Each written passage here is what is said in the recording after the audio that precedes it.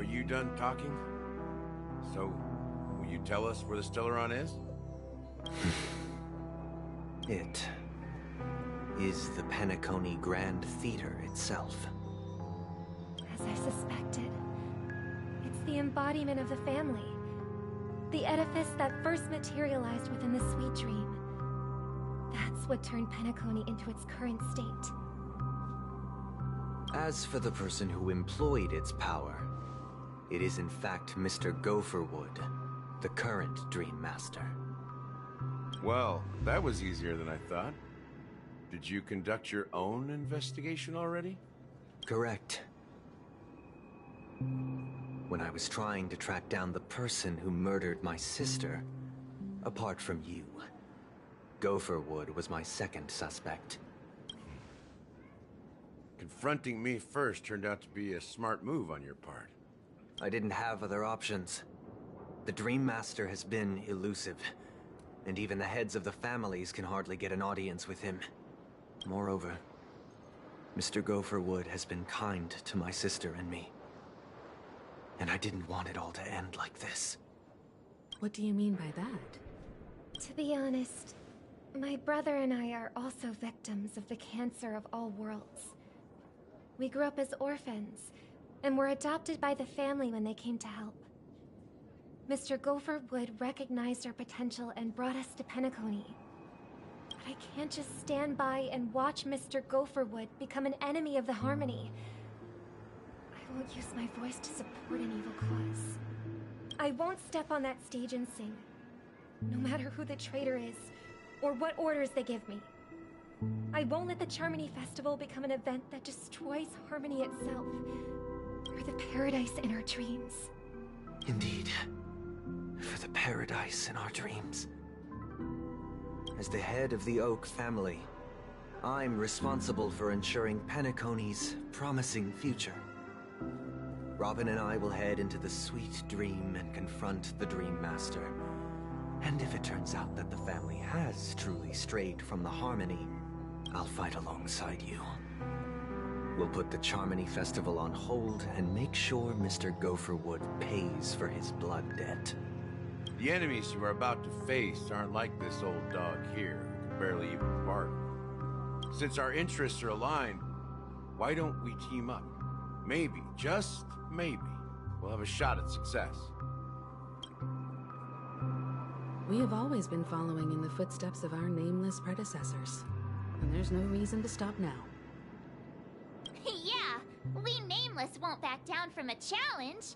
Isn't that right, Mr. Trailblazer?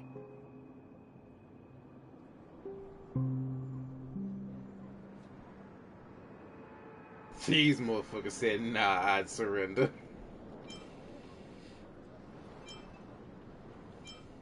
Exactly! It's time for the crew to save the world once more! Rest assured, sitting on the sidelines isn't in our nature. Mr. Sunday, Miss Robin, I'm willing to accompany you on behalf of the Astral Express. Having a third party present should help with negotiations. And could make all the difference if things get ugly. Thank you, Mr. Yang. Thank you all very much. The Charmony Festival is about to start, and time is against us. We must hasten. Everyone, let's gather over here. We still need to make some preparations. I may have been quick to step up to the plate, but confronting the Dream Master could be a very dangerous affair. Huh? Even you're saying that, Mr. Yang? How powerful is that Dream Master? He's the leader of the families of Penacony, and he has the entire power of the Harmony behind him. Not to mention the Stellaron in his possession. We must proceed with great caution. Maybe you can just stay behind this time, Mr. Yang? No, that won't do. Even if we count Robin as an ally, something felt off about Mr. Sunday just now. Although, I can't quite put my finger on it. I have to make sure he won't turn against us when things start to get dicey. You're still carrying the keepsake the IPC envoy gave you, right? May I borrow it for a moment?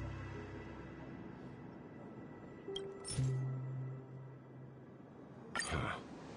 I knew it. As I suspected, this chip Aventurine gave to you is actually a miniature transmitter.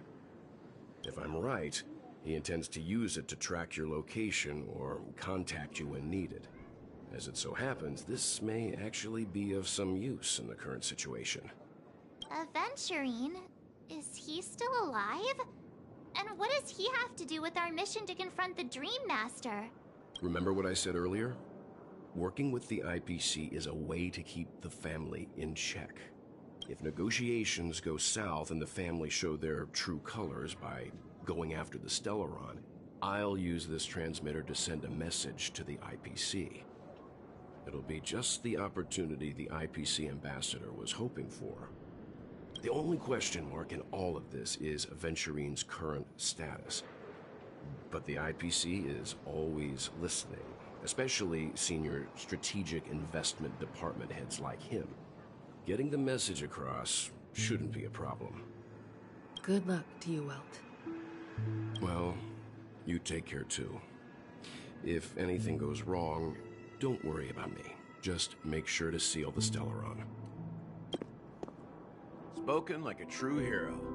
Even if the Dream Master is innocent, the family's corruption runs deep.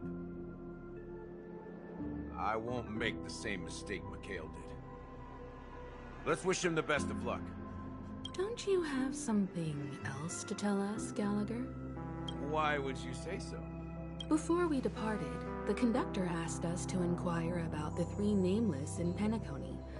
We've already collected intel about Razalina and Tiernan, so the only one left is Legwork. If I'm not mistaken, we've already met him somewhere, haven't we? It's not enough to say meet, but the answer is pretty obvious. After all, I've hinted at it in quite an evident way. I've been watching over you ever since I received the reply from the Astral Express. And I've seen the great effort you all put into linking different realms together across the cosmos. And now, after getting this far all in one piece, you have truly proven yourselves. Miss Himiko, were you the one who repaired the Express and got it sailing through the cosmos again? Yes. And you two, young Nameless, you have very interesting life stories and extraordinary skills.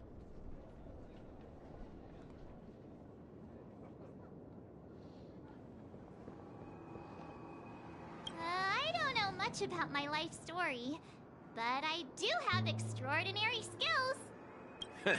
You're full of energy. Please send my regards to the conductor, Pom Pom.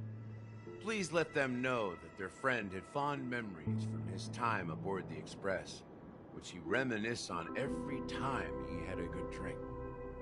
As for the last Nameless, he embarked, disembarked, and embarked again, traveling in a great circle, ending up back where he started.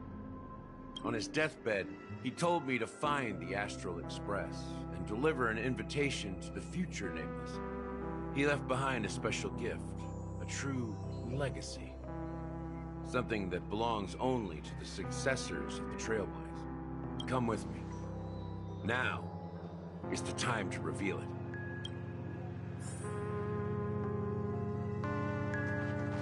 Okay, I get the feeling. Okay, I'm gonna wait, but.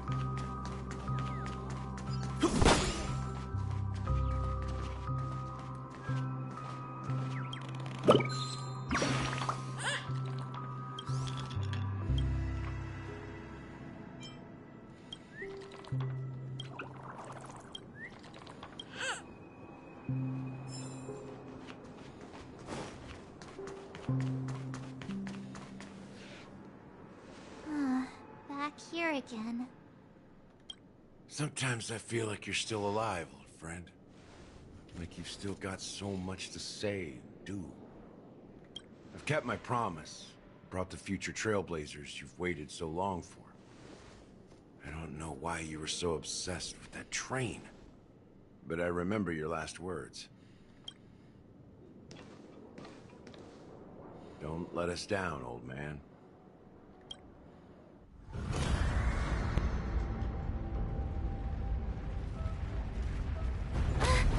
What's happening?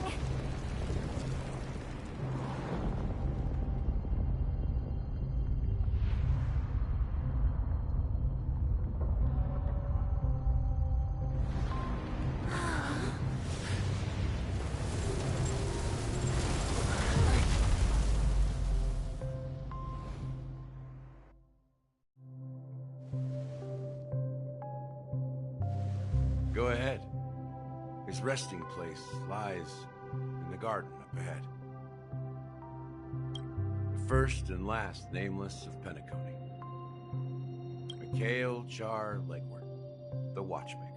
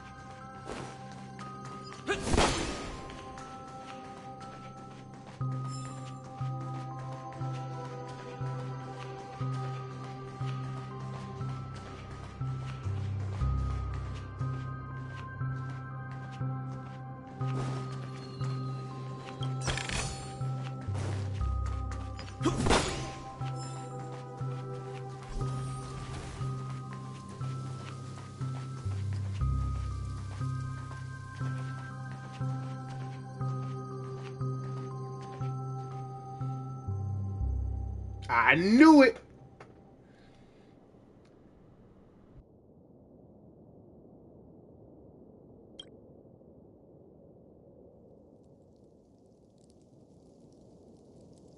Sure enough, the Watchmaker is the third nameless.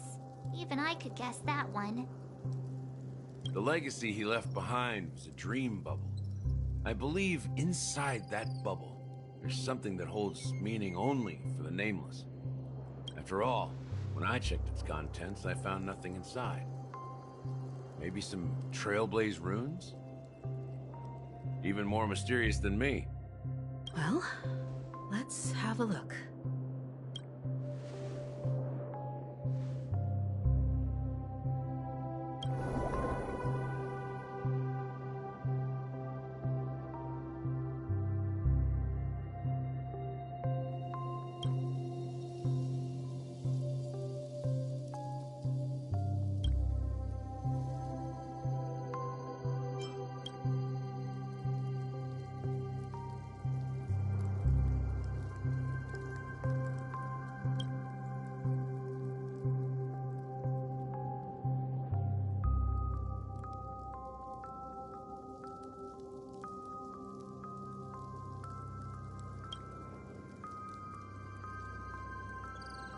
Wait, what's going on? Seriously? There's nothing inside this dream bubble? How could a dream bubble be empty? Just as I suspected. That old man always had this strange belief in the nameless and the Trailblaze.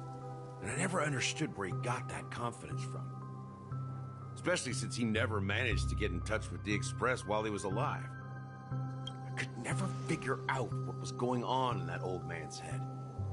But this empty dream bubble is so typical of him.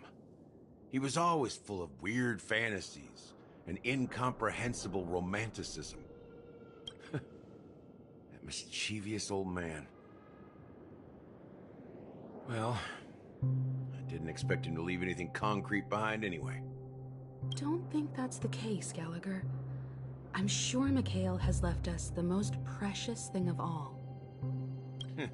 Don't start getting all philosophical on me, all right? Just as Mikhail believes in the nameless of the future, we unconditionally believe in the nameless of the past. How could they leave with regrets for the future when they were ready to dedicate their lives to the land they loved? There must be something contained in this dream bubble. It's just we haven't figured it out yet. You also have faith in the Watchmaker, don't you, Gallagher? Well, I'm a follower of the Enigmata. My philosophy forbids me to have faith in anything. That's why I understand what faith means in the path of Trailblaze. And I also want to know what he left behind. I'll leave it to you guys then. Can I borrow your pet? I need to make a trip back to Golden Hour and check something at the Dreamscape sales store. It's for Mikhail, and for the future of Penacony.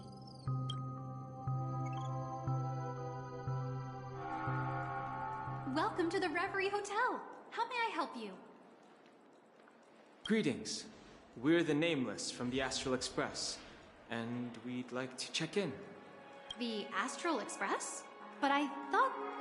Yes, my companion's already checked in. My name is Dan Hung, and I believe my personal information is recorded in your system.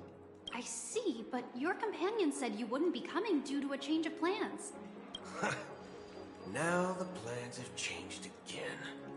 And you are... Me? I'm Pom Pom, a new Nameless who's also with the Astral Express. He's my fellow Trailblazer. We responded to the family's invitation before he boarded the Express, so he wasn't registered in your system. Is it possible to accommodate him as well? Oh, I see. Another one of the Nameless had a similar situation. Seems like a lot of people are joining the Trailblaze these days. Since there's a precedent, it shouldn't be a problem. Just give me a second to contact your companions. I'm sorry, dear guests, but it seems I'm unable to reach the other members of the Astral Express. What do you mean by unable to reach them? My apologies. This is the first time I've encountered a situation like this. However, the system indicates that those guests are still in the Dreamscape. How about this? Give me their room number. We'll go check on them ourselves. I'm afraid that's not possible. I need to verify both of your identities before I can share any guest information. How about you just wake up someone? Let's say, Wilt? I'm sorry, but there are strict rules regarding forced awakening. It cannot be done without the proper clearance. So nothing works, huh? What's your solution then? Are you saying we sleep here? At the reception? Please be patient. We need to contact your companions in order to confirm your identities. And now it seems you need to confirm our identities before you can contact our companions. It seems so. Oh, fudge! Look, nothing personal, but if you can't handle this, go find someone else who can, okay? Please calm down, dear guests. I do recall that Mr. Sunday, the Oak family head, personally handled this issue earlier. Oh, please wait a moment while I contact him. I don't think she's trying to give us a hard time. She really just doesn't know what to do. I have a bad feeling about this. You tried to contact them on the Express earlier, but they didn't respond. Something doesn't seem right. I need to leave for a moment. You can stay here with the receptionist. Sure thing. Just don't keep me waiting forever. Hung seems pretty worried about his companions. I should give him some space. Stressing out about it won't help anything.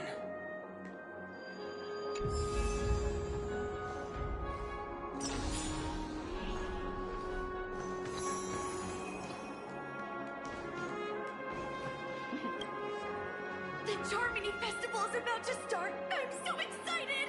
Hey! You guys here for the Charmony Festival too? Well, I didn't come all the way here specially for the festival. Honestly, I don't really even know what it's about. But I heard it's a lot of fun! Well, back in my homeworld, Anaria, we have festivals like that all the time. My dad threw me a birthday party one time that was just as extravagant as the Charmony Festival. Oh, come on! The Charmony Festival is a once-in-an-Amber-era event. How can a birthday party compare? Well, you never know, right? Maybe on her world, birthdays only happen once in Amber Era. Anyway, let's forget about that. Have you heard about the, unsettling things happening in the dreamscape? Unsettling things? What could possibly go wrong? It better not ruin the Charmony Festival! I've been looking forward to it! Relax. With a big event like this, there's bound to be lots of gossip and rumors. Don't worry. If anything does happen, the family will be on top of it. Oh, that's a relief. I didn't come all this way to see the festival go down the drain. Well, looks like I won't get any fudging clues out of these two. They're clueless.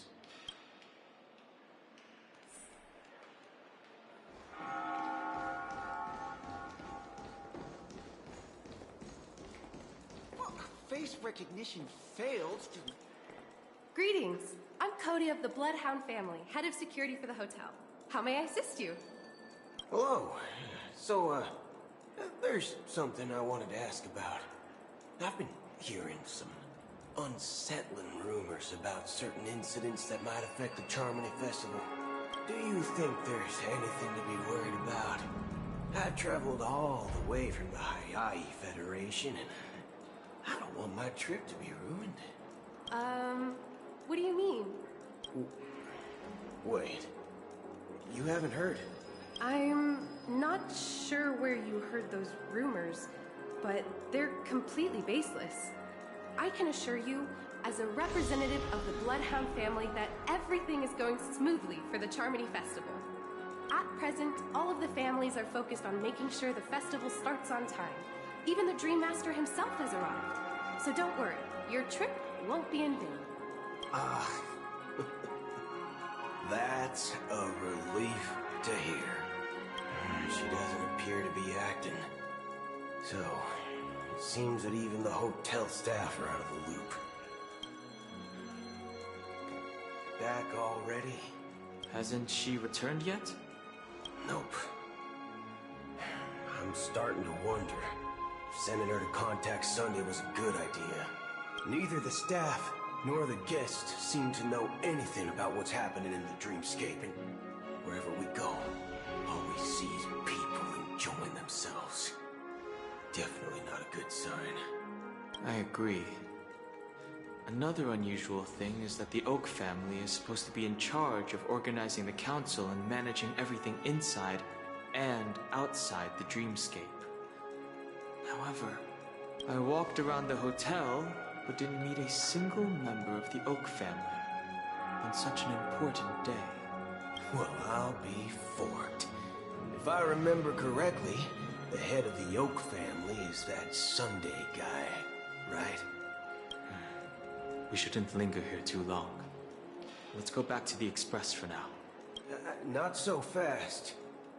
Have you ever robbed the IPC, bro? If you run away now, everyone will be chasing after you. Are you suggesting we sit here and do nothing? I wouldn't say do nothing. But let's stay put for now. Even if the family has ulterior motives, they couldn't have anticipated us showing up here. We're the surprise factor for them. They don't want to attract unwanted attention from certain outsiders, so they won't do anything reckless. See? The IPC lackeys are keeping a close eye on this hotel. If I were a family member, I'd find an official excuse and keep the surprise factors here. If we just wait here, that would be like walking into their trap. Of course, we don't need to walk into their trap. I gave a backup plan to the memo keeper. If it turns out we won't be allowed to enter the dreamscape, she'll order a drink for me in the VIP lounge at the hotel. In reality... a secret signal. That's right. Oh, a concrete object can indeed help the Memo Keeper establish a connection with you. But Boot Hill, if you have more backup plans in the future, I hope you'll let me know in advance. I'm sorry, but it's one of my quirks. I have too many unreliable friends. And if I reveal that I have backup plans, things can go awry. And that would leave all backup plans completely useless. How do we get into the VIP lounge? This is where my street smarts come into play.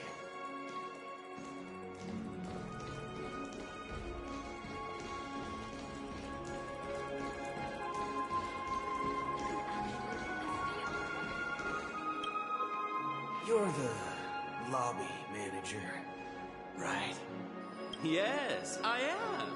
How may I assist you? We're the Nameless from the Astral Express. We wanted to check in, but there's something wrong with your system. The lady at the front desk said she would contact the manager, but now she's nowhere to be found. Now, we've been waiting here forever, without any food or water. What the fork, man? Is this how the family treats its guests? Is this your idea of street smarts? Starting an altercation? It's called standing up for your rights. I apologize for the inconvenience. Please wait while we try to contact Mr. Sunday. I'll See? Just like that. Just don't call yourself Nameless next time. Wow, this bar's something else. Certainly worthy of the planet of festivities.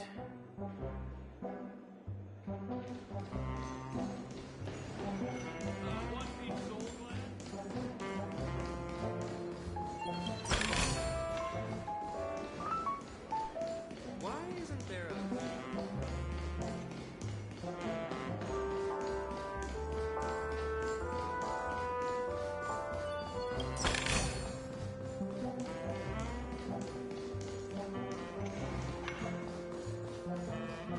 Us people from planets. One Piece Soul Glad? Good evening, gentlemen. Hey, I have an order for a bottle of Donna's White Oak. Can you help us find it? Donna's White Oak? I think there might be a misunderstanding. We don't serve that here. No way. Are you sure you're not mistaken? If someone had reserved such a beverage, I would definitely remember it. It sells for hundreds of thousands of credits per bottle, after all. I couldn't afford to cover for such an item if it were broken or lost. That's strange. Well, could it be that the Memo Keeper couldn't afford it? What should we do now? Oh, no need to rush. Well, let's grab some drinks first. Maybe I arrived too early and he hasn't come yet. Now, let's see what kind of juice malts you all have here. Well, give me a glass of Heenum Valley, 40 years. I'll have it neat. No ice. Wow, that's the most expensive one on the list. You have a taste for the finer things. It's on the house, anyway. What can I get for you? Anything you recommend is fine. Then I would recommend today's special, Glass Village. It's classic Soul Glad mixed with Laboon juice. It's refreshing and suits your cool demeanor. Just 1 minute. This flavor. Dynamite barbecue with rocket fuel. Ooh, really hits the spot. Truly the finest sherry cask-aged malt juice in the cosmos. Dynamite barbecue with rocket fuel. Is that really something that humans enjoy? Hey, this guy doesn't know anything at all. As long as you're satisfied, dear guests, please enjoy. Let's give the memo keeper another half system hour. If she doesn't show up, we'll need to come up with a new plan. In the meantime, let's take stock of the situation. What do you think? The situation is unclear. Something must have happened on the planet of festivities, but the public is unaware of it. Someone in a position of power within the family must be covering it up. It's unusual for the followers of the Harmony to invite other factions, let alone the IPC and the Masked Fools. If what you said about the Emanator of the Nihility is true, the situation in Penacony is a little complicated, to say the least. Actually, there's something else I'm concerned about. Regarding Acheron. As you know, the faction that follows the path of the hunt are some of the most dangerous folks in the cosmos to mess with. I mean, who in their right mind would impersonate the Xianzhou Alliance or the Galaxy Rangers? It's like asking for a death wish. Isn't there a saying among the Xianzhou people that the Rainbow Sect lets their luck's arrow do all the beating? Talking. Do all the talking. Well, you know what I mean. Even though the Galaxy Rangers have been out of sight for years, we've been keeping an eye on this region. Even the dumbest criminals know better than to mess with the Annihilation Gang, much less the Rangers. But that Acheron lady, she doesn't seem like a lunatic at all. On the contrary, she's highly logical and organized. She knows exactly when to hold back and when to strike without mercy. And you believe that someone like her would have an ulterior motive for impersonating a Galaxy Ranger? I'm not entirely sure. I do have my suspicions. Maybe she knows a Galaxy Ranger, or perhaps she's trying to lure us out for some reason, which I can't figure out. Anyway, what worries me more are the anomalies within the family. They've summoned followers from various paths for the festival. No matter how generous such a gesture is, this move seems highly unusual. Unless the invitations weren't sent by them. If that's the case, it's even more intriguing that the family insists on organizing the Charmony Festival, despite the chaos. Maybe it's Shipei the Harmony pulling the strings. You find it beyond human understanding because it wasn't arranged by humans at all. People do stupid things out of irrational impulses. They abandon their principles when self-interest is involved. They believe in things they know they shouldn't, and fudge, they even break their own rules. But Eons don't. They stick to their determined path and never turn back, even if they reach a dead end. You think Shipei's will is behind all this? It may not necessarily be Shipei. There's definitely some higher entity involved. I know it may sound pessimistic, but if human free will were reliable, why would we even need Galaxy Rangers? It's much simpler when you boil it down to the eons and paths. Like how Lon always follows the path of the hunt, or how the Express stays true to the Trailblaze despite Hackavilla's disappearance. But in my opinion, Akavilli's fall holds significance for the Nameless. Oh, so you're saying the Nameless now have to take responsibility for their own choices because their absolutely right leader is gone? Exactly. I believe the purpose of the journey isn't just about following a path that's always considered absolutely right. It's more about doing your best to choose the right path for yourself among countless possibilities, even with limited insight and judgment. I don't know what you've been through, but I agree that people must take responsibility for their choices. because no one else can do it for him. That's why the Galaxy Rangers need to uncover the imposter and figure out her true intentions. Just in case. I have a backup plan if the Memo Keeper doesn't show up. This is my final backup plan. I promise. You sure have a lot of cards up your sleeve. Well, going back to my old career would make things a lot easier. By the way, when you were walking around the hotel, did you happen to see any important-looking guests? What's your plan? It's simple. We just grab some hostages and use them as bargaining chips with the family. Or maybe we can even take their identities. No need for that. We'll return to the Express now. Wait. Are you getting scared? Draw your weapon. Let's make a big scene. Are you leaving, esteemed guests? Would you like to cancel that Asdonis White Oak you just ordered? Huh? Asdonis White Oak? But didn't you just say... Ha ha! Looks like you are a bit intoxicated, esteemed guests. You ordered a bottle of Asdonis White Oak just a moment ago. Looks like your Memo Keeper friend has finally arrived. Oh, right. Sorry, my memory's not the best. You know, too many modifications and all. Anyway, let me check. Well, fork me. It says Donna's White Oak, all right. And there's a note. I'll be waiting for you on the Astral Express. No mistake. That's her message to you. She knew the hotel wasn't safe, so she suggested we find another place.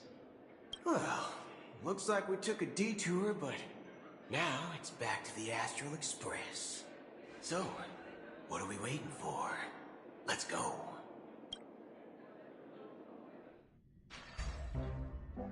You're back? 2 guests just boarded saying they were looking for Boot Hill, so I told them to wait in the parlor car.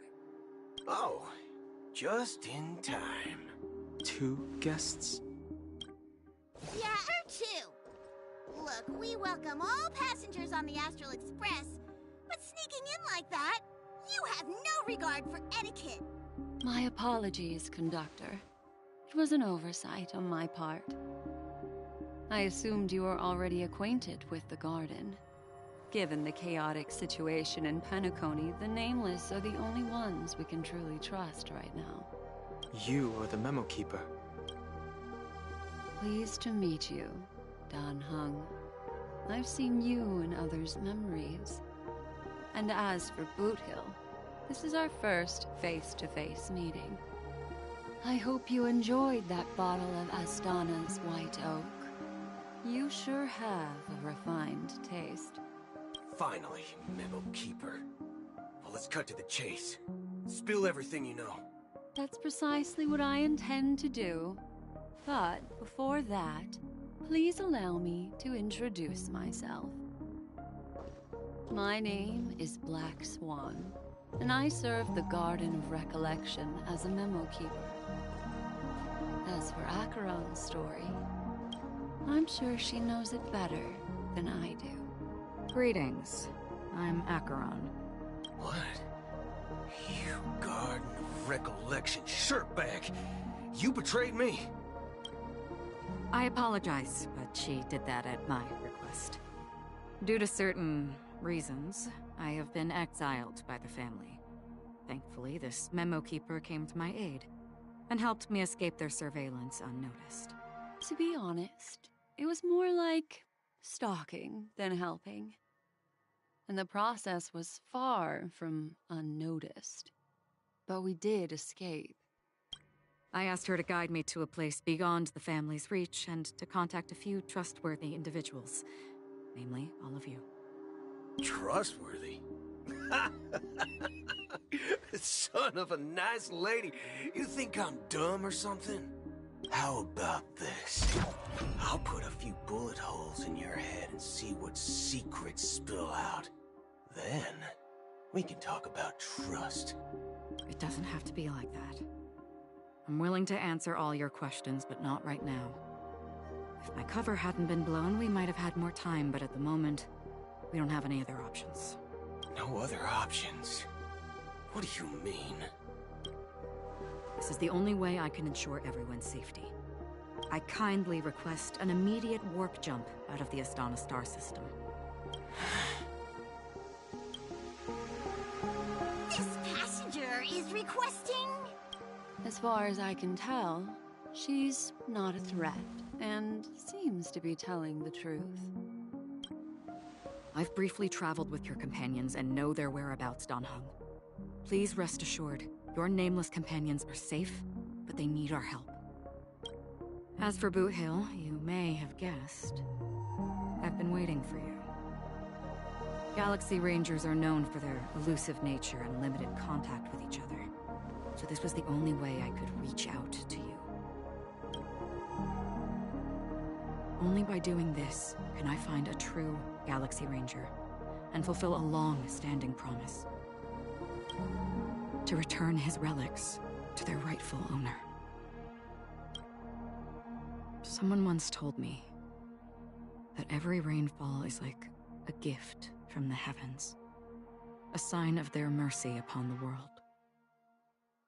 Raindrops are said to be the tears of the gods, shed in response to the sorrows of the world. Their constant pouring is a reminder that the gods haven't abandoned us yet. So, how long has this rain been going on for? I used to believe, just like you, that it would eventually stop. Years and decades passed. And in the end, such hope faded away before the rain did. Looks like the god you mentioned doesn't exist after all.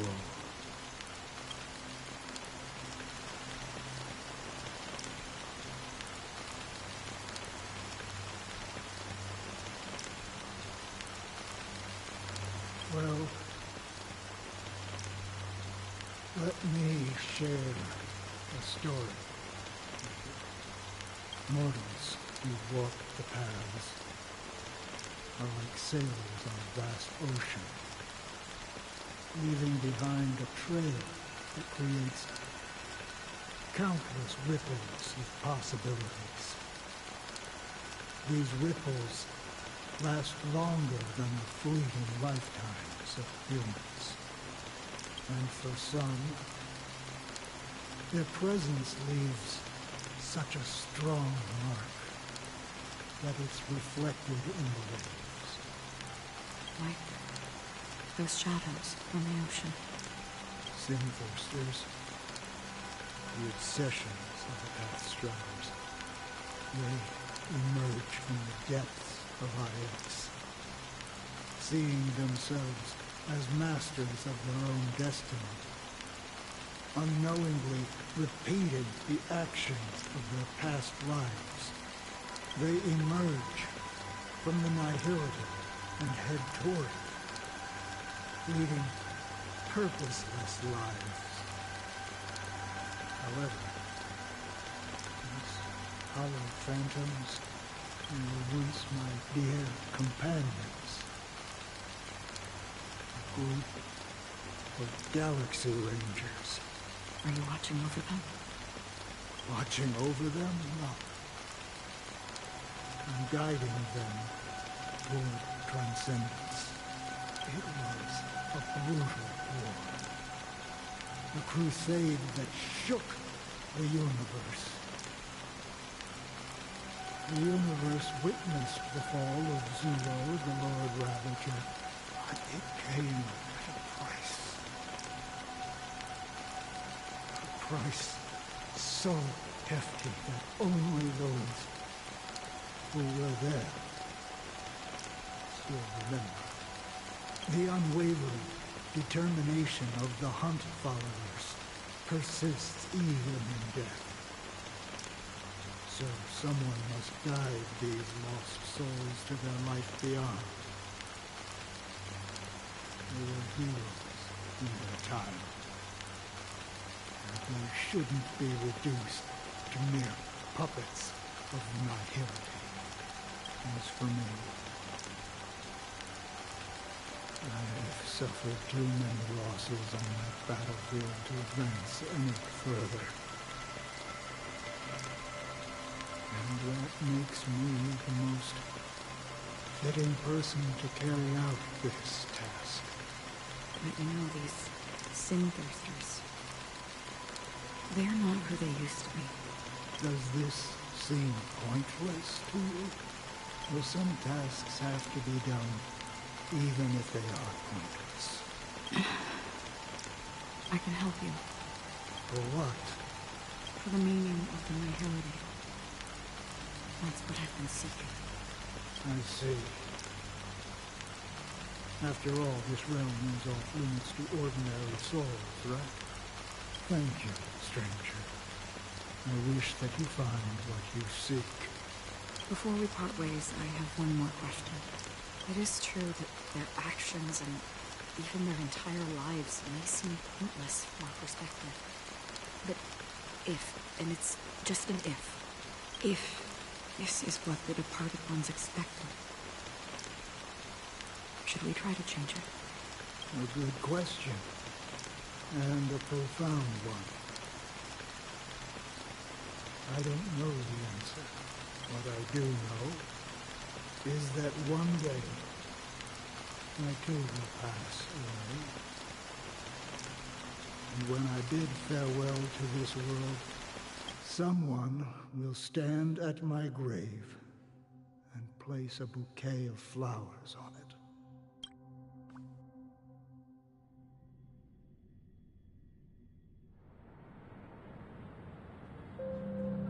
When I appeared as a child, my speech, mindset, and soul reflected immaturity and innocence. As I grew into adulthood, I left behind my childlike side.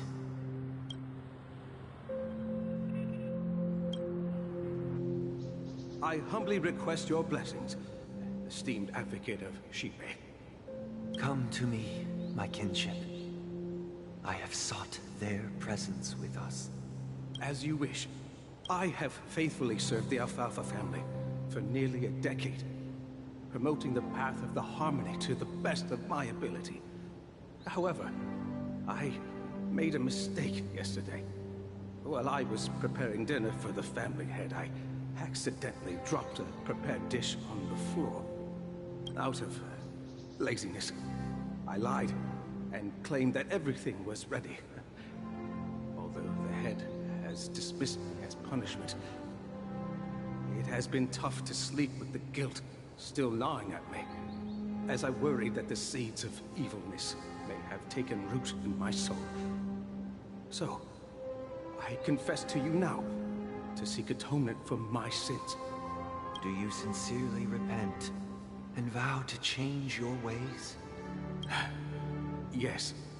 Have you examined your soul and confessed all your sins? Oh, yes. Are you willing to accept the process of atonement? Yes. Very well. Show your dedication and goodwill to the family, and you shall be reinstated among them. Now, please, leave in peace. Oh, praise Shipe. And thank you, esteemed advocate. Next, please step forward. I wholeheartedly confess to you. Please, pardon my sins. Rest assured, I have implored their presence to be with us. As long as you are sincere, absolution will be granted. Oh, great. You know, I arrived in Penacony as a stowaway. I sold everything to get a ticket. My house, my land, and my 2 children. I see. Please, go on. My children were starving, and I hoped they'd have a chance at survival if they became slaves here. If I can strike it rich here, I'll lift them out of that situation and give them the life they deserve. But the Bloodhound family got wind of it. They're on my tail, hunting me down. I thought I could bring my kids here. It was all my fault. All my fault. The family is ready to forgive all sinners. I'll ask the Bloodhound family to cease their pursuit. You don't need to live in fear anymore. Oh, thank you. Thank you. I'll work my hardest to redeem my children and make them part of the family. Praise the Harmony! Next, please step forward. Hey! Long time no see, Mr. Sunday. The most esteemed individual in Penacony, and the next leader of the Oak family, right? I have sought their presence with us. Let us proceed. Sure. Let's just get this over with. I have sinned. Please forgive me. I wasted half a pizza at breakfast, and a bottle of Soul Glad. That's it. Nothing more. When we wrap this up, I've got a Robo-Ball game to catch, you know? Do you seek to atone for your sins through good deeds? My sins? I'm starting to sound like a saint, huh? Well, let me tell you something. Neither the family nor you have the right to judge me. You think nobody knows what your precious family has done? About the watchmaker? Huh? Don't kid yourself, Featherbrain. Those dream chasers might be fooled by your act, but don't fool yourself. Before you start spouting off your holy verses, answer me this. Where does the power of the Oak family come from? And your power? What makes you think you can sit there all high and mighty, looking down on everyone else? Well, I've spent enough time in confession today to enter the Harmony's paradise, right? Then I'll take my leave. Good luck with your election, and, don't make me regret my investments in you.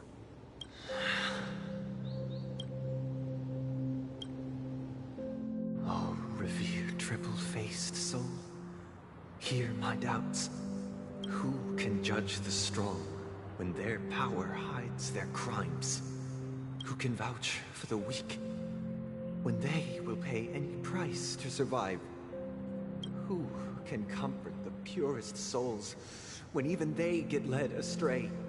If the strong defending the weak is truly the foundation of paradise, then who is responsible for the suffering and anguish in this wretched world?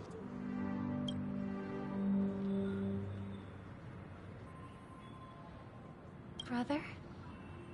Brother? Brother, are you all right? I'm fine. I've been working long hours, and I just made a trip to Dreamflux Reef and back. So, I'm a bit out of sorts. But it'll all be over before we know it. You've been working non-stop on the Charmony Festival, Mr. Sunday, and no one could have predicted this incident. Even if the Stellaron does pose a grave threat, I still feel sorry for all the trouble we've caused you. No need to worry about troubling anyone. The Charmony Festival was meant to spread joy and harmony across the cosmos. But now that we know the truth, I'm afraid we'll have to cancel it.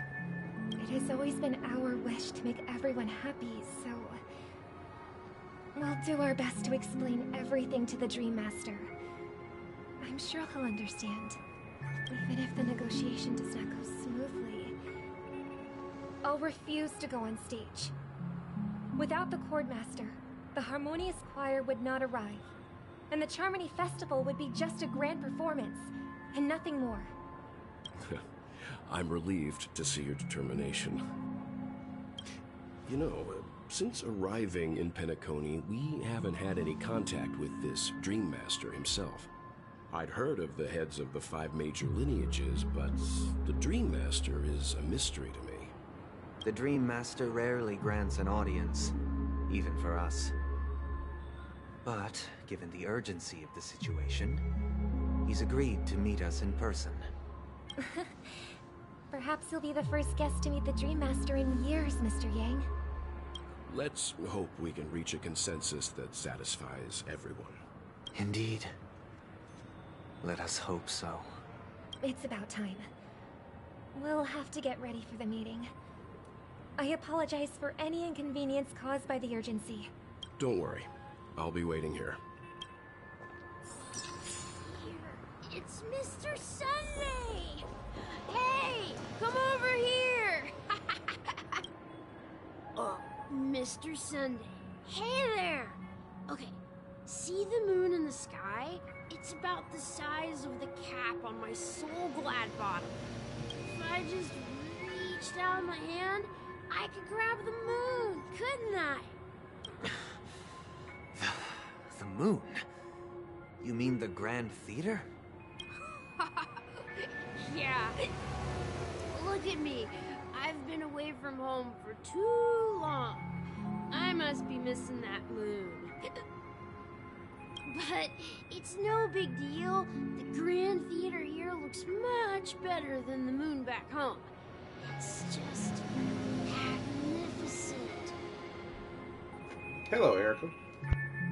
They told me not to sell everything I had just to come to Penacony. How short-sighted. Selling everything you had? Why would you go to such lengths? Why? Can't you see? Life back home is miserable. It's not really living at all. Who's your favorite character? Acheron. But when it comes to that's like the air quotes waifu sort of thing. That's the waifu sort of question. When it comes to my favorite character design wise, it's Sam. It's better to be here in Penacony. No pain, no worries about tomorrow, just sweet dreams. You can do whatever you want. That's what I call living. Yeah, now this is the life. Is this truly living? Huh? What did you say, young lady? I didn't quite catch that. Oh, it's nothing, sir. You see, the traffic on Glock's Avenue can be dangerous. How about I ask a Bloodhound family member to escort you to Ideen Park over there, so you can continue enjoying your sweet dream? Oh, yeah, that's a great idea. Wow, no wonder you were the leader of this sweet dream. You're totally a lifesaver. See you around, Mr. Sunday, and it was nice chatting with you. What's up, sister? This is the land of the dreams. But why do they live like this? I love this game so much. Yeah, this game is pretty great. The man we ran into, he doesn't seem happy at all. Even though sweet dreams are nice, they're just illusions. But for him, they're the only way to survive, even if it means giving up on reality. That's not really living at all. I suppose you have a point. But, in my opinion, that's how most people live their lives. Why do you say that? You think that man is not actually living, but that's not quite accurate. Even without Penacony, people create their own illusions called self-value.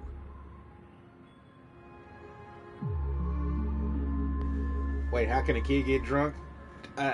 Nicole, I would assume in the land of dreams where there's anything is possible. People believe they have a predetermined value to fulfill. Gaining value means gaining power, and those deemed worthless are seen as the weak. However, value doesn't come out of thin air, and there's a limit to it. To accumulate value, people have to take from others. So, the weak get exploited and oppressed. What the fuck? Yeah, that's what I'm saying. Exactly. A little wild to be sure. Like, this whole place is crazy, but it's what you get when you make a land of dreams. Are you suggesting that this is not how things should be? Exactly. But, ironically, people don't think there's anything wrong with it, because they uphold the illusory notion of self-value, and even the weak believe in it. The survival of the fittest. That's where all the tragedies in the world come from. People come to the sweet dream in Penacony to escape from that reality and find solace. No tragedies exist here, only happiness. Although in its nascent form, isn't that the same paradise we yearn for in our dreams?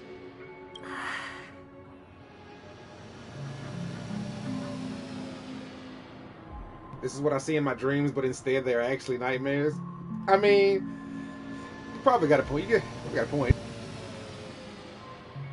No joke. Perhaps that man is just an exception. Let's not jump to conclusions. We should experience the dreamscape ourselves. Just as I did at Dreamflux Reef. Yes. Seeing is believing. I'll accompany you. The Dream Master hasn't shown up yet, so we have some time for a stroll.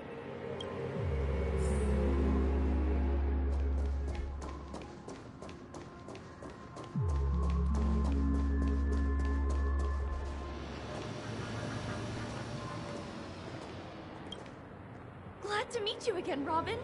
How are the preparations for the Charmony Festival coming along? We're all so excited about it. It's going smoothly. Thanks for making the trip to join the festival. You're too kind, Robin. It's a pleasure to have guests from all over the universe celebrating day and night. I can't stand being lonely or bored, so this jubilant dreamscape is perfect for me.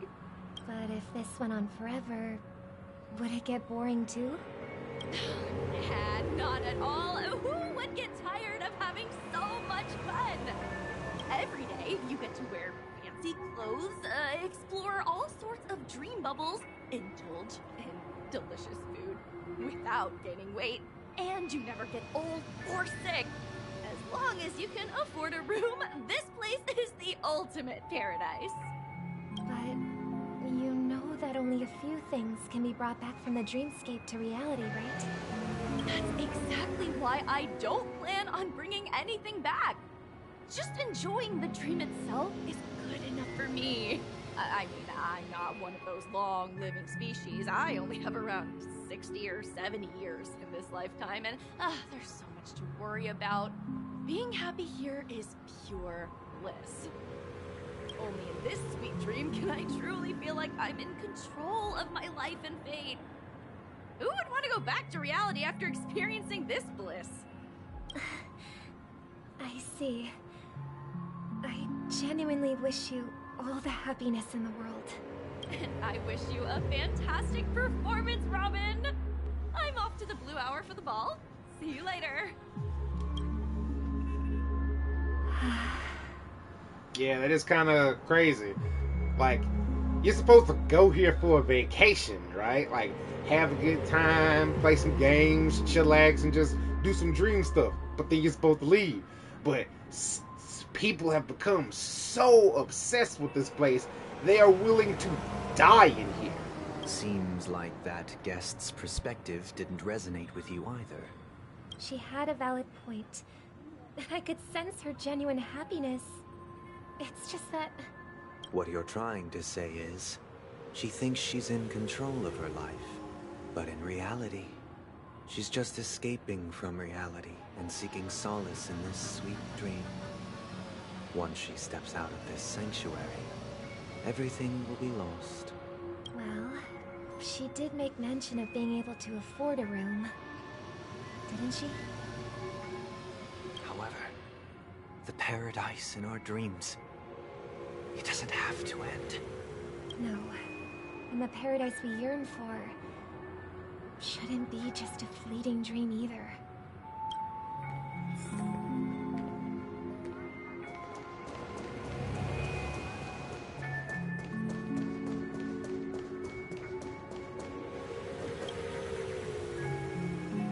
The scenery in this dreamscape is truly breathtaking, isn't it?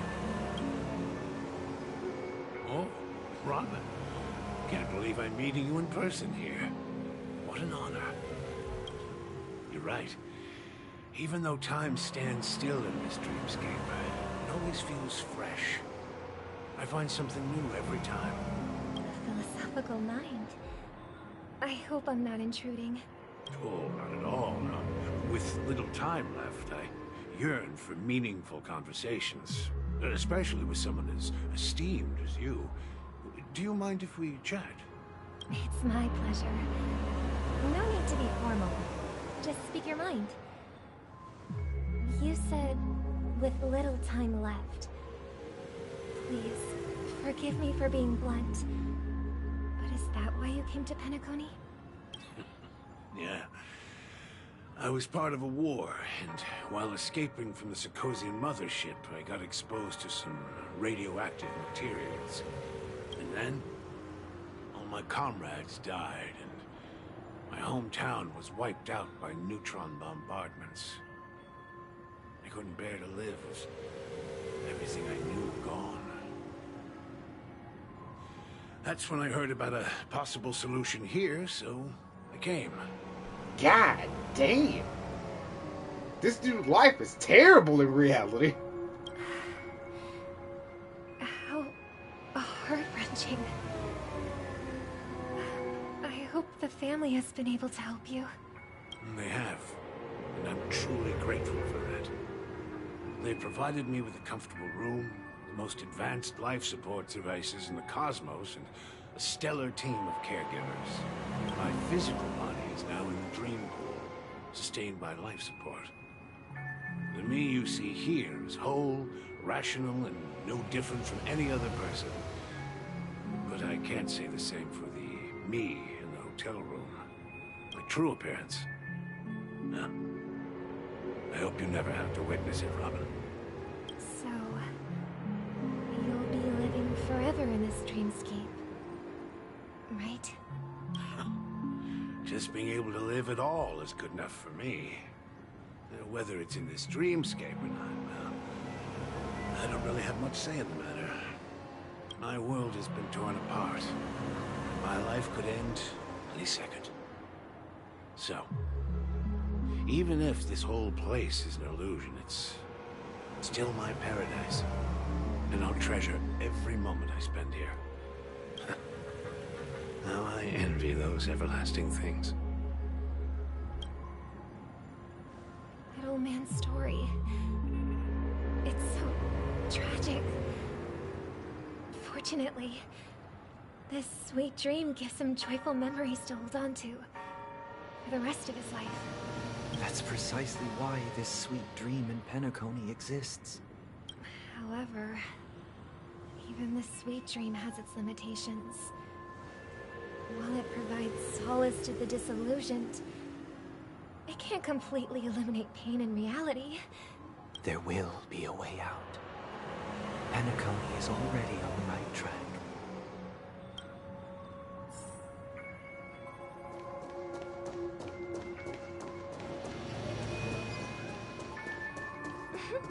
Look what we have here. A lovely young lady. Wait, is that me?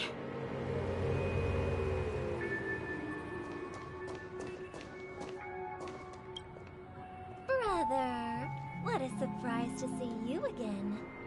Show yourself. Trick won't work on us. Bombast. I've heard that a skilled mass fool received an invitation too. That must be you, right? Did you enjoy yourself? Barely. The people here are way too gullible. A little bait is all it takes for them to bite. And they run away at the slightest hint of danger. In other words, they're naive and cowardly. Now that you've had your fill, it'd be wise to leave before it's too late. The music of the harmony doesn't tolerate discord. What?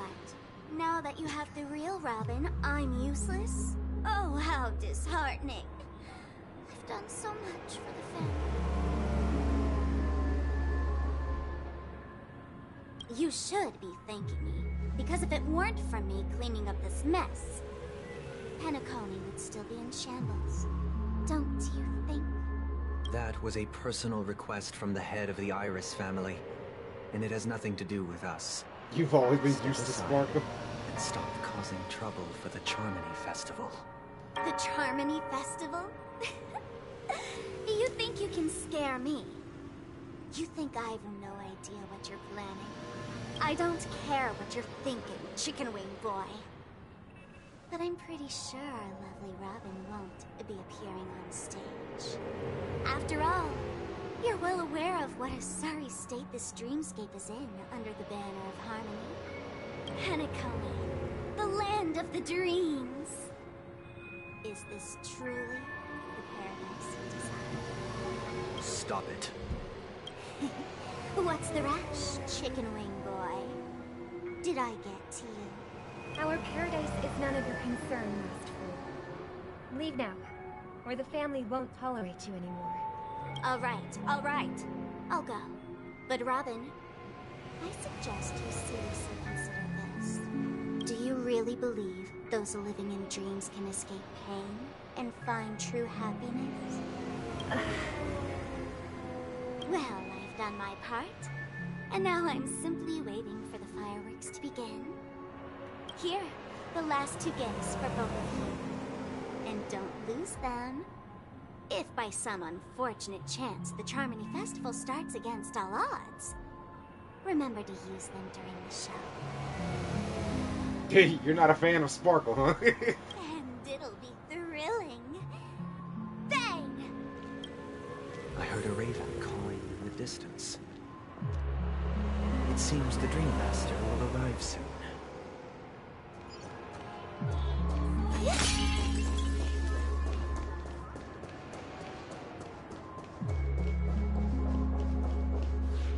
Let's wait here for the Dream Master to arrive. Okay. By the way, brother, I heard you no longer have a sweet tooth. Back when we were kids, you used to steal my desserts. Seems like a lot has changed during my absence. What exactly happened? Well, someone has to stay awake even in this sweet dream. But that someone doesn't have to be you, or anyone in particular. You're carrying too much on your shoulders, brother. The paradise in our dreams. It shouldn't be like this. Penacony is nothing more than a dream. It can't erase the worries and pain of reality, or bring true happiness. It only offers an escape from reality. Nothing more. Remember the old man we met earlier? Without this dream, he might have completely lost himself.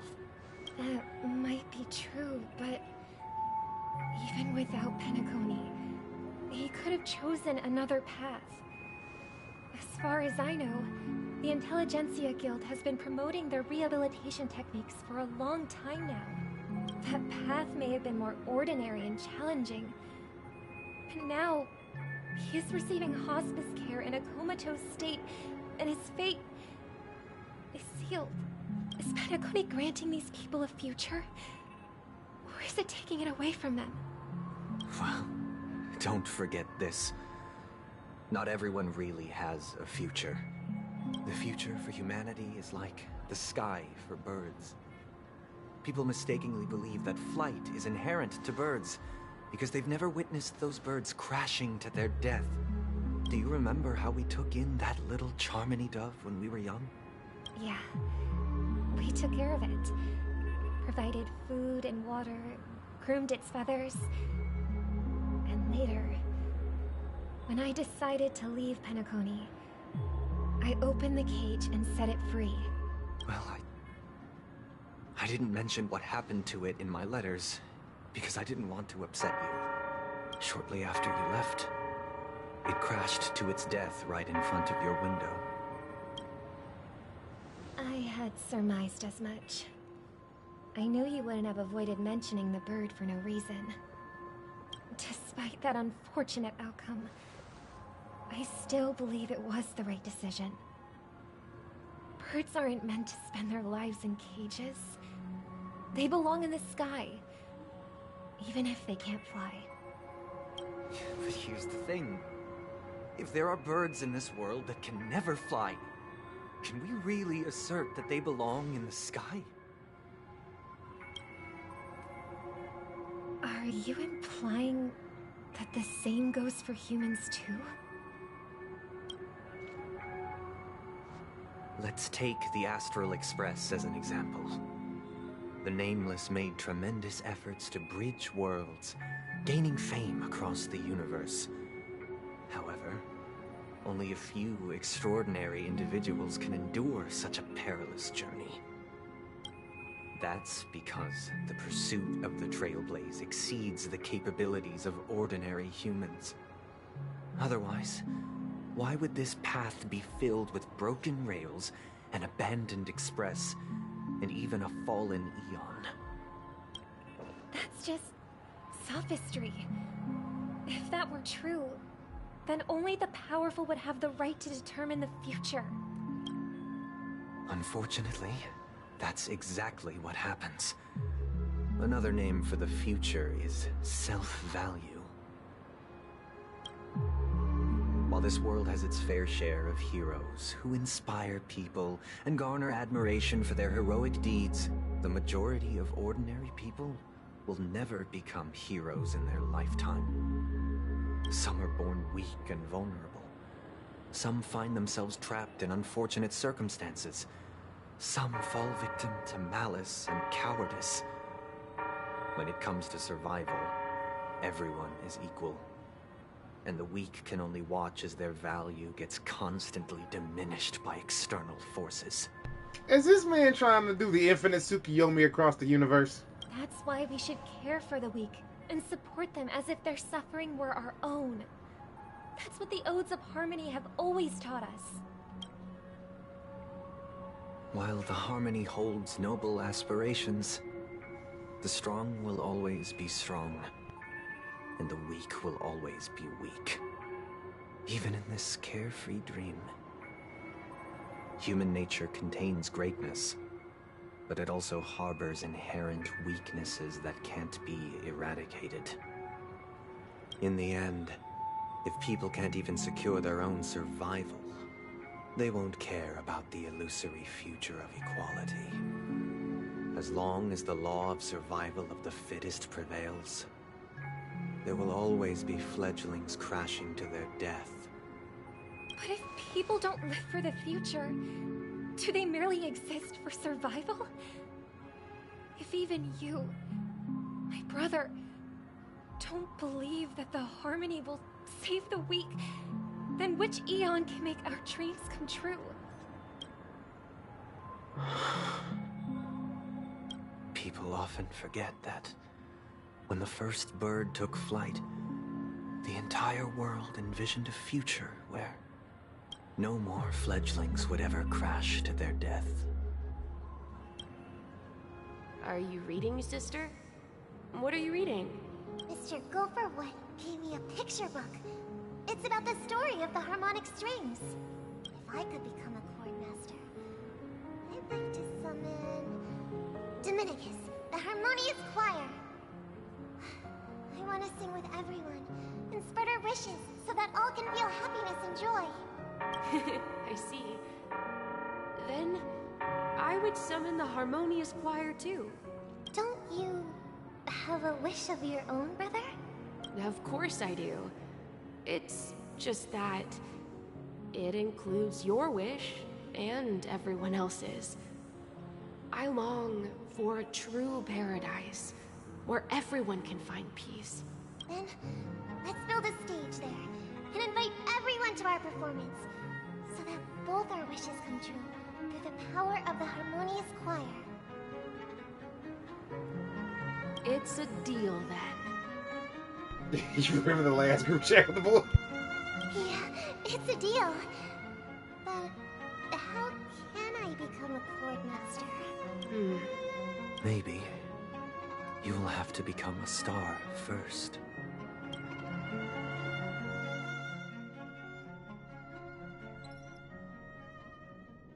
You're back sooner than I thought.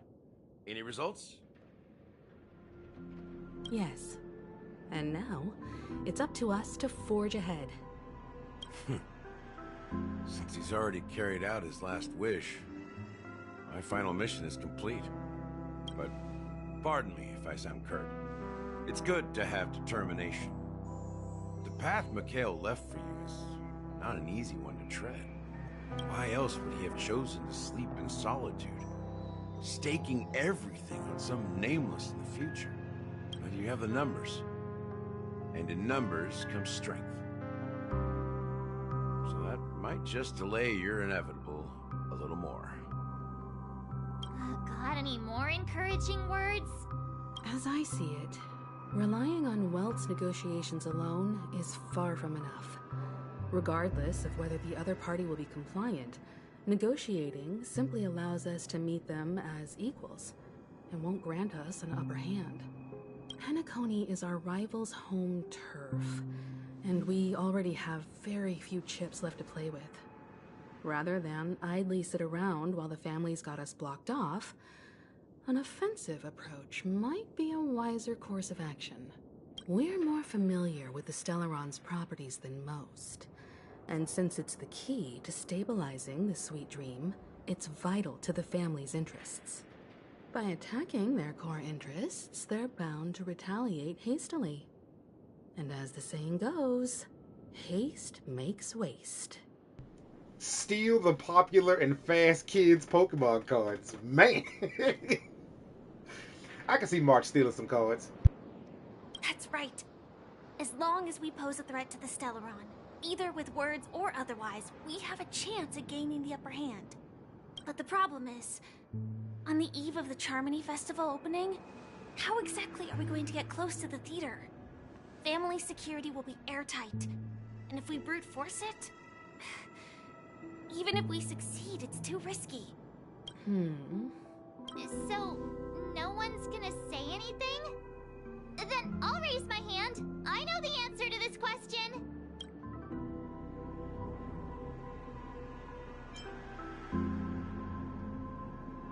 Sorry, March, I haven't picked on you in a while.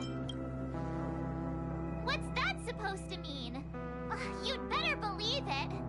So, I heard that before the Charmony Festival begins, there'll be a pageant to kick off the festival.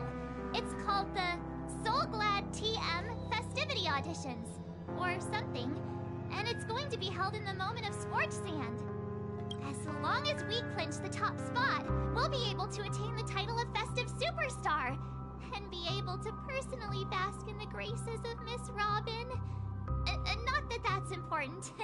What's crucial is that we can enter the Grand Theater before the audience arrives. So, how do we go about participating in these festivity auditions? I've already procured special invite tickets from Miss Robin's fan club. To tell you the truth, I had been preparing to join the auditions all along, but now it looks like even if I scrape through, I probably still won't have the chance to shake Miss Robin's hand. So they're still running this thing, huh? It was originally just a publicity stunt, set up by Mikhail to drum up attention. But it looks like it might be worth a shot. We'll follow Marge's plan. Mr. Gallagher, will you be joining us? I'm afraid I won't have the time. As a virtual character, I've already completed my final mission. Whether Penacony can awaken from this dream is all down to you. Should we ever cross paths again? I'd love for you to visit the Express. All right. I'll have to add to that data bank of yours you've got on the Express. And Miss Firefly, we thank you for all your support. We're faced with a formidable enemy, As long as the Astral Express and Stellaron Hunter's objectives are aligned, we're willing to cooperate with you. We've already come this far together. I'd like to join you for the rest of your journey on Penacony. I'm pleased that we can finally fight shoulder to shoulder. I couldn't ask for a better ending. This is also the spirit of the Trailblaze. Now, everyone, let's prepare to move out.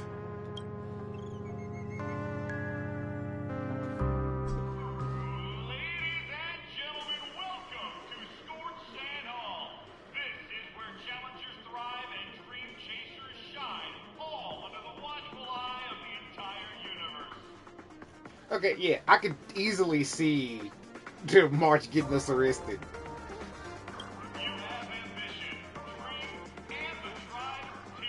Oh, Lord have mercy. What is going on in this room? Wow, they've really outdone themselves. Oh, I'm starting to get excited.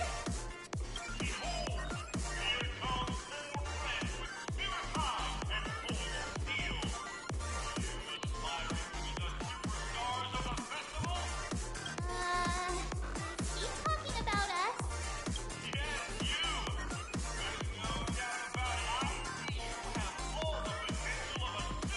Not use Warrior Card 8 Electrodome track. Exactly. Excuse me, you four. What are you hoping to get out of all this? As the last group of contestants, how confident are you in overcoming all of the challenges? Your mustache isn't real, but I'll answer your question. Would you be open to a brief exclusive interview with us? It'll be quick. Your journey is long and fraught with peril, yet under a sky blanketed by banners, you vie for the crown. The sword and rose! Protect the beauty! Magnificent and majestic! Aren't you that drunk kid that we saw on the street? How are you here? A knight's head is hard as steel. Brother Lance's focus is stubborn as a heel. We don't all have to be winners. If we don't have fun, we'd all be sinners. Joe Biden, aren't you the security guard? Man, they are really reusing these models. This is the security guard for the Bloodhounds. People are pouring in. Kinda feels like all sorts of baddies are showing up. Let's get in there quickly and enter the competition. Ladies and gentlemen, please, make way. Make way. Coming towards us now is one of Penacony's top 10 wealthiest tycoons, and the soul-clad business empire's founder, Mr. I.D. That's my character's name, without an extra E. Allow me to introduce myself. I'm the director of Soulglad's factory, Haydeen Lee. My four friends, introduce yourselves to the audience across the cosmos. Hello, everybody. I'm Hinika, a nameless from the Astral Express, and these are my companions. Don't you guys need to hide your identities? You hide it anyways. Penacony is plastered with our posters. And because the Astral Express is so well known, the family won't dare to make any rash moves. That's what I'm saying. That's the old guy we were talking to in the street. Okay, so he went from being a destroyed, radioactive infused war veteran to an announcer for a beauty pageant. Hey, Mahoyo done fell off. I'm gonna need them to, like, make the cutscenes more diverse with characters. This is getting ridiculous.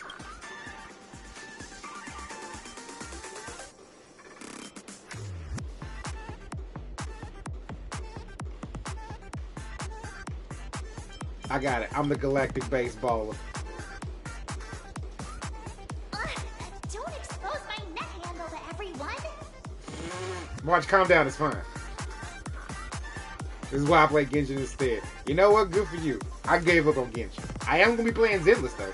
Hello, everyone. I'm March 7th. I'm an ordinary girl who loves adventures. Yeah, sure. Yeah, sure.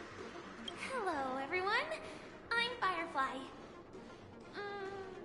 I am also an ordinary girl who enjoys adventures. Damn, that's such a good story. So it's a bunch of nameless guests. This final face-off is bound to be spectacular. Time is precious. My four friends, come with me. That was a rock solid excuse. Both from both of them. 10 out of 10. Solid. Solid. Hold on. Round of applause. Round of applause.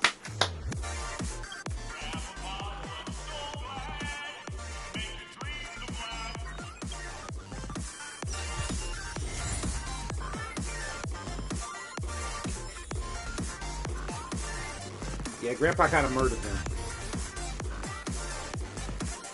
Yeah, I'm back at the trail though. Alright, give me this picture. Okay, and then alright, if I was a treasure chest, where would I be? Oh my god, oh my goodness. Hold on, this hurt. Oh, let me see if this hurts. Okay, I can't even reach it. That would probably do all my health and damage.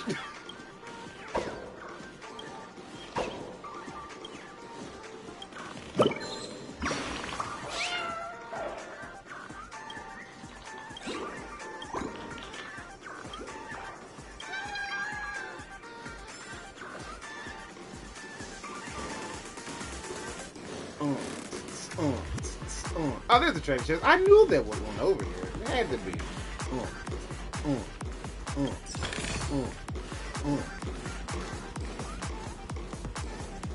The boy lost his house. This place is buzzing. That's right. This venue is a miniature representation of that time known as the era filled with boundless possibilities.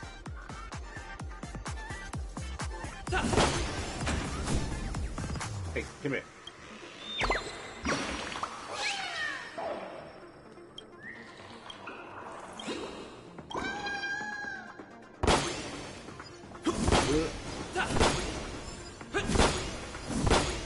Nice. Wait, what was it?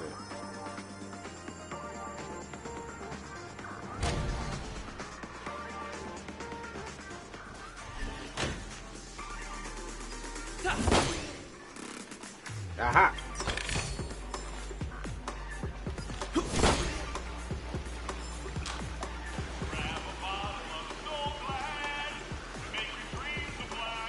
Nameless, your arrival reminds me of the grand occasion when Penacony was first established. I was still a young, bright-eyed lad back then, lured here by the watchmaker's ads, full of zeal and ready to make my first fortune in life.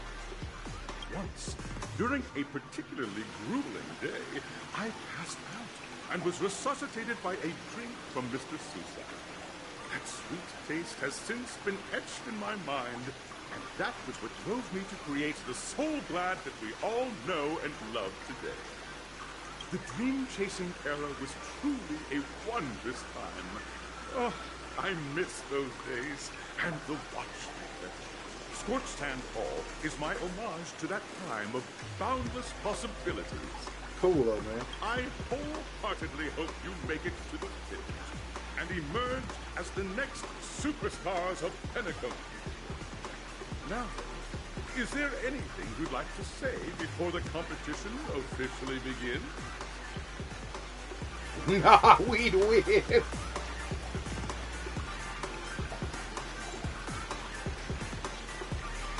Rest assured, we're gonna take an L in this. I can feel it. Nah, we'd win. That's the trailblazing spirit. How about you, Miss March? Hello, everyone! Next up, get ready for the Mega March 7th adventure, where I'm going to break the speedrun world record! Ah, okay. Okay, March. Trailblazing into the uncharted and challenging the limits. That's Miss March done it for you. How about Miss Firefly? I hope that by the end of this journey, everyone will have achieved the outcome that they hoped for. Ah, a wonderful wish. Miss Himiko, what are you expecting from your team? Safety first, everyone. Simple words, but full of warmth. Waiting for you are 3 stages, each connected to that era. The first 2 stages offer 2 distinct paths to choose from, with unique challenges on each route. And in the last stage, you will face off against a champion who has defended the title to this very day. A beloved contender whose noble virtues are unrivaled. Those are the rules. Simple. Everyone clear? Now, I hereby announce that the 33rd Sports Sand Festival of the 20th season, sponsored by Soulglad Enterprises, has started. Do you have diabetes? Everyone, as the Trimony Festival is drawing closer, we must reach the end as quickly as possible. Factoring in efficiency and safety, splitting up into 2 groups is the best choice. March and I haven't known Miss Firefly for too long and aren't overly familiar with her. It'd probably be better if the 2 of you paired up. Fine by me. Let's do it. All right. I don't have a problem with that.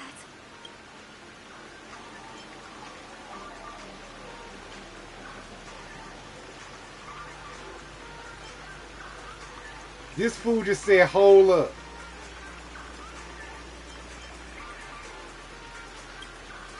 We'll split into the assigned groups then. Let's not waste time.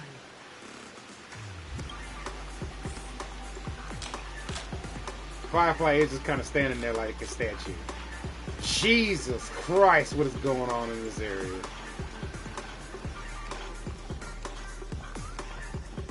Welcome to the first stage of Soulglad Enterprises' 33rd Scorched Sand Festival of the 20th season, Dream Play Fantasia. In this stage, you can choose between 2 challenges, the School of Acting or School of Action. In the School of Acting challenge, you have to complete 3 performances from 3 scripts and move the panel judges. In the School of Action challenge, you have to defeat 3 groups of enemies convincingly and reach the end. Now, make your choice.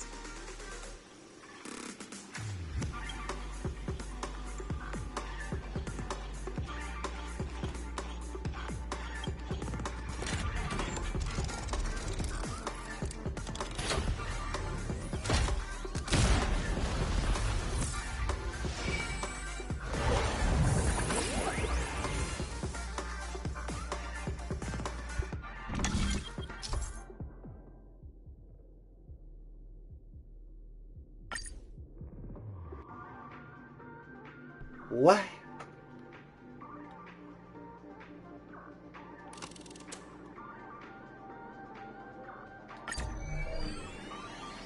What is going on? Good Lord. The champion's crown awaits you on the stage. Welcome to the arena of action stars. Please make your way to the stage. Competitors, allow me to introduce the rules of this challenge to you. There are a total of 3 stages up ahead, each with their own challenges.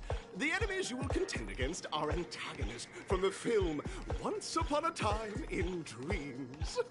Defeat them swiftly and decisively to set a new record. It's worth mentioning that the fastest time at this stage was achieved by a contestant with fiery red hair. Astoundingly, he overcame all enemies across the 3 stages in only 5 minutes.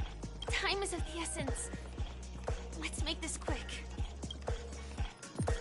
Oh my God! Is this what our Genty does in his free time? Sweet heavenly Christ!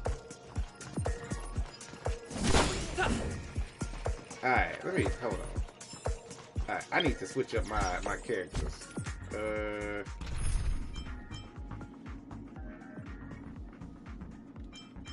He do got drip. I like that for him. As we reunite. It should be good.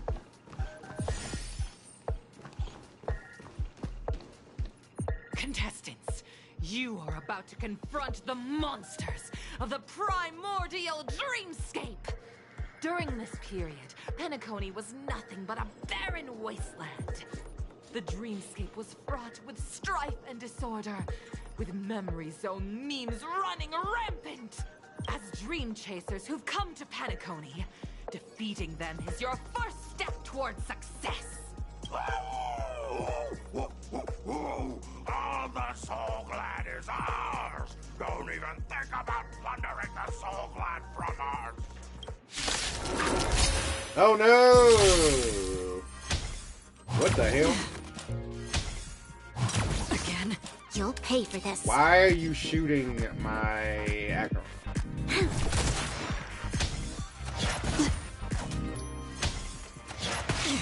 Holy. Sure, I'll play along. It's on me. Destiny isn't chosen. Memories are beneath the waters lies an endless abyss.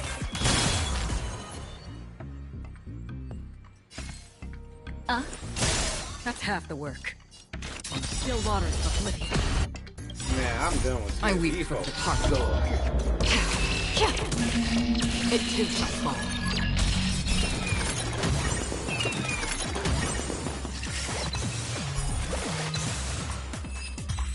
Get out of here.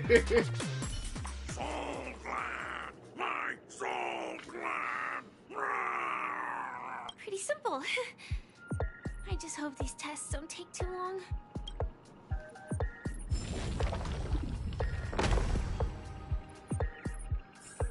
You know what? Let me do this.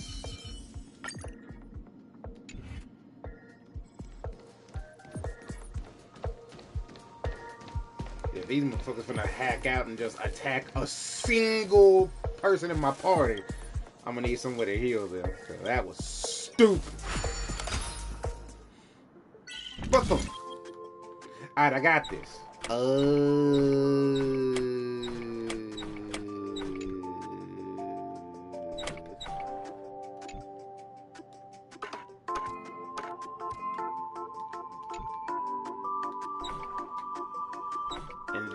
And then I do this, right?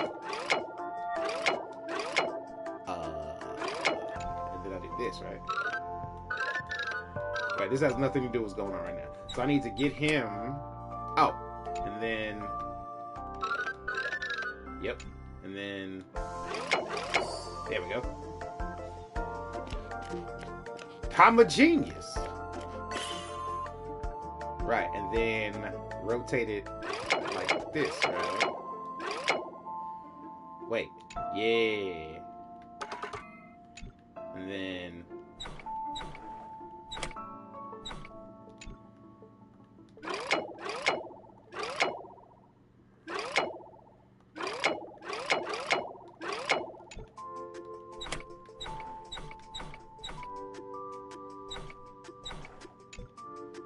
I'm pretty close, I feel.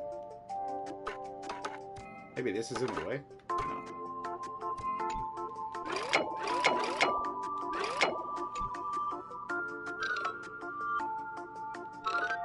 Oh, hold up.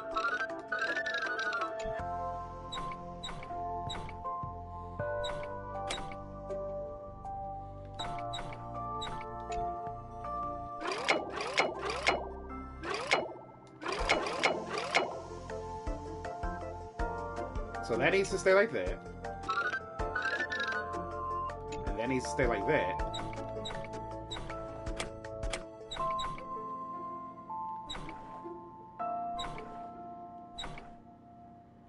Is that not the right? Is that not a clear path over there? It's gotta be, right?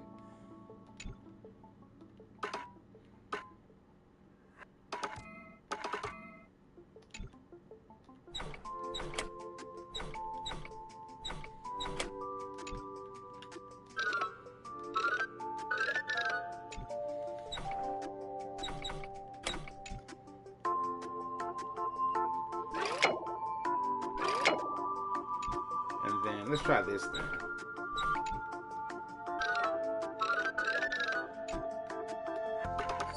There we go. I was like, there's gotta be something I'm missing, alright? Now give me my loot.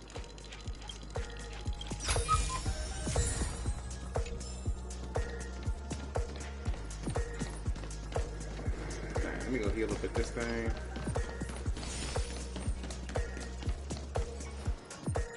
Feeling lucky. Make a wish. Congratulations on becoming the first group of Dream Chasers! Answering the call from the Watchmaker, you are disappointed to learn that Penacony isn't paved with gold. Resigned to your current plight, you start from the hierarchical dredges, biding your time for a chance at success. Just as you're about to give up, a downpour sparks a business idea. You enter the umbrella business! But just as things are looking up, you encounter a competitor. Defeat them and emerge victorious from this trade war. So you're telling me my competitor for the umbrella business is this giant mechanical gorilla? Alright. Why is our opponent so glad? Because this is Soul Glad Enterprises' 33rd festivity auditions of the 20th season! Gotta go to bed, Nicole. Well, it was nice chatting with you, and I'm glad you came and hang out. You have yourself a good night. Isn't this just product placement? Safeguard the integrity of Soul Glad. Thank you, I hope so too. Soar high into the sky and become its shiniest star. Whoosh!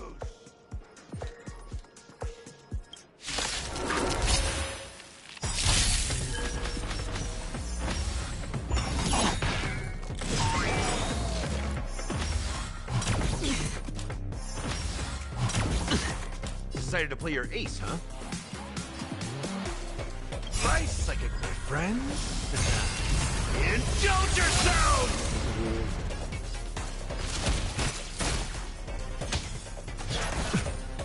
Sure, I'll play along. It's on me. Destiny isn't chosen. Ill tidings manifest. I weep for the departed. Let's go.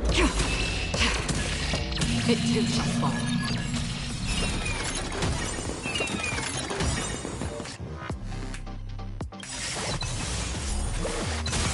Memories are ever beneath the water lies an endless abyss. That's half the work. On still waters of oblivion. Watch your head.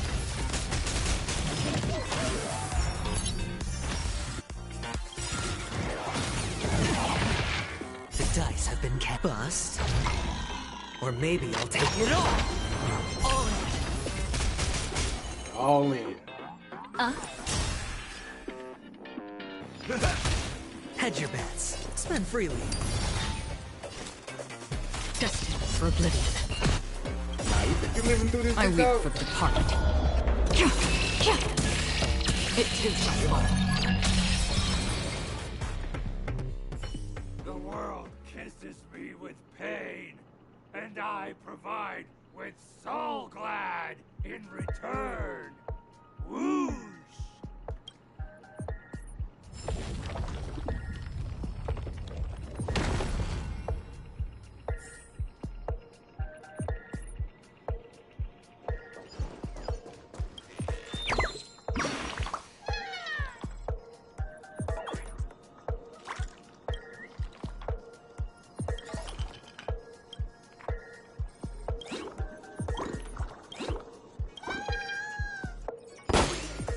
Yeah.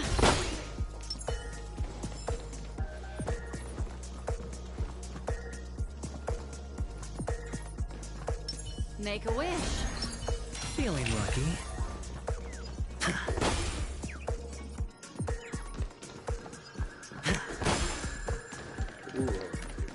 No, you suck. Fine. Oh wait.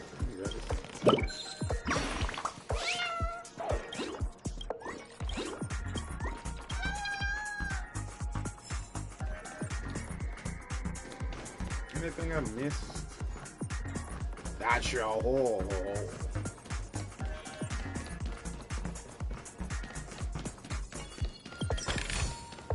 A reward with no risk. I'll take it.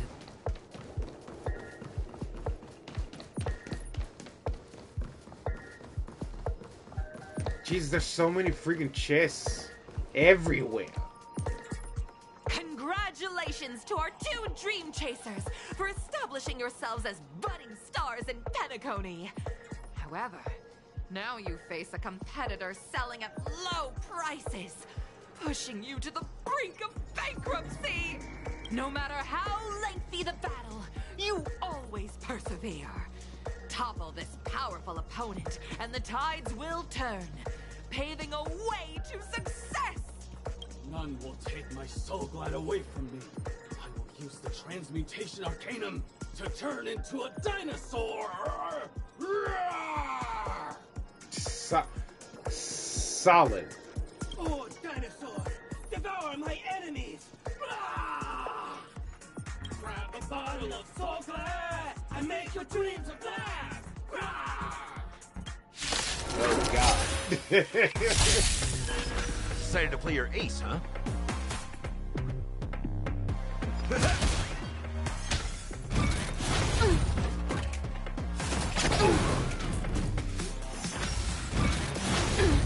Jesus. Spend freely. What do you want to know? Life's like a good friends. Indulge yourselves! Ill tidings manifest. Free will, or was it fate? Destiny for oblivion. I weep for the departed. It too shall fall. That's what you got.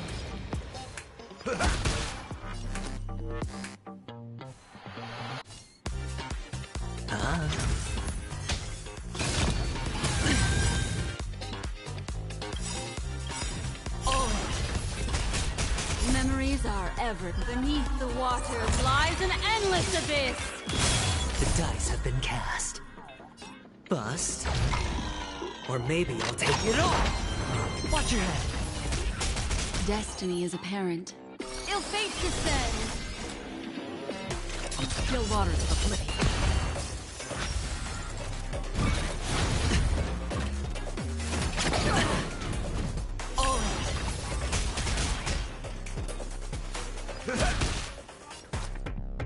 It's on me.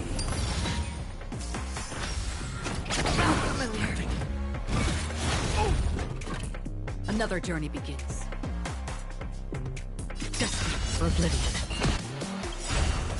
I weep for the departed. It too shall fall. See you. The body withers, but the soul-glad name shall not.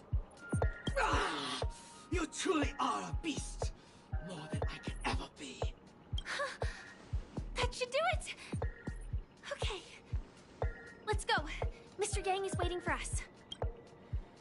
Isn't this fight way off from the actual storyline? Transforming into a dinosaur isn't imaginative enough for you? This is the sort of magic only seen on Penacony. Anyway, let's get back on track. Where were we? Oh, that's right. After an extended battle, you finally emerged victorious! But the companion who journeyed to Penacony with you chose to leave, having lost all hope. In the years that followed, you encountered each other once more on the prosperous streets of Penacony, but dared not call out to one another. Perhaps akin to the lingering regret of every dream chaser. Ah, well done! You brought to life the thrilling action scenes from Once Upon a Time in Dreams with your fighting skills. Looks like we won! Let's hurry up and get to the next stage.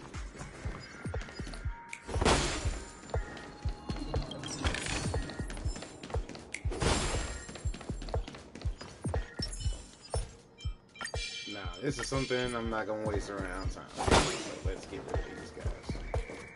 Stream 4.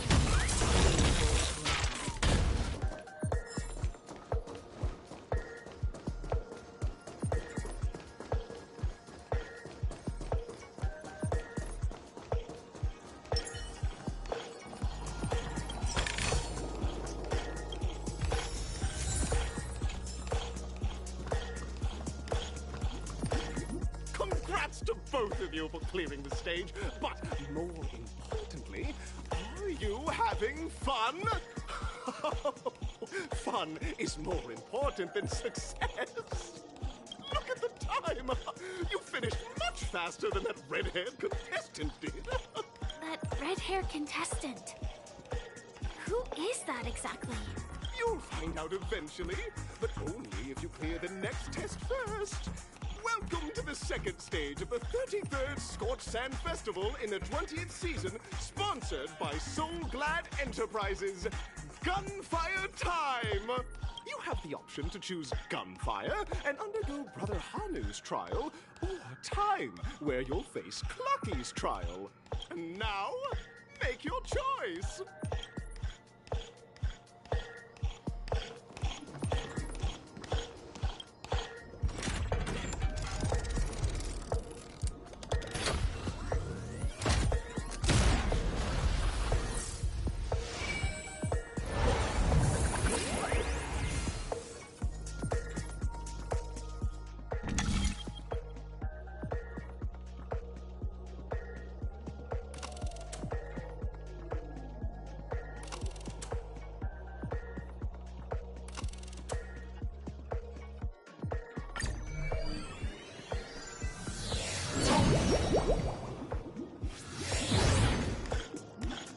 Friends, welcome to the wonderful world created by the Watchmaker.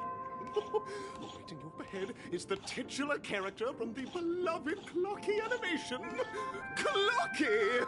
It's said that the Watchmaker dreamed up the idea of Clocky when he was just a boy. Back then, he was merely an apprentice in a clock shop. And one night, he dreamt that all the broken clocks started sprouting arms and legs. Like a skilled pilot, he steered them towards the right path. As a classic figure who grew up with many, Clocky truly shaped a generation, solidifying the Watchmaker's pivotal role in popular culture. Contestants, may you have a wonderful time with Clocky. The trial of time. I hope it won't waste too much of our time.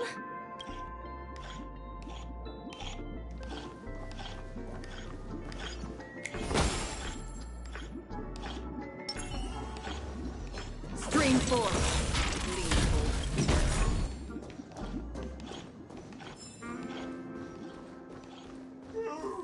Am I just a failed experiment?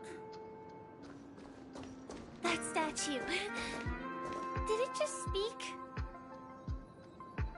I mean, yeah, most definitely.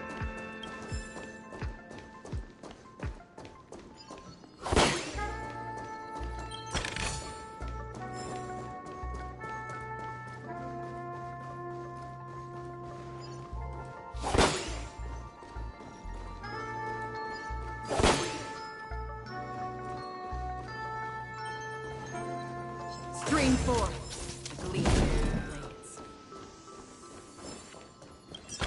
Is this counting towards the same area? It is, thank God.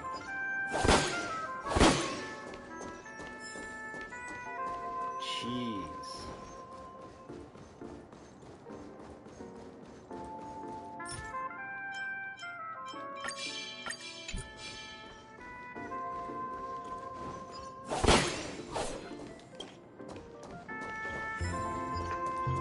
Stream 4.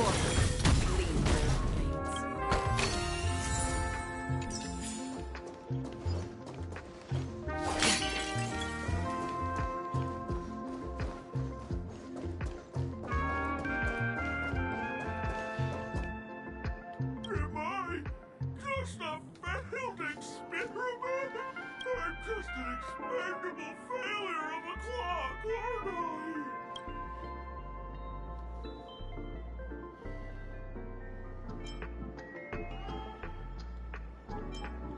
Hey, so you guys are just like the other challengers. You want to enter my inner self? Then please be my guest. But you won't find anything worthwhile. I'm just a failed piece. See? I'm just empty inside. Tick-tock! It's time for me to make an appearance!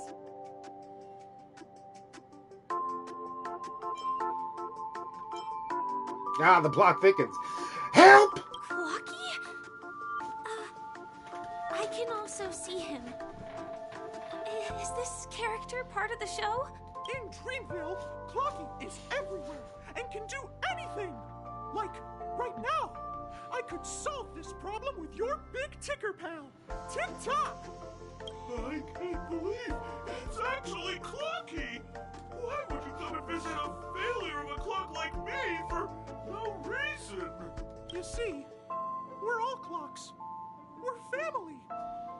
I want to help you be happy. Tell your pal Clocky what's troubling you. I came across a startling revelation yesterday. Apparently, Dreamscape Ticker isn't the same as Clocky at all. It's just a discarded prototype from Clocky's early development. Please, just leave me be, Clocky. I just don't know how to face you, because I'm just a failure. Oh, dear. Seeing it like this is utterly heart-wrenching. But fear not. We're here to help it rediscover the missing parts of its inner self and guide it out of despair.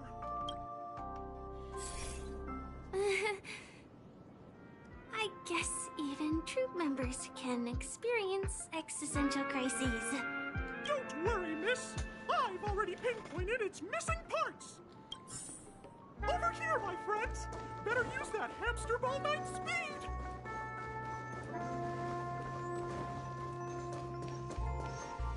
This must be one of the missing parts that Big Ticker needs. That's great. We're here. There's a missing part on the opposite side. But how do we get over there? There's also a dreams I left here by a Dreamweaver. We're running out of time. We'll have to use it if necessary.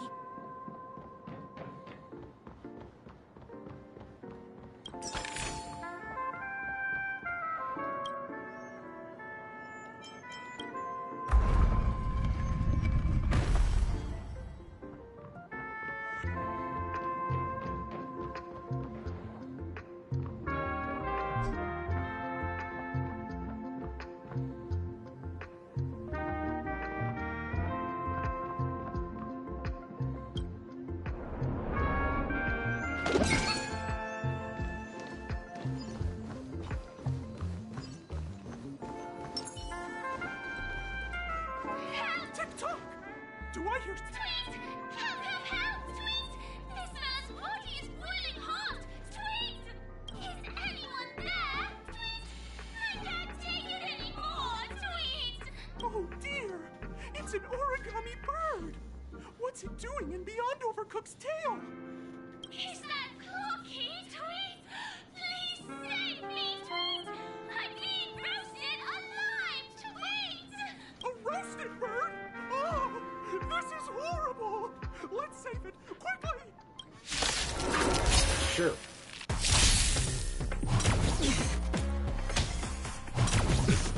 Decided to play your ace, huh? Price like a good brew, my friends. Indulge yourselves!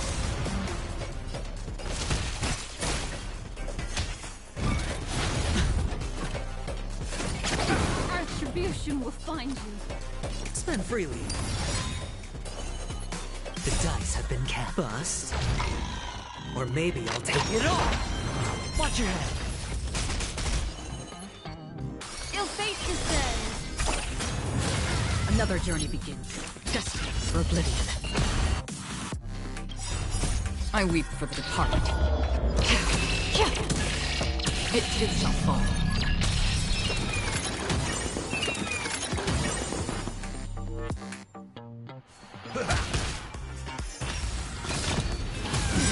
Tricks, all right. It's on me. What do you want to know? Still waters of oblivion. That's all you got? Memories of beneath the water lies an endless abyss. Looks like it's so good. Hedge your bets. Spend freely. The dice have been bust. Or maybe I'll take it all.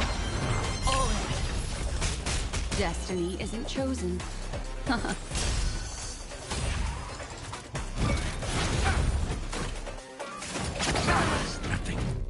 your head. Free will, or was it fate? Destined for oblivion. Sure, I'll play along. It's on me. Ill tidings manifest. I weep for the departed. It too shall fall.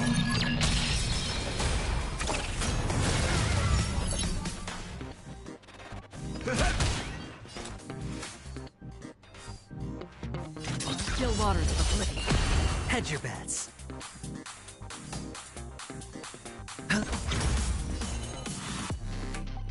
Ill fate descends.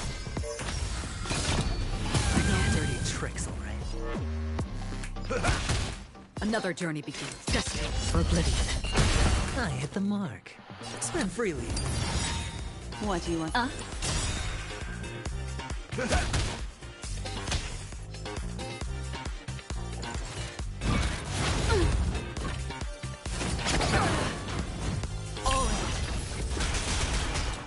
On the still waters of oblivion. I'm pretty sure you're dead, but yeah.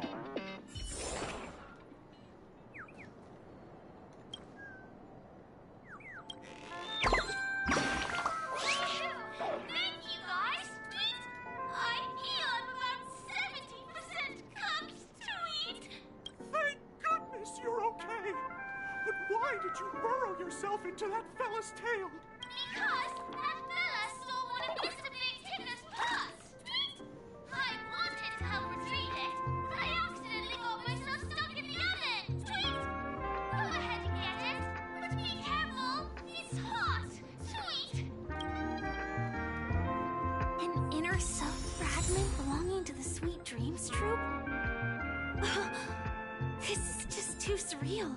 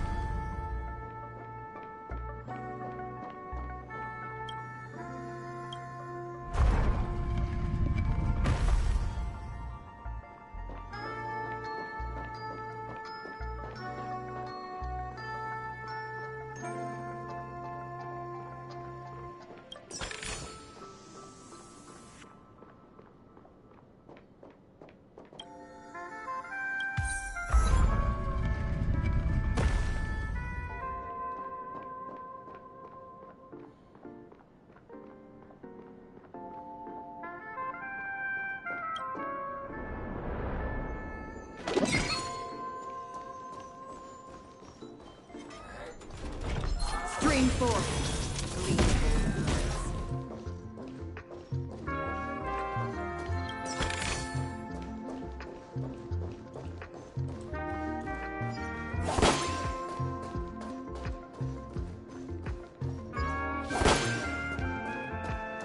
We've gathered all the missing parts. Let's hurry back. We don't want to keep Big Ticker waiting.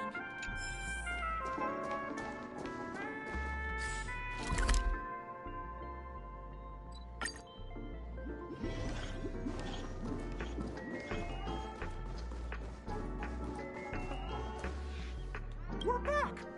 As long as you have these, you'll be able to find closure. Tick-tock! Wow!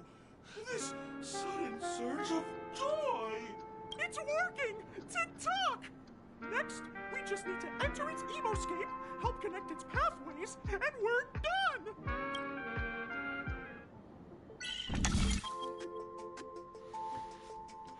Okay,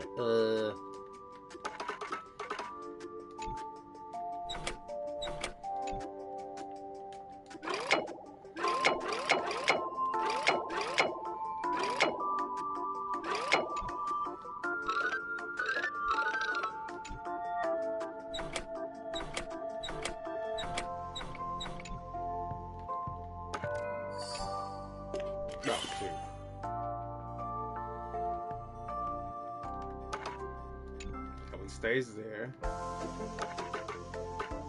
This one goes back.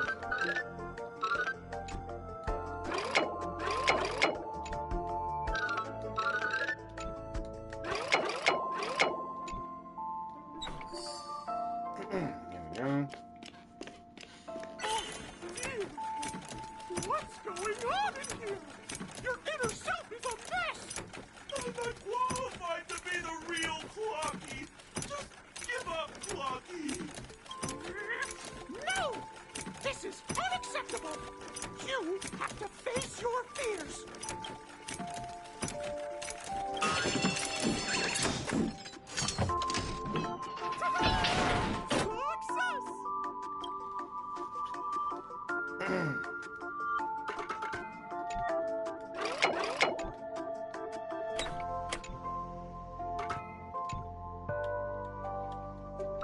There we go.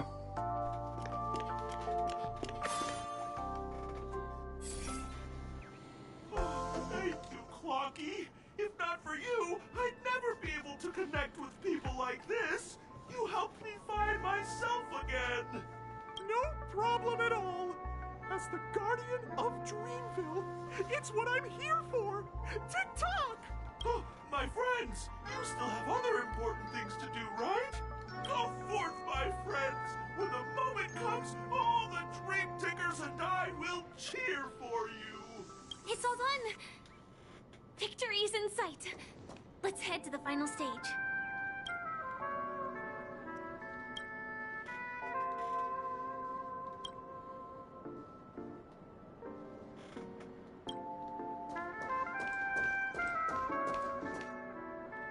I'll do that later.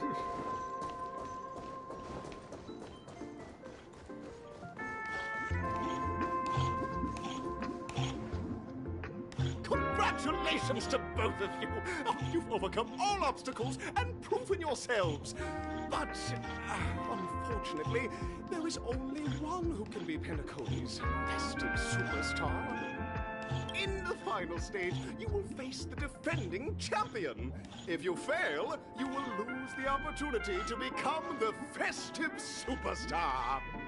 Welcome to the 33rd Scorch Sand Festival's third stage in the 20th season, sponsored by Soulglad Enterprises, Superstar Showdown.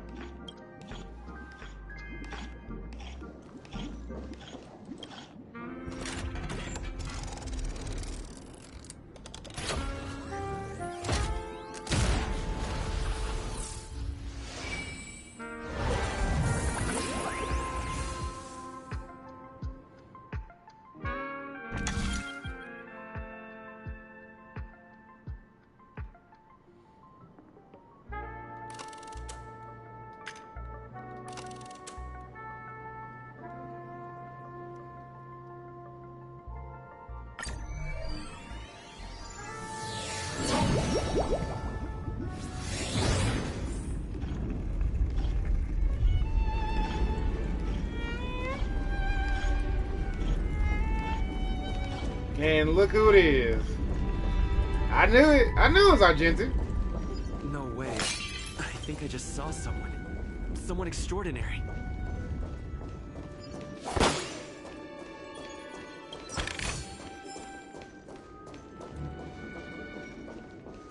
Can I play this? No.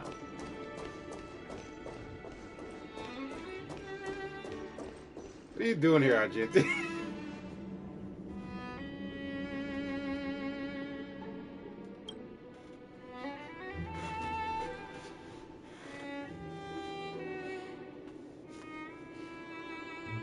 Are you a Knight of Beauty?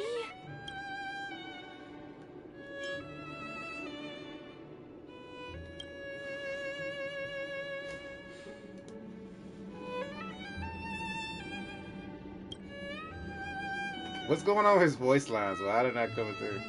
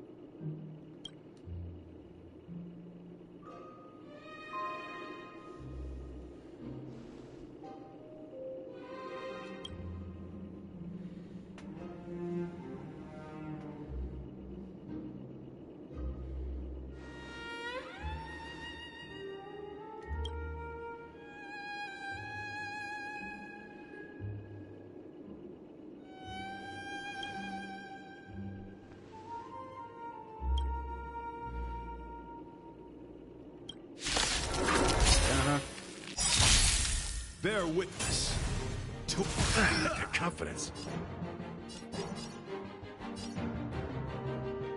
Nice second, my friends.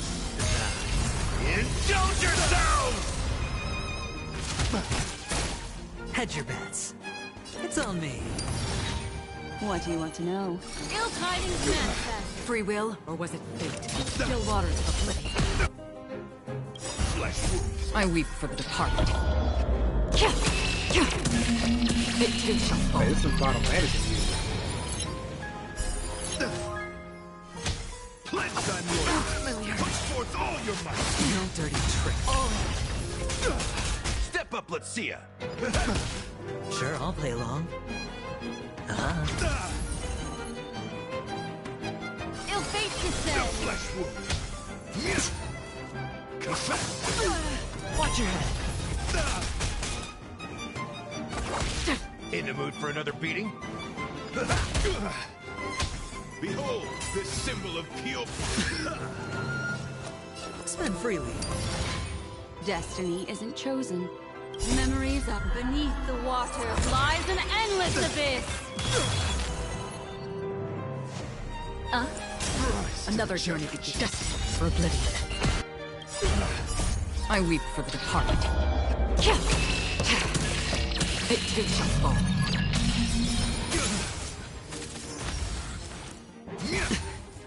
Pledge thy loyalty.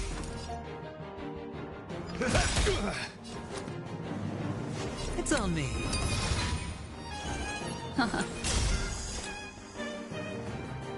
Still waters of oblivion. The flesh wound. Put forth all your might.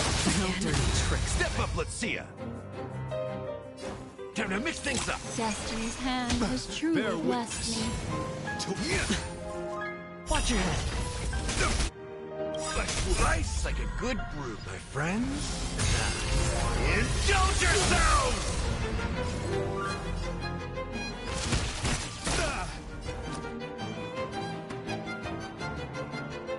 Spend freely. What do you want to know? Ill tidings manifest. Destined for oblivion. I weep for the departed. It too shall fall. Behold, this symbol of pure. You are fighting a gentleman.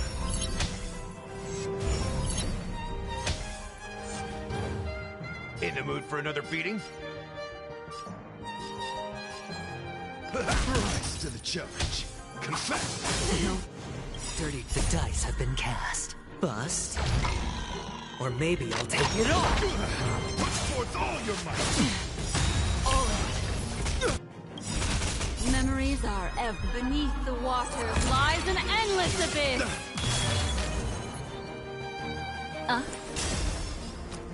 It's on me. Watch your head. The flesh wound. Familiar. Still waters of oblivion.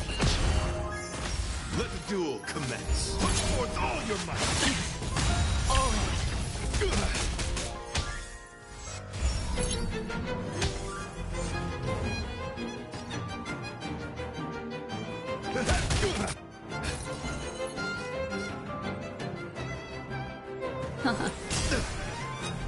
Spend freely. The dice have been cast. Bust. Or maybe I'll take it all. Confidence. Watch your head. Nice like a good, my friends. Indulge yourselves! How's this taste? Destiny's hand has I weep truly for the blessed departed. me. It too shall fall.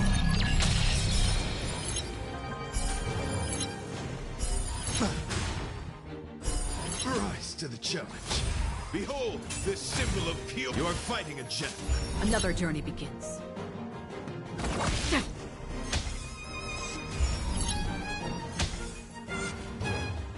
Destiny isn't chosen. Confess. Put forth all your might. Again? All right. Hedge your bets.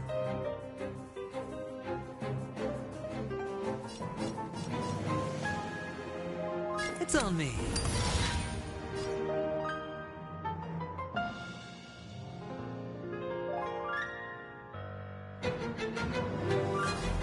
Time to mix things up. Destiny's hand has truly blessed me. Watch your head.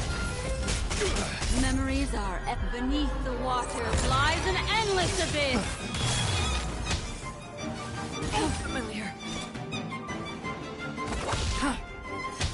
Let the duel commence. Put forth all your might. Again? All right. What do you want to know?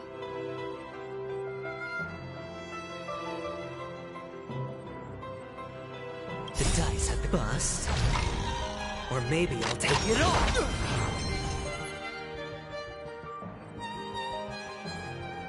Rise to the challenge.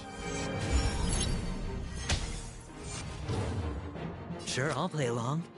Spend freely. How's this taste? Don't worry. It's just a scrape. Watch your head. Slice like a good brew, my friends. Indulge yourselves!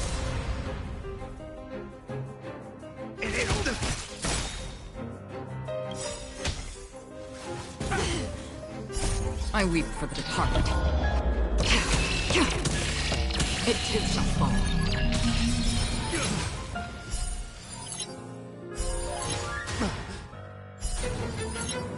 That's half the work.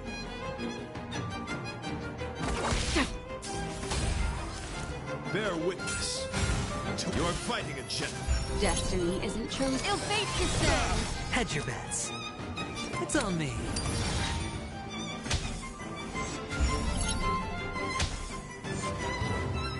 In the mood for another beating?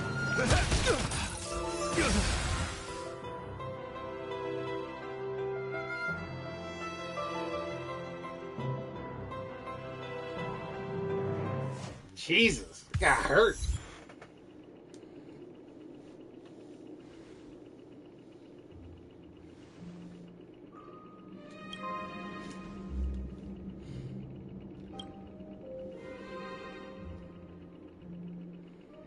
We don't have much time.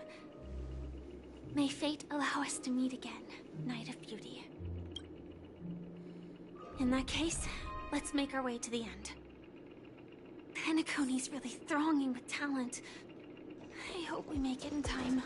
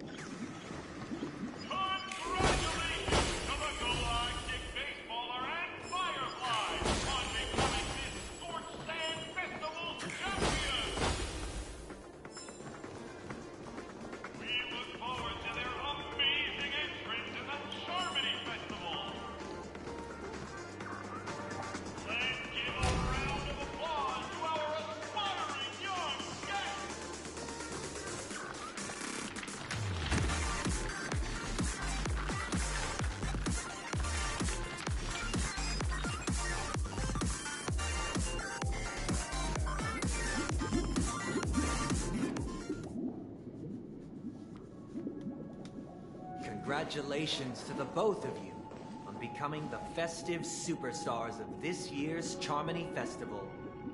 Before entering the Grand Theater, I, on behalf of the organizers, extend my sincere congratulations to you, wishing you joy under their radiance.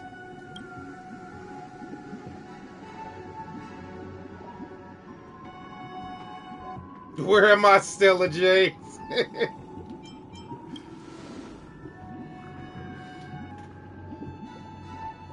As previously promised, my sister, Mr. Yang, and I have met with the Dream Master.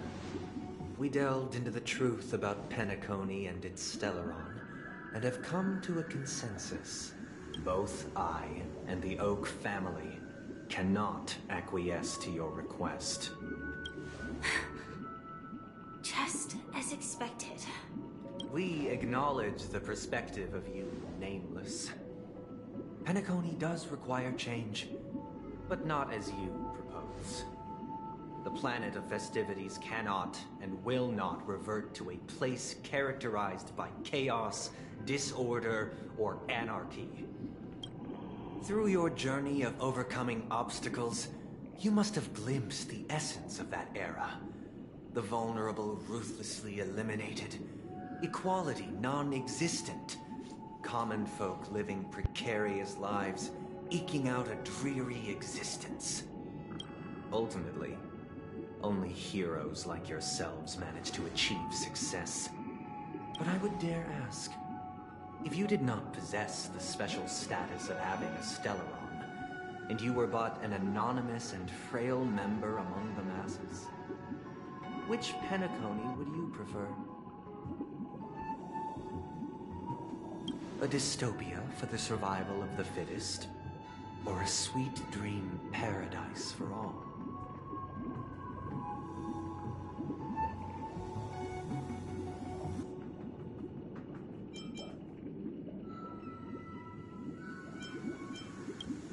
Why are you asking me?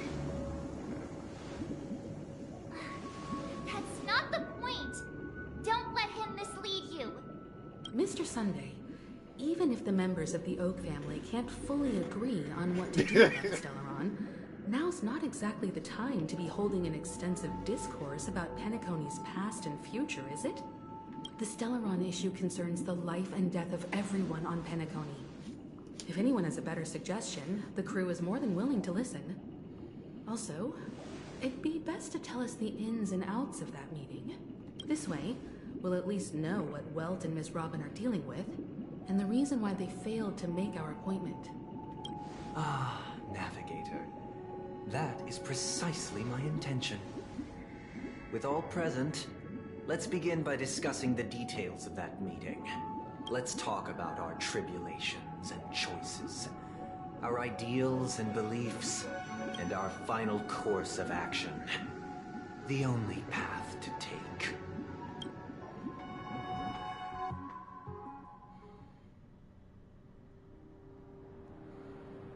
You mean to say that for the longest time, there have been scoundrels who would use the Charmity Festival that I have bequeathed to the masses as a tool to realize their ambition?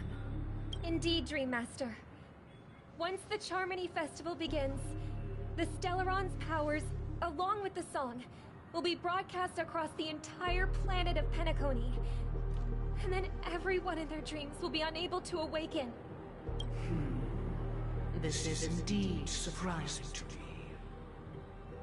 The dreamscape is maintained by the collective effort of the 5 families.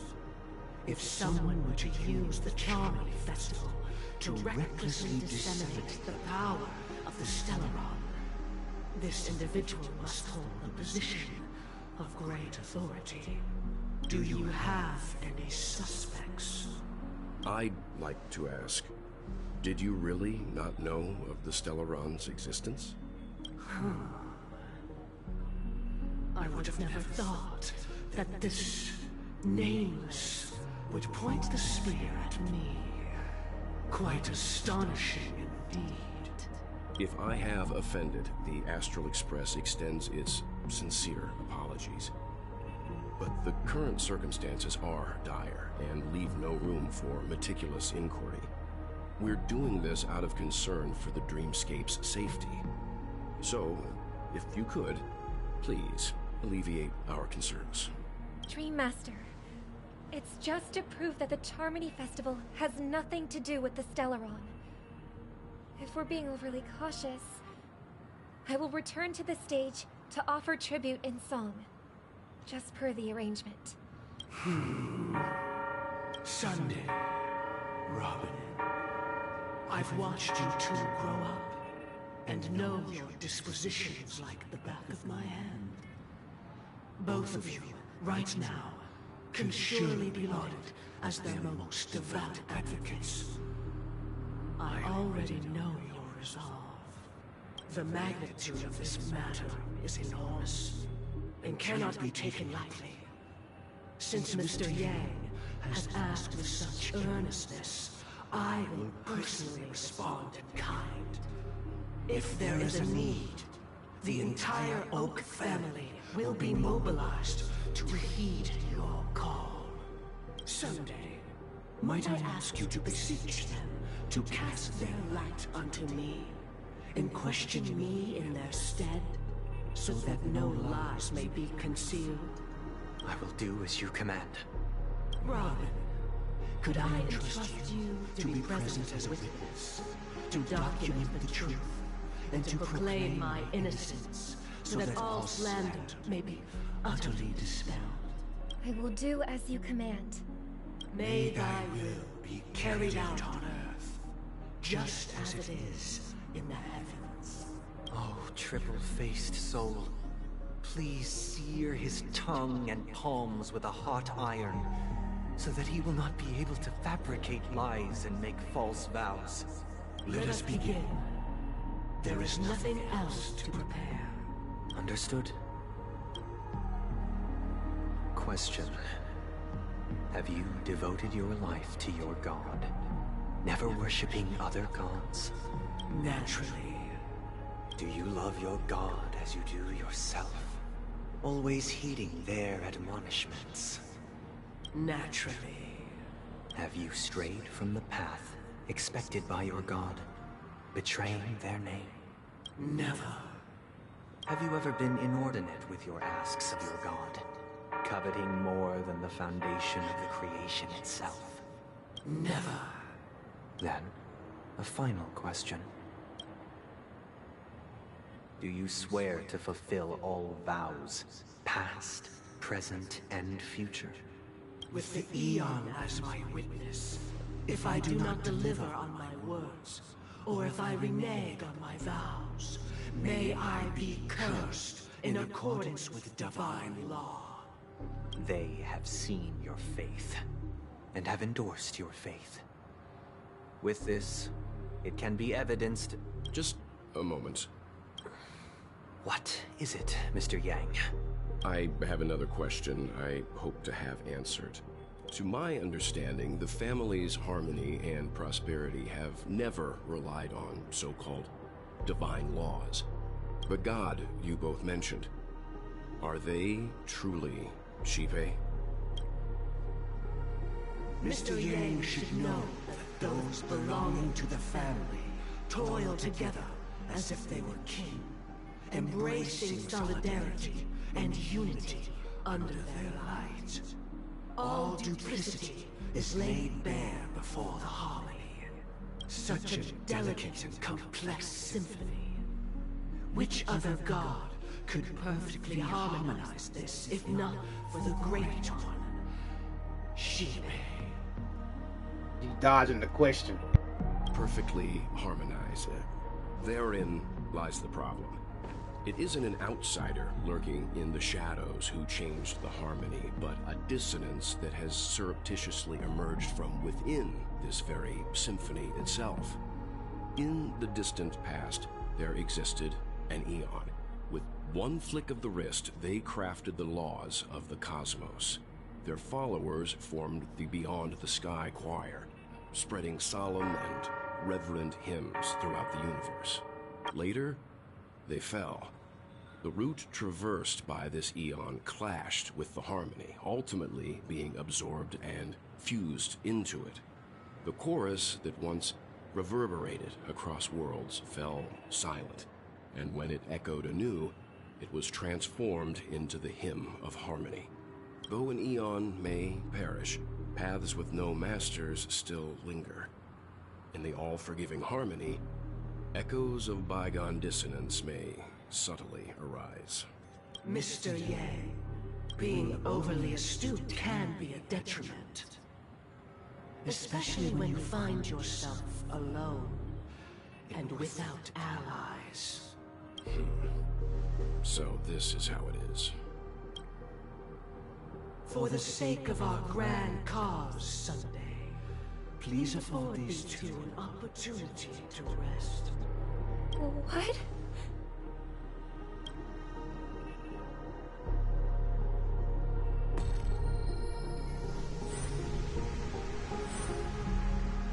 Sorry, Robin.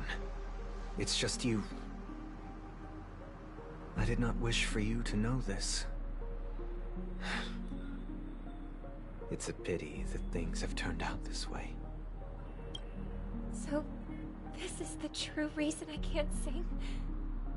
The shadow that envelops Penacony is actually... We were never children of the harmony. Our ideal paradise could not have been crafted by Xipe. True bliss can only be guaranteed by the one who transcends the many. Within the foundation of law, humanity establishes civilization, and through harmony, we obtain order.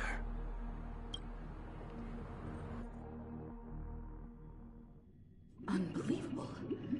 To think that there would be remnants of the Order on Penacony. What have you done with Mr. Yang and Miss Robin? Don't worry. I just gave them some time alone to ponder their fates. You should know that these actions make you an enemy of the Astral Express.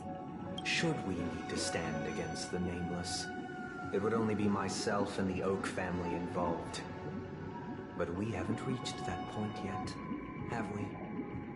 Your efforts for the justice of Penacony are evident to everyone, and have been widely observed.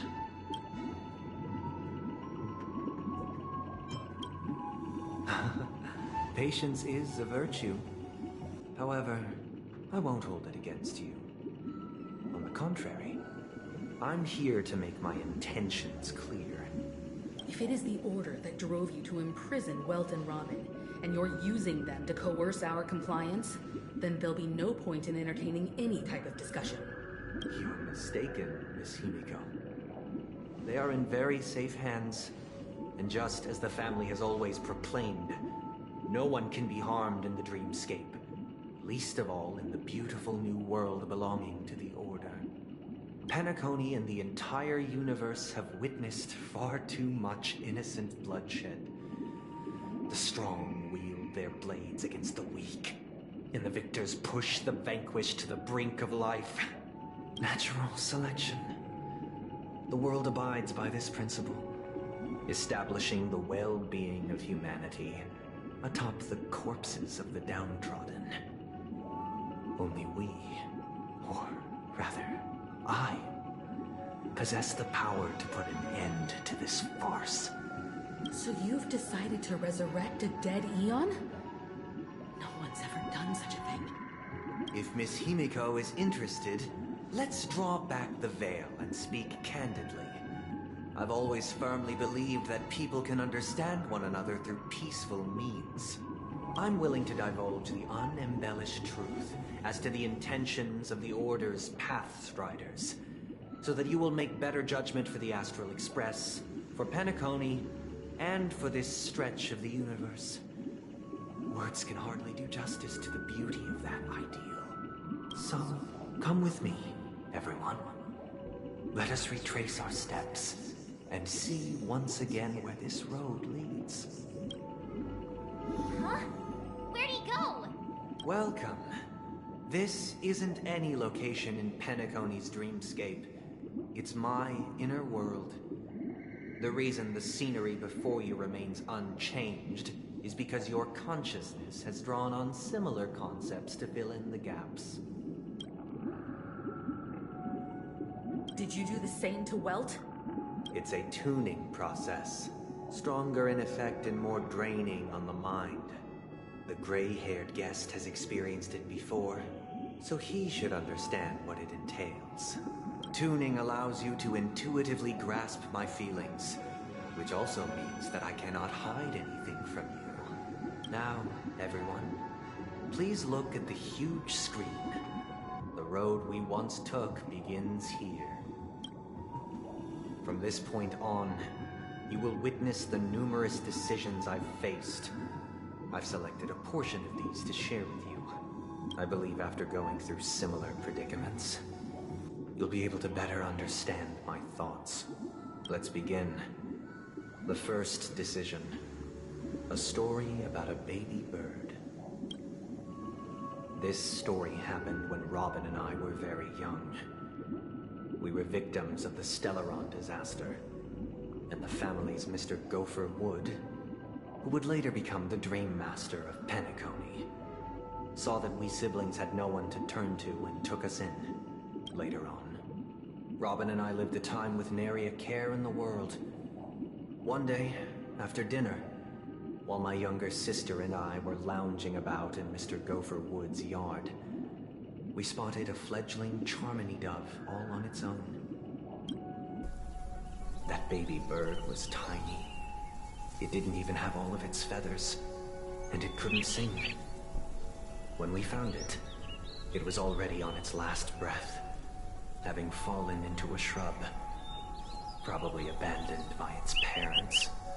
We decided to build a nest for it right there and then. However, thinking back, that winter was unusually cold, with fierce winds at night in the yard, not to mention the many poisonous bugs and wild beasts in the vicinity. It was clear that if we left the fledgling in the yard, it stood no chance of surviving until spring. So, I suggested we take it inside, place it on the shelf by the window, and asked the adults to fashion a cage for it. We decided that when it regained its strength enough to spread its wings, we would release it back into the wild. The tragic part, something that we'd never considered, was that this bird's fate had already been determined long before this moment. Its destiny was determined by our momentary whim. Now, I pass the power of choice to you all. Faced with this situation, what choice would you make? Stick to the original plan and build a nest with soft net where the Charmony dove fell, or build a cage for it and feed it, giving it the utmost care from within the warmth of a home. I eagerly await your answer.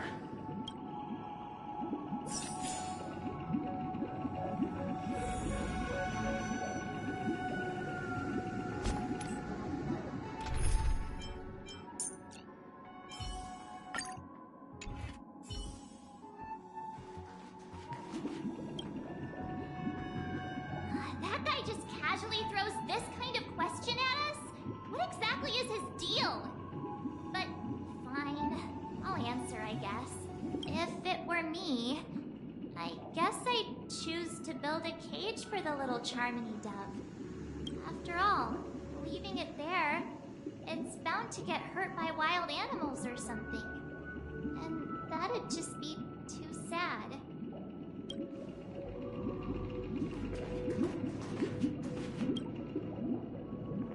It looks like he really has no intention of imprisoning us.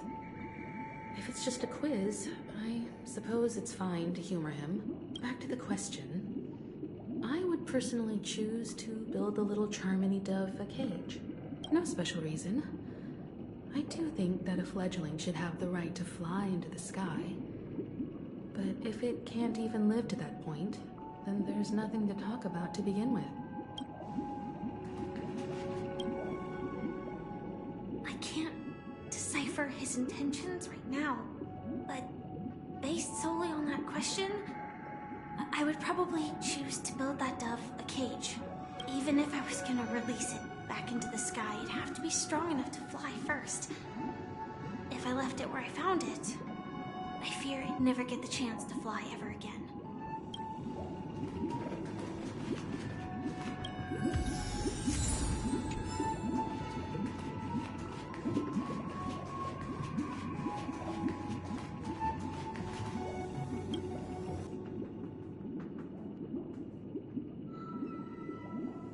I'm happy to see that you made a choice similar to ours. If your mind is made up, let me reveal the outcome of this choice. We passionately nursed it back to health, preparing only the best food for it every day. We even preened its feathers. Later, on the day that Robin left Penacony, we opened the cage door and let it fly back into the sky. I watched it for a long while by the window, probably about 3 or so days. In those 3 long days, the little Charmony dove tried again and again to spread its wings to fly into the sky, but fell to the ground, only to keep trying. Finally, on the 137th attempt, it succeeded. But its attempt did not go perfectly. After flying unsteadily for a while, it fell to the ground. Unable to grasp the direction of the air currents, the fall shattered its wings. It writhed helplessly in my embrace. But it was all for naught, finally succumbing to a painful demise. And in that instant, our tender care, our given love and hopes, they all became the inevitable push that sent it to its death. I deeply regret the choices we made. Next, let us head to the second decision. This time, it's the story of a dream chaser. This story happened when I was appointed as Bronze Melodia, a position exclusive to the Oak family, charged with listening to the problems and vexations of Dreamscape residents, and providing them with the relevant guidance. It was during that period that I had the opportunity to hear voices from all corners of the Dreamscape. Joy, sorrow, arrogance, regret. The complex tapestry of human nature that formed the world. And I was fortunate to catch a glimpse of it. He was a dream chaser, and an illegal stowaway. Just like the rest of them, he came to Penacony in search of a better life. Except that, to most people, the price he paid, I suppose you could say it was everything. He told me, I sold everything I could at home. The house, the land, even his 2 children. He said he could not afford to raise them, and that at least they could eat if they lived as slaves. He had a plan in place. He would buy back his children once he had made his fortune, and enjoy Penacony's beautiful dream with them. Alas, his plan to smuggle himself was somewhat clumsy, and he was sniffed out by those pig-headed hounds. After hearing the Dream Chaser's story, I immediately appealed to the Bloodhound family to cease their pursuit. That way, at least he could live peacefully. But I was still too naive to the ways of the world. I did not anticipate that what I thought was a kind gesture would later lead to dire consequences. I'll tell you the outcome soon. For now, I'd like you all to make a choice. Will you do as I did, and try to convince the Bloodhound family to stop their pursuit, so that the Dream Chaser may live peacefully and realize his wishes? Or will you remain silent, leaving him to languish while the hounds are hot on his heels, until his inevitable judgment arrives? I look forward to everyone's decisions. Who knows? Perhaps they might even alter the outcome of this tragedy.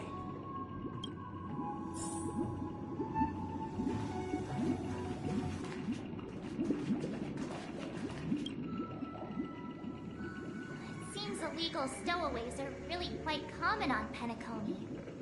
But that guy in the story, I don't think he deserves any sympathy at all. He sold his kids to chase a dream.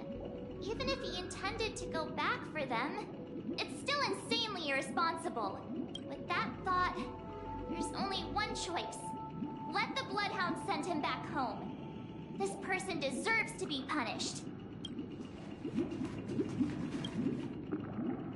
A dream chaser story. If I acted out of kindness, I would probably ask the Bloodhounds to stop their pursuit and lend him a hand. But what cruel repercussion would this choice result in? I think Sunday must have been deeply impressed by the limitations of the strong defending the weak through this incident. This question... surely it has some connection to the baby bird story. And this connection is precisely the breakthrough Sunday aims to use to persuade us. I'd probably choose to ask the Bloodhounds to cease their pursuit.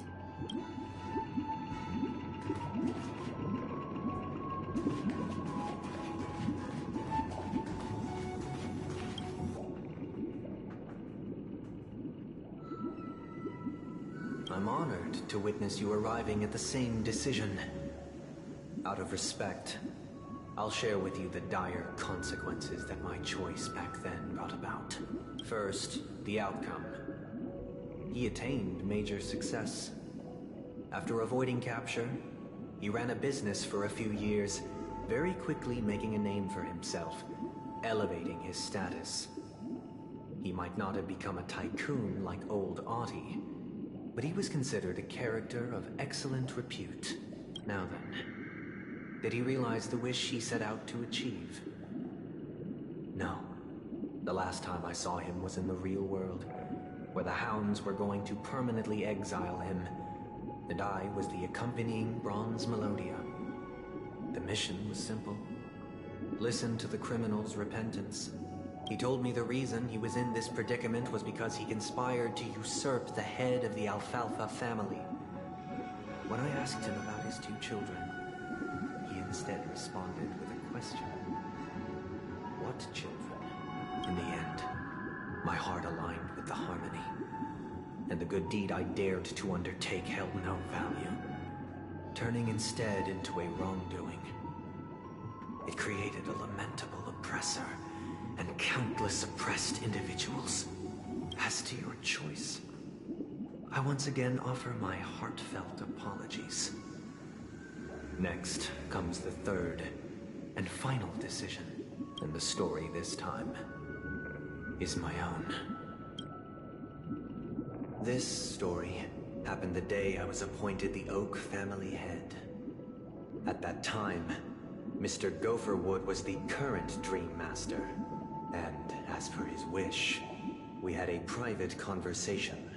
What surprised me was that the Dream Master had only come to deliver a letter to me.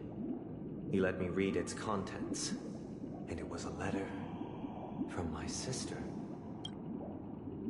The letter contained the usual pleasantries, anecdotes from her travels, nothing out of the ordinary. Just as I started wondering how this letter related to our discussion, the Dream Master began to speak.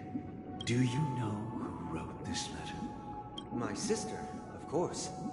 But why would you personally visit me to hand me a letter from my sister containing mere trivialities? To help you grasp the full scope of this issue. Do you know where Robin is at this moment? From what the letter indicates, she must be in Caspelina 8, correct? She's touring there right now. Correct. Has she mentioned anything about a stray bullet? A stray bullet? What? A war has broken out on that planet. It is because of this very reason that Robin chose this destination. To spread the word of the harmony. And to save the lives of that planet. She personally made for the front lines. She hoped to ease the people's suffering with song, and was willing to brave mortal danger to deliver the IPC's medical supplies. Unfortunately, stray bullets show no such compassion. Is she all right? If the operation was successful, she should probably be recovering in the field hospital. By the eon above, The bullet struck her neck directly, yet possibly as a reward for her consistent deeds of harmony, it didn't hit any vital arteries. Once you've attended to your outstanding tasks, it'd be advisable to write her back as soon as possible. Those damned savages! I'll pack my bags right away. My gratitude for bringing this to my attention, Mr. Gopherwood. Now you understand why she always wears such elaborate neck ornaments, don't you? How could this happen? Miss Robin. It's all in the past, so please don't worry. I share this in the meager hope that you will understand the harmony's limitations and predicament. As grandiose as the strong defending the weak sounds, many times, it is nothing more than wishful thinking. Likewise, I've prepared one last question, one last choice. But rest assured, this choice will not have any grave consequences, because this is merely a figment of imagination, a nightmare that has haunted me through countless nights. If you ever had the opportunity to make a choice like I did, would you still support Robin's journey on the path of harmony?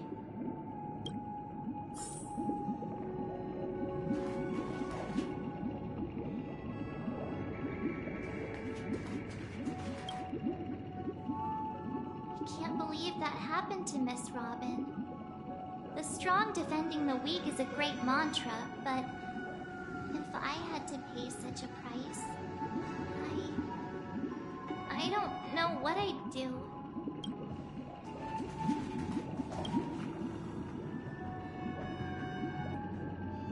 I often feel like I've dreamt of similar scenes on certain nights. In the dream, I see blurry faces. I don't know who they are, but I sympathize with all of them. Fighting for survival against some unfathomable force.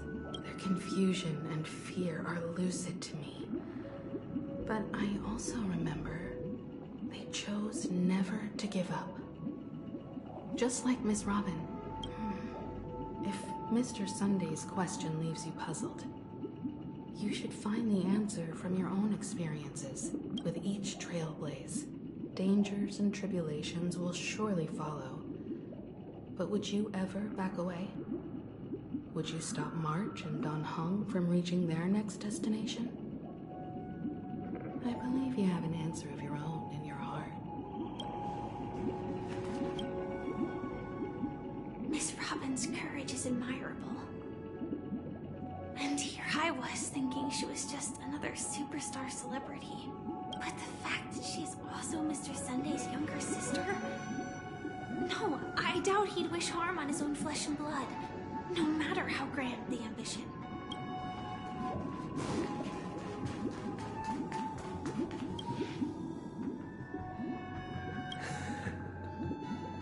I see. I am now aware of everyone's stances. Raising these questions merely serves to illustrate one point. The plight of Penacony cannot be salvaged by the harmony. The true foundation for a sweet dream paradise can only be established through the order where the strong govern the weak. I know the suffering of being tormented, the turmoil of losing your way, how sorrow and even despair set in when matters don't work out. All of this causes me unending pain, because this is not what happiness is at all. We must teach the weak how to live a happy life, and this life isn't some noble propriety that the upper crust preaches, but in definitive terms, a way of survival that belongs to everyone. So what is your definition of living a happy life? Good question. Human consciousness is fundamentally an illusion, a cage known as self-worth. People lured in by this illusion make mistakes, yet still ask that external influences bear the burden. When one mistake after the next permeates the masses, they become impossible to trace. Thus, the amassing of these individual cages culminate to form a prison.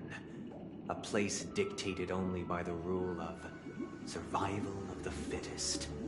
Nature is always accompanied by predation and sacrifice.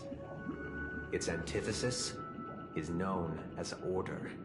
That is what I want to do. Unite people's happiness under the banner of order.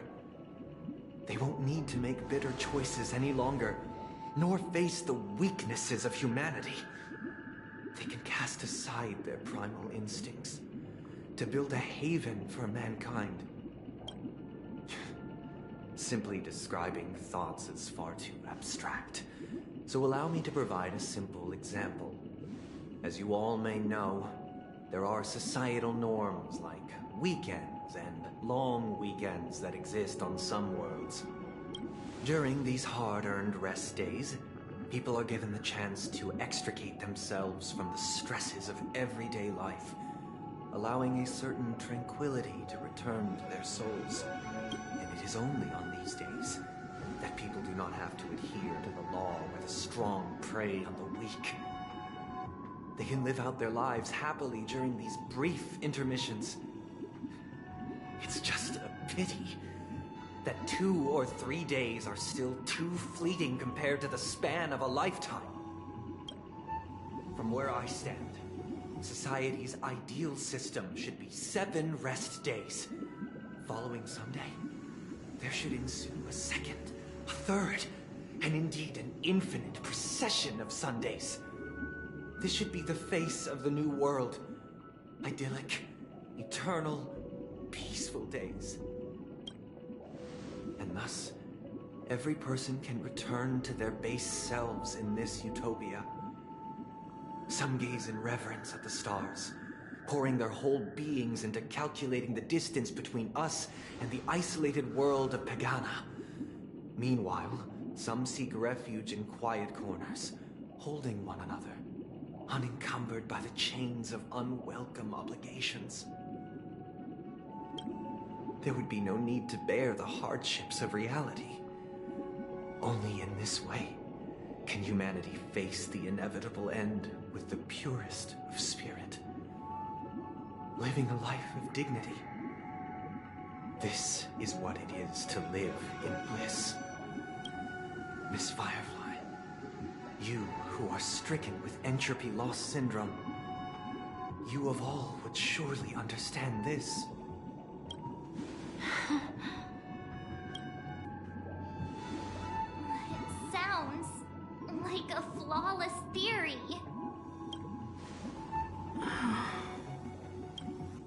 But what is the price to attain all this? The cost is minute, merely a personal and eternal sacrifice. If this paradise is to be maintained for everyone, someone must remain trapped in solitary awakening until the end of the cosmos. Awakening. Which means that this so-called paradise is still a dream. Stepping into this paradise means forsaking reality, correct? It is not forsaking, but transcending. Flesh, blood, sorrow, weakness. If the physical is the root of spiritual suffering, it is only logical that we defeat it. But in this supposed bliss, people won't have defeated their demons. The chance to overcome their tribulations would be forever lost to them. In other words, it is an escape. That's another way of understanding it. But there is no shame in escape. On the contrary, the seeds of escape exist in everyone's hearts. Don't you agree, Miss Firefly? And as to why we sleep, it is because we are afraid to awaken from our dreams. But this is not in conflict with the grand plan. Only in acknowledging this can we truly understand the frailty of human nature, and from there, show compassion and protection.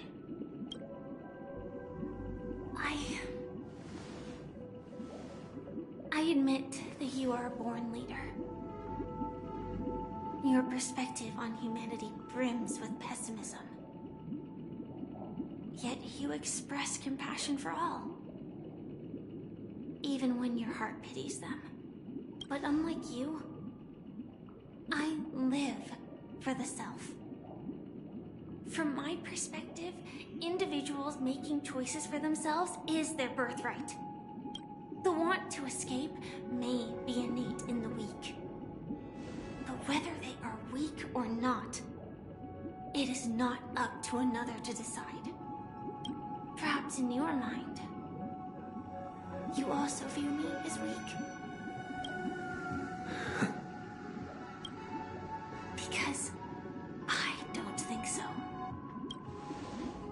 Since Miss Firefly has said her piece, the Astral Express will also naturally give you our answer. We'll leave it to you. Just as Mr. McHale instructed before, tell him our choice.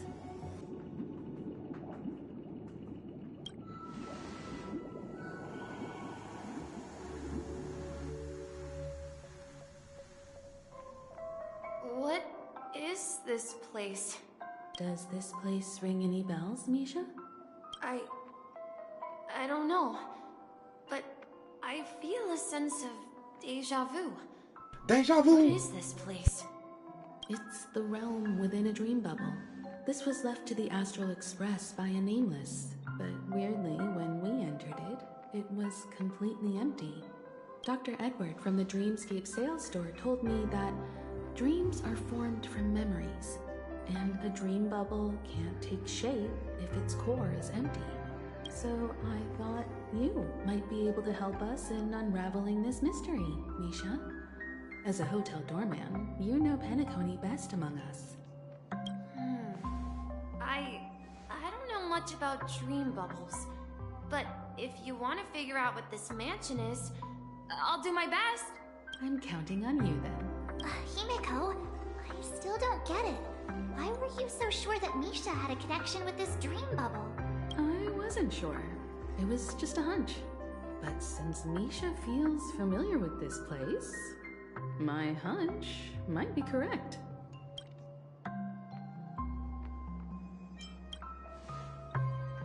Exactly.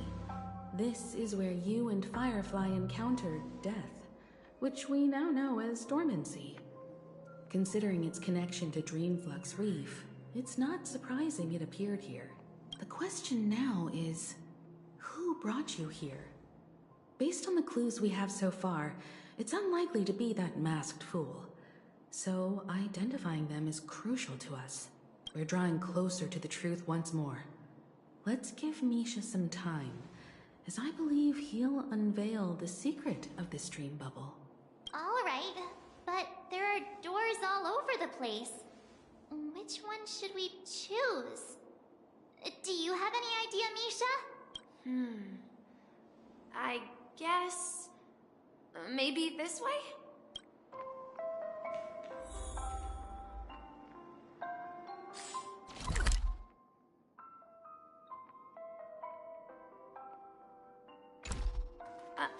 I'm not entirely sure, but... let's give it a try.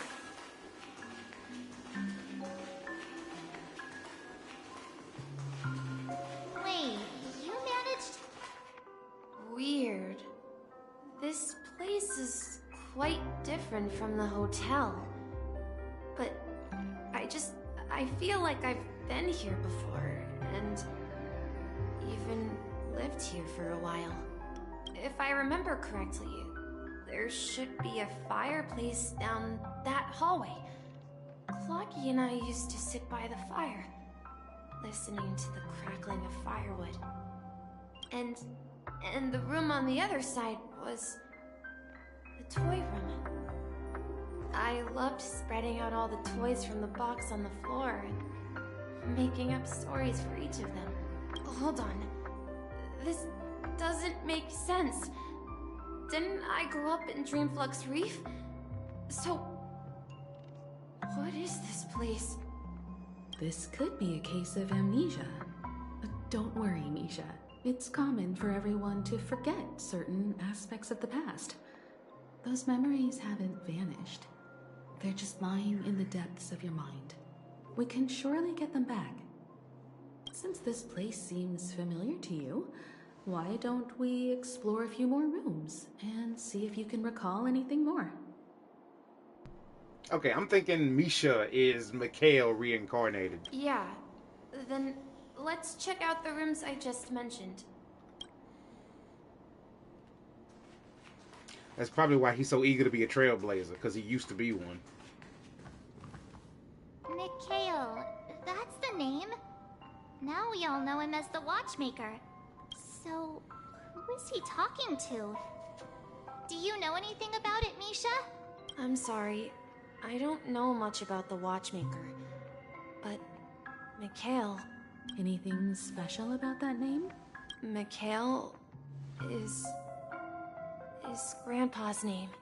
Grandpa? Do you mean you're the Watchmaker's grandson? Okay, maybe not a reincarnation. But we haven't heard anything about the Watchmaker having descendants. And the name Mikhail is not rare. Perhaps it's merely a coincidence. Could you tell us more about your grandpa, Mikhail?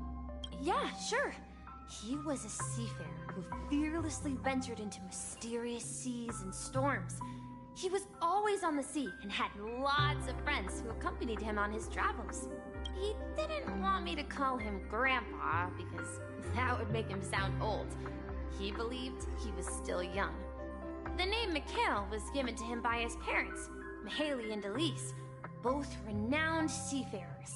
Every time he came back, he'd share his logbook with me and tell me about his adventures at sea.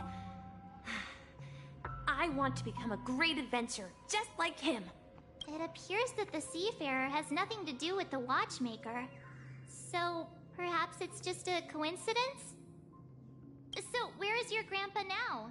He went off on a new journey. And it's been quite a while since I last saw him. So, where has Clocky gone? Did he leave to protect Dreamville?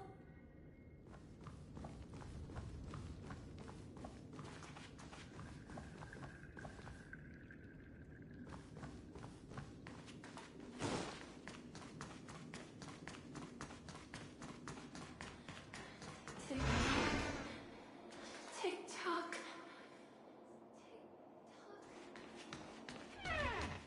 I heard some noises from the room. Origami Bird? That's a friend of mine. You and Origami Bird are friends? Yeah. It's a member of the Compass crew, just like Clocky and Miss Mirror. And there's more than just one Origami Bird. They are a big family with lots of brothers and sisters who look the same. Be right back.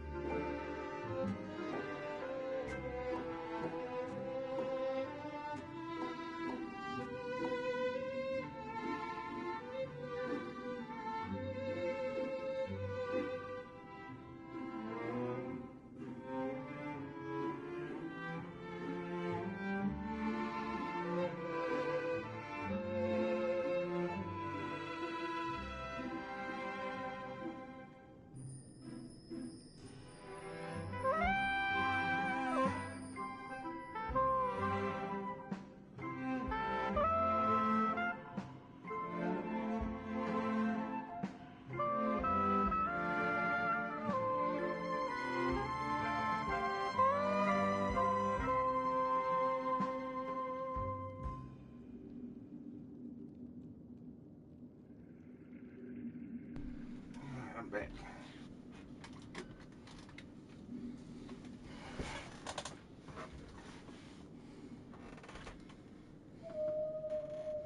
They follow Miss Mirror's orders and handle all sorts of jobs on the ship. They're the best sailors. Sailors? Can origami birds be sailors? Could you tell us more about the compass, Misha? The compass is a ship bound for the new world. Clocky and his partners travel through layers of fog to the depths of the sea. Whenever there is danger, Clocky will use a compass and guide the ship in the right direction. That's a great story.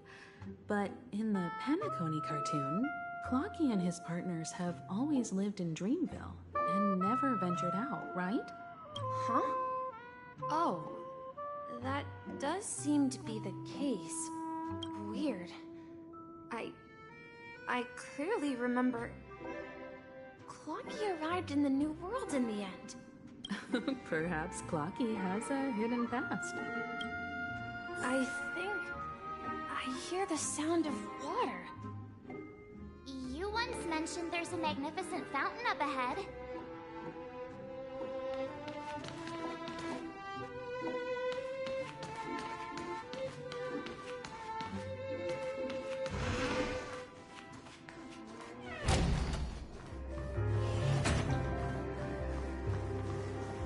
Look, there it is!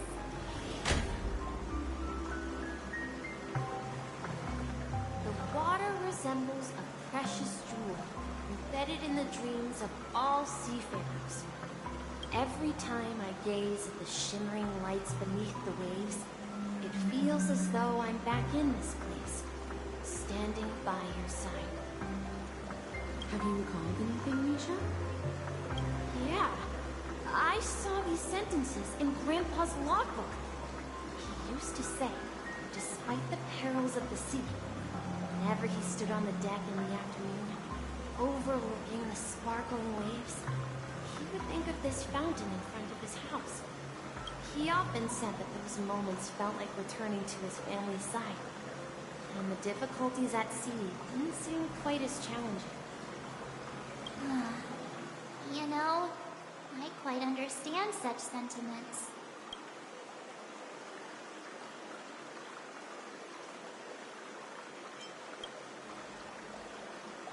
I'm not an elder. I was just being a bit sentimental. Perhaps every adventurer far from home carries a fountain within their soul. Even though the other side of the sea remains shrouded in the unknown, the fountain in front of his house serves as a compass, leading him back to his cherished ones. Yeah, while Grandpa was at home, we would stand by the fountain and place the compass, a toy boat that I made, into the pool. Back then, I would ask him when I could go on adventures like him, and he would always laugh and say I was still too young. It seems this Mikhail is truly a seafarer and has nothing to do with the Watchmaker. Yeah.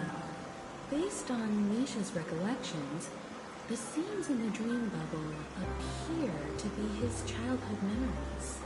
But this raises more questions. According to Misha, he was clearly born on an oceanic planet and led an ordinary life, with no connection to Penacony at all. Could this be some sort of metaphor? Perhaps the sea refers to the memory zone. I'm sorry. I don't know, but my memories keep pouring out uncontrollably, like water flowing from a fountain. Perhaps I'll remember more things if we go further.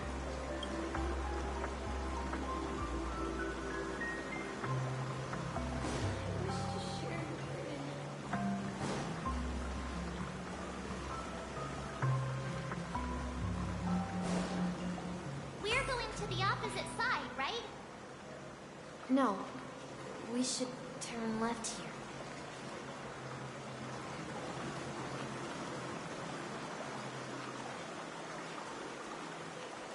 Huh? Something feels different about this place. This is it. I remember this corridor.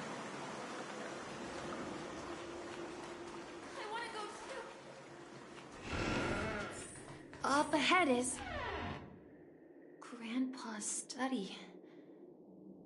It was in that room that I saw him the last time.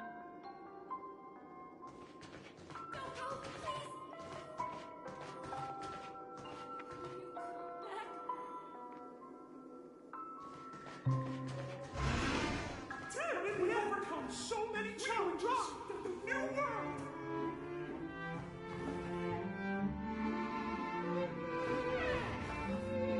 The atmosphere in this room feels totally different.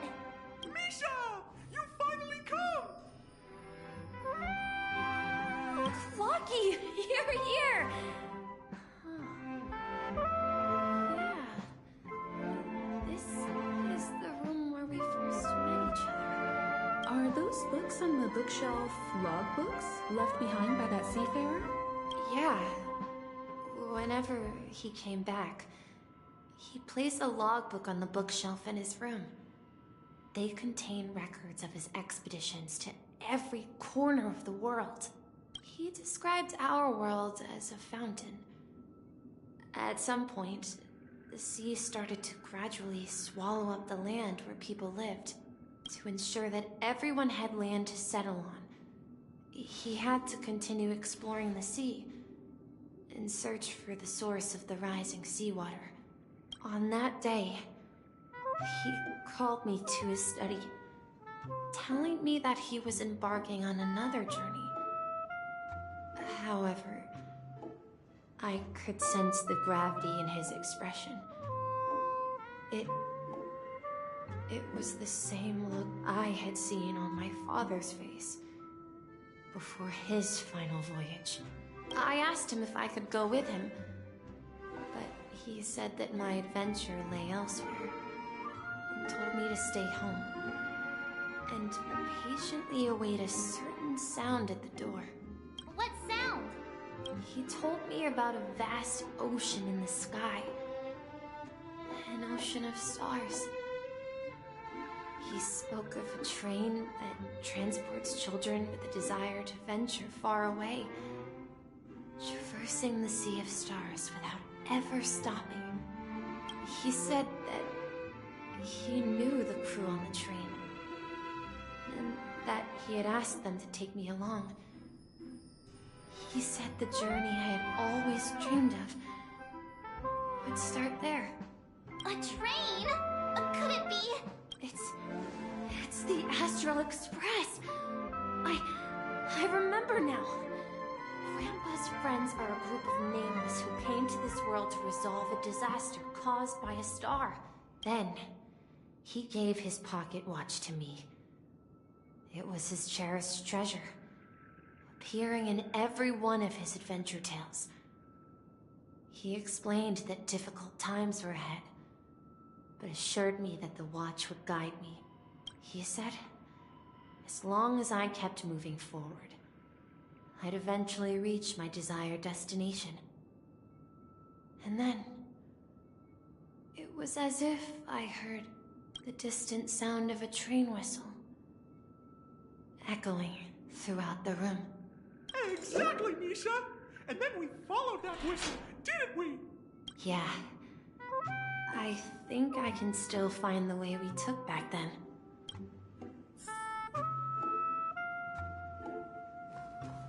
This is the dream jigsaw, right? So we're supposed to find the exit. But where can we find the last piece? Do you remember? You said you obtained a mysterious shard when you stumbled into this place. Hey, the shape seems to match. So this shard is also connected to Misha? Looks like we're just one step from revealing the truth. Let's get to the other side and investigate.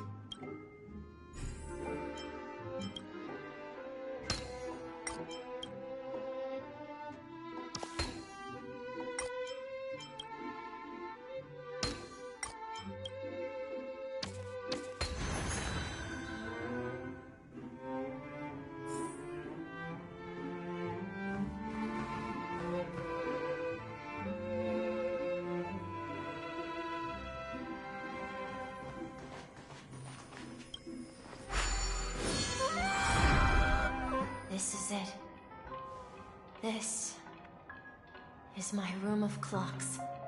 While I spent my time waiting for Grandpa to return from his voyage, Walter gave me this workshop, and it became my secret base. Here, I learned how to repair clockwork and gears, out of my fondness for precision mechanics.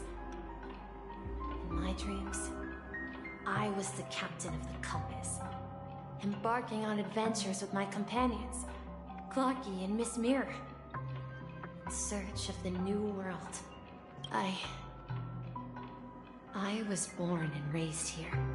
So, this building in the dream bubble is your childhood home? Yes, but not exactly. To be more precise, this dream bubble itself is my home.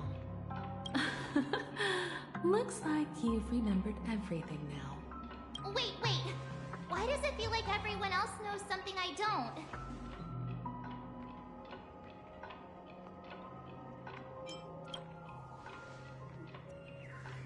March, do you remember when he mentioned a clocky that only he could see? Yeah, the little guy here, right? But we all saw him in Dreamflux Reef, right? And Mr. Yang even greeted him. Looks like everyone on the Astral Express has a childlike spirit. The answer lies in the Astral Express. His experience shows that neither Firefly nor Acheron can see this clocky. And when we were in Dreamflux Reef, you may have noticed that for some reason, nobody outside of the crew had ever talked with Clocky.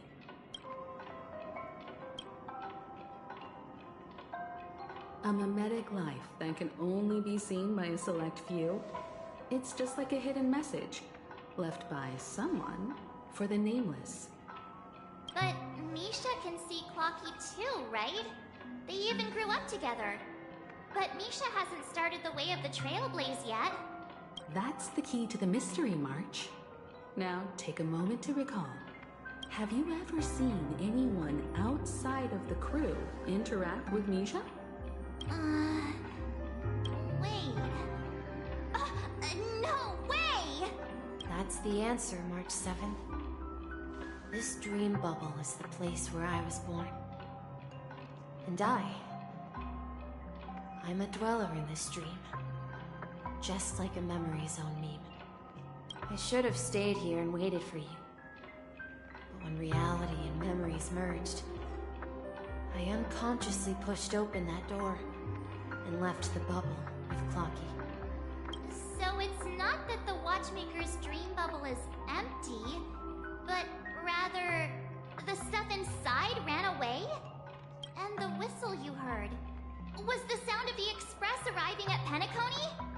That's one way to see it, but I believe there's a longer story behind all this. It's best for Misha himself to explain all the details. How about we start with your name? Now, should we call you Misha, or... Thank you all for helping me rediscover my true self. Now, please allow me to reintroduce myself. I was born on Lushaka, in the Presmere system, adopted by seafarers Mikhail and Char. They gave me a treasure, a name that carried their hopes. Mikhail Char Legwork, or simply, Misha. If you prefer, you can call me by a more familiar name, the Watchmaker. So, you're the Watchmaker himself? Yo, that's crazy. Wait. Unfortunately, that legendary figure is no more. I am only a reflection of his life. Oh, so I was right. What? I guess I wasn't right. He's not the reincarnation of Mikhail. He's a reflection of him. As for the child who has been with you, he's the innocent protagonist of Misha's childhood dream. Friend of Clocky, a young apprentice, and a future mechanic on the Express. And this also marks the beginning of his journey, devoted to the Trailblaze. At the end of the journey, I left this little flame, which I so cherished, in my deepest dreams, hoping to pass it on to the nameless of future generations. However, he somehow left the dream bubble and forgot all about his task. I apologize for all the confusion this caused. Because he was born with a desire to trailblaze, wasn't he? I don't think Misha has forgotten his role as a guide. He remembered it, and that's why he mistakenly appeared as a hotel doorman in his dream from the very beginning. The one who brought our unconscious friend here must have been Misha. If that's the case, we encountered the Watchmaker's legacy from the beginning, didn't we? That's crazy. Wow. What the fuck? Well, I have a sarcastic friend who says I always take big detours and end up back where I started. Perhaps that's what every nameless has to go through. But in the end, you found me. I'm sure you're all wondering what my legacy is. I believe my hound has mentioned the Stellaron and my wealth. If I may apologize, the Stellaron part is real. As for my wealth, however, it's nothing more than a baseless rumor. I left my homeland as a child and embarked on the journey of Trailblaze.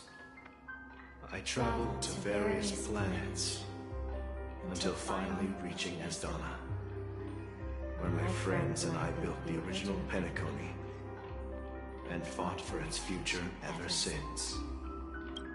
I've been moving forward all my life, doing what I could to overcome the obstacles in my path. But ultimately, my journey reached its end, and I left behind no possessions worth entrusting. So, if you ask what's left within this worn-out train engine that can be called a legacy, I suppose it's the things that are still burning in the engine's furnace.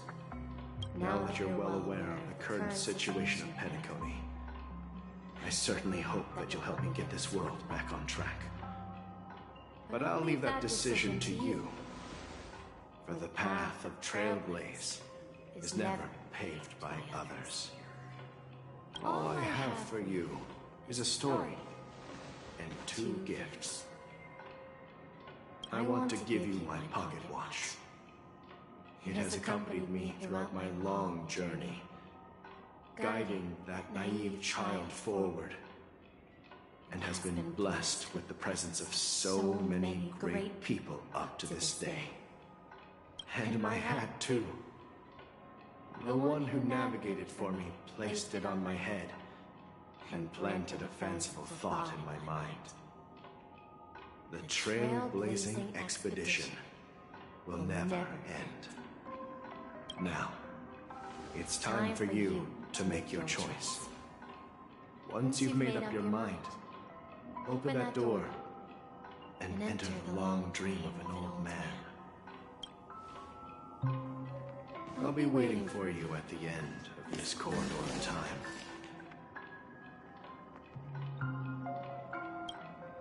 All right, everyone. Let's make a decision. Although I don't think anyone will have any objections.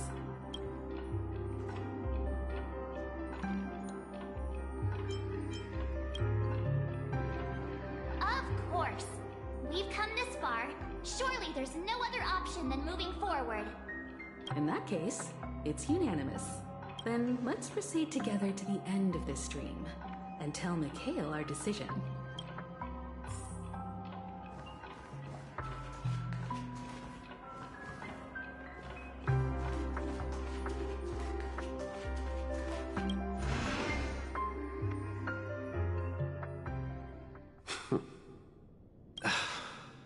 Mikhail, where are you going? Someone has to step up and save Lushaka. So why can't it be me, Misha? Please don't go. And if you must, please take me with you. Don't leave me alone! Even without me, you know how to proceed forward, brave Captain Misha. The compass is waiting for you. Haven't you always wanted to be a better adventurer than me? Now go, board that train and start your journey. Where are you going, Mikhail? I'm going to clean the floor in the parlor car. I've promised the conductor. Wait, first tell me, did you fix this watch? Yeah? I know what it looked like before. Its chain was broken, the back case torn, and the marks on the dial all worn out. How did you manage to fix it? Well, it's hard to explain, but I knew it could be fixed. It's the hands, Mr. Amundsen. Its hands were intact and pointing in the right direction, so I knew there would be a way to fix the rest. I see. You'll work with me from now on. Haven't you always wanted to tinker with this train? You're its mechanic now. As for the conductor, I'll do the talking. But I only know how to fix watches. Don't worry. You've got what it takes. I'll teach you what you need to know. Where are you going, legwork? It's time to head to our next stop. I'm staying in Astana with Rosalina and Tiernan. I see. This place reminds you of home. The people of Astana have only achieved a tiny victory, and still have a long way to go towards true freedom. Hanunu needs us. Don't worry, not all journeys lead to the stars. Even if I leave the Express, our path of Trailblaze will continue. Yeah. I knew you wouldn't stay on the Express forever. Leave in peace, my friend. And, take this with you. This is Mr. Amundsen's hat. But why? When he departed, he said he would leave it to his best student. Well, I suppose the time has come. Farewell, legwork. Take care of Tiernan and Rosalina. And don't forget to write to us. Where are you going, Watchmaker? Don't worry, Micah. Just going on a little trip. Someone has to be at the forefront of the interstellar frontier, and I'm the only former Nameless in Penacony. So why can't it be me?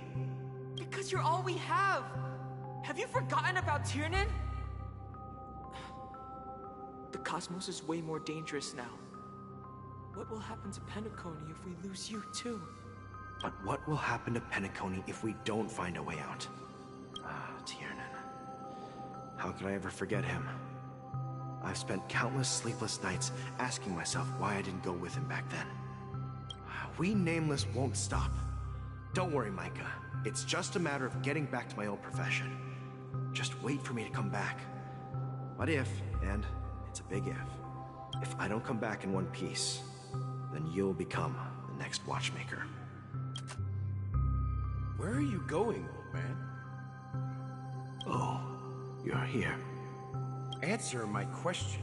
What are you up to? Relax, Gallagher. I just came up with a great idea. Wanna hear it? Oh, come on. Aren't all your ideas just ways to get yourself killed?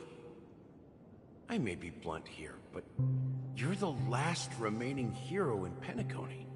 If you die too, the secret of the Stellaron will go to the grave with you. Yes, I'm afraid there's no way out in Penacony, so I'll have to consider alternatives beyond Astana. We'll organize a festival using the Watchmaker's legacy as a facade, and send invitations to the entire cosmos to gather people here. So, a desperate struggle against the family? Desperate? Don't we have you here, my friend? This task is challenging, but what hasn't been challenging for us along the way?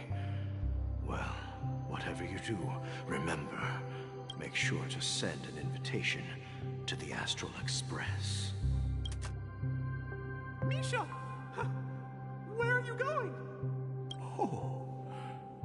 it's you, Clocky. Take me to Dreamflux Reef.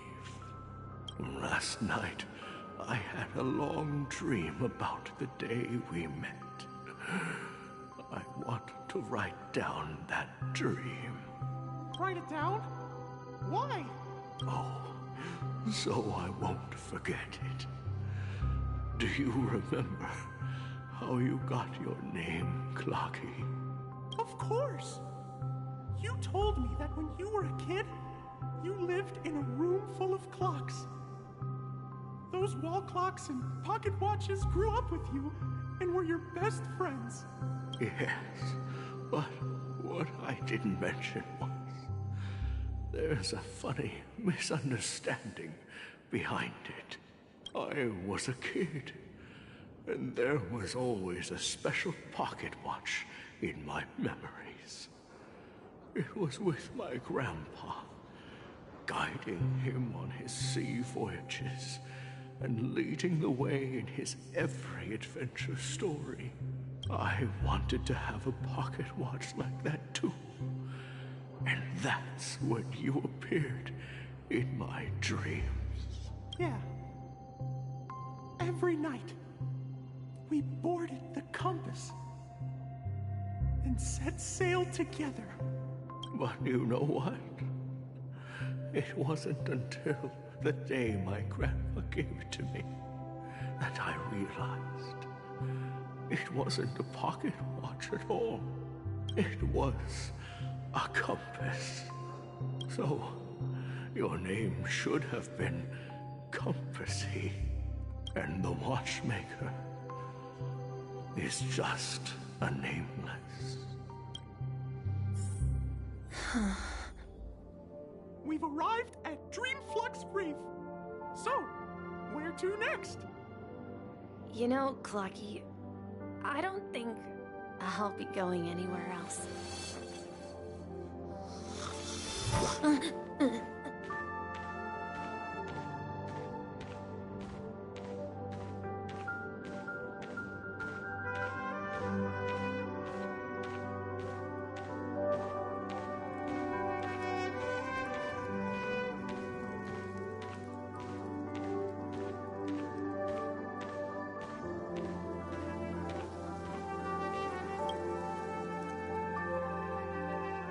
I've traveled far enough, and it's time for a little break.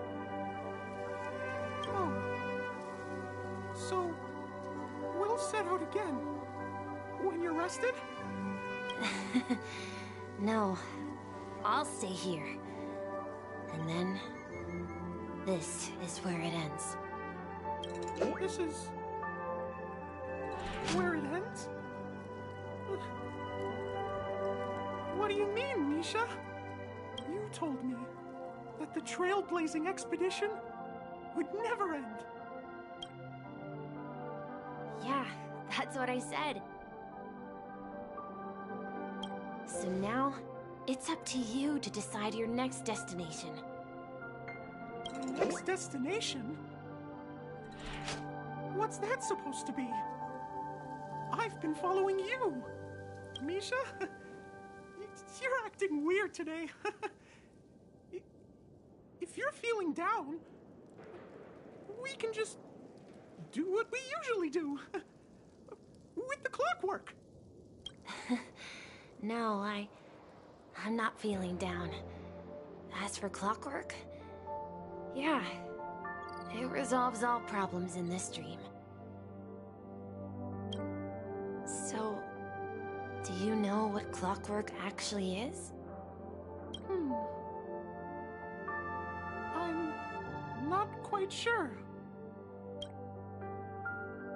Well, everyone gets lost at times. They may hesitate and doubt which way to go. That happens in this dreamscape and beyond. But don't worry. Everyone goes through moments of uncertainty and hesitation. Eventually, they gather the courage to make bold decisions. Whether it's calming, joyful, angry, or sad. All they need is a little nudge to take that step toward where they truly belong. I'm leaving that little nudge with you, and I hope you'll share it with others.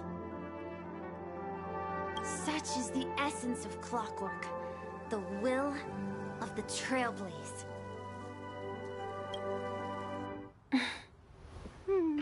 Clocky's hands spin around non-stop, indicating confusion, frustration, and weakness. But ultimately, people still need to move forward. Just like your hands, always pointing ahead. This is where my journey ends. From now on, it is your path to walk. Trailblazing means taking paths your predecessors forswore, and venturing even further. The Penacony in Mikhail's dreams does not belong to Order.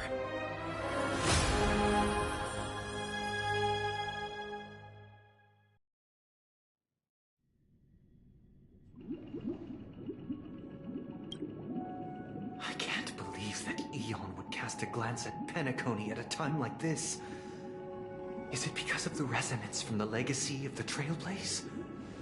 Or perhaps the bond between you is so strong that it even impresses an Eon? Well, there might be another possibility. Perhaps they want to witness, on behalf of the fallen Eons, who will hold the future of Penacony. If that's the case, on behalf of the Dream Master of Penacony and the 107,336 members of the Oak family, I'm extending a formal invitation to all of you. I'm cordially inviting you all to the Penacony Grand Theater to participate in the upcoming Charmony Festival. And, of course, you won't be in the audience, but on center stage.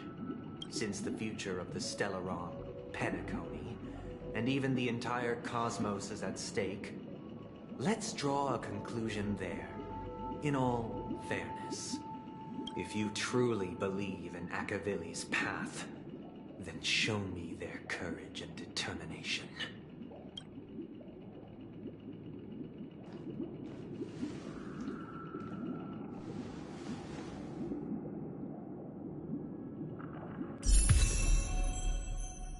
And there it is.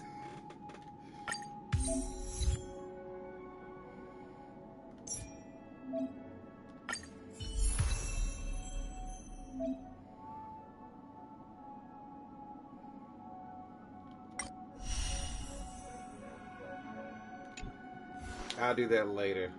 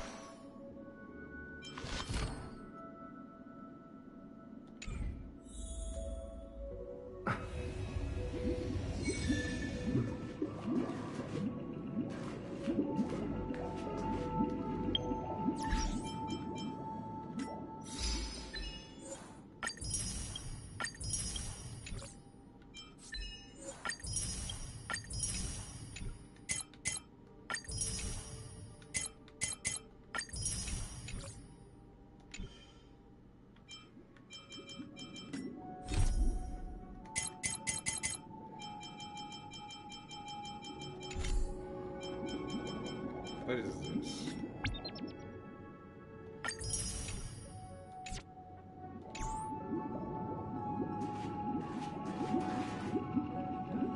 Does that mean he wants to fight us during the Charmony Festival?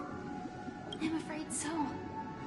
This is weird. Aren't Arc villains usually plotting some dirty conspiracy in the end? But he actually said something like, "In all fairness." Could it be that he's underestimating us? Well, in my opinion, Sunday is deeply committed to his own philosophy and genuinely wants to prove that the Order is right.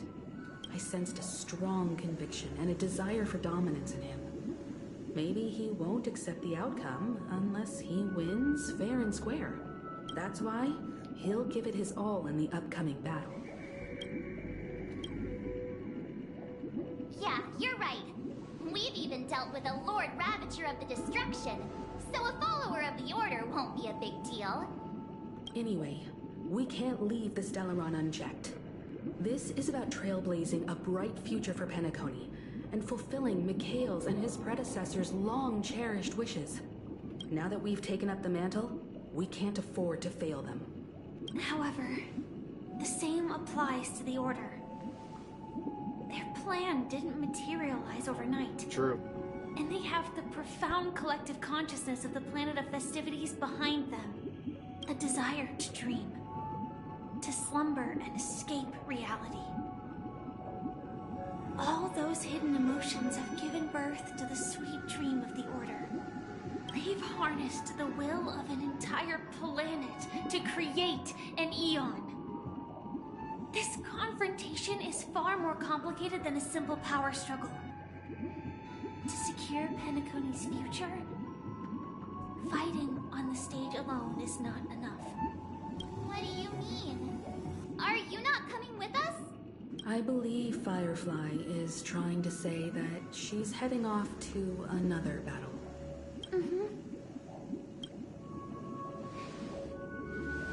Before I left, the Destiny Slave told me that this journey would bring unforgettable rewards.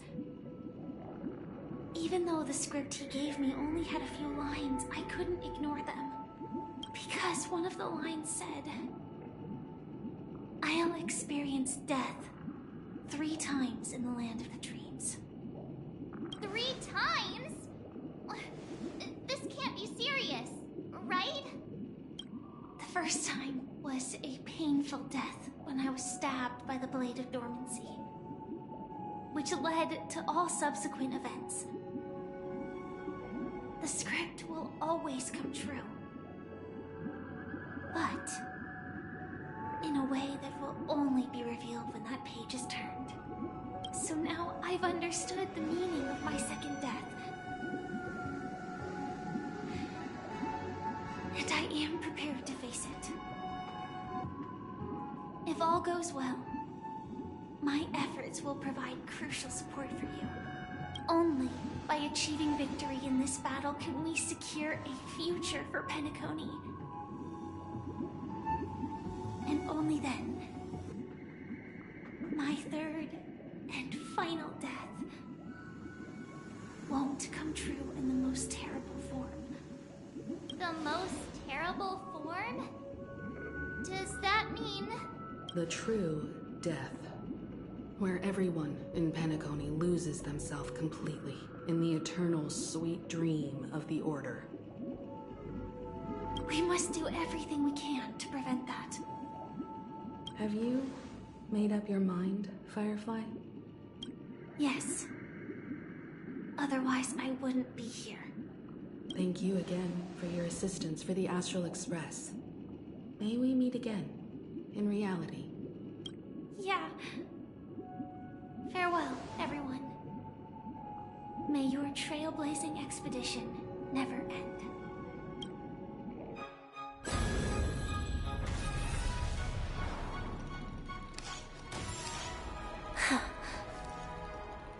I dreamed of a scorched earth. Everyone, are you ready? A new shoot sprouted from the earth. It bloomed in the morning sun and whispered to me. Like fireflies to a flame, my biggest death.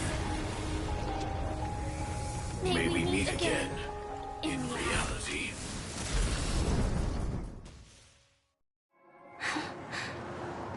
After today, Japella's name will disappear from cosmic history, and the Everflame Mansion will take its place. In the not-too-distant future, you'll receive an invitation.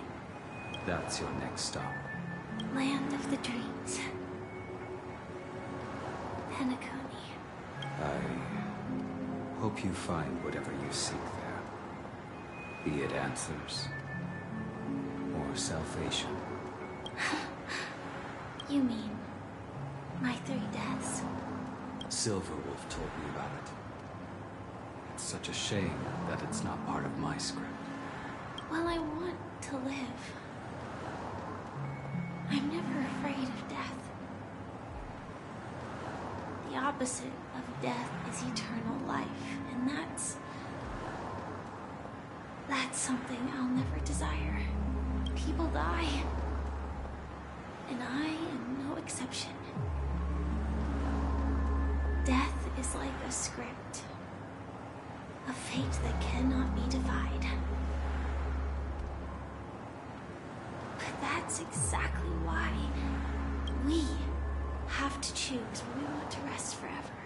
Do you exist just to perish? Are you not the same, Blade?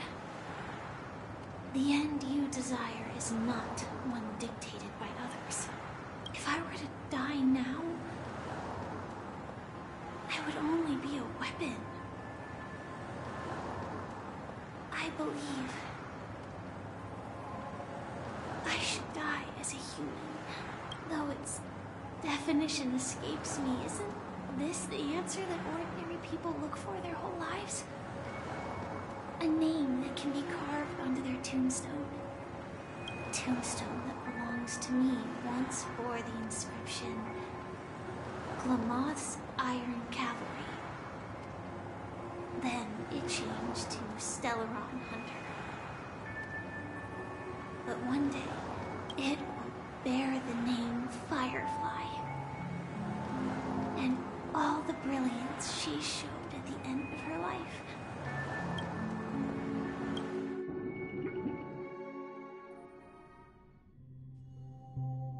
That's quite unexpected, old man. Who would have thought your crazy plan would actually work? Do all you nameless fools just act on a whim?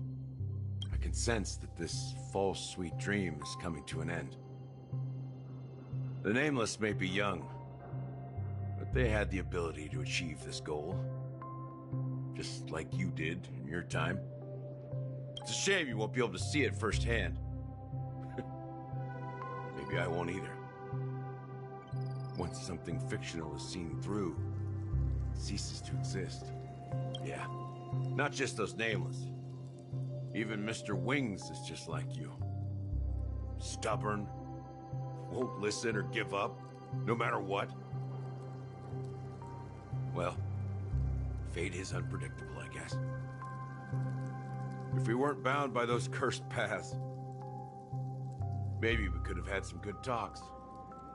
But in the end, we managed to do it. Now we can find solace. Remember how those idiots cursed us? They said, "Go to hell, you worthless traitors." Well, I don't know if they really meant it, but if longing for freedom means going to hell, then I'll be joining you soon, you fool. Let's get together and have supper again in hell. Oh, almost forgot. There's one more thing. Here's to you. A glass of hello and goodbye, Trailblazer.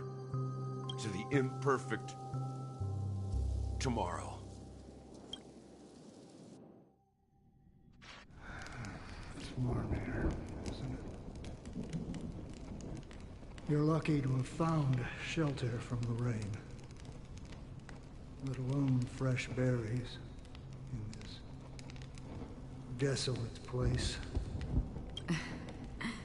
I was just following the scent of life. It's particularly strong in a place like this. It's a shame these berries don't have much flavor. Seriously? In case you didn't know, this fruit is pretty juicy. The only downside is that when you chew it, it becomes extremely spicy.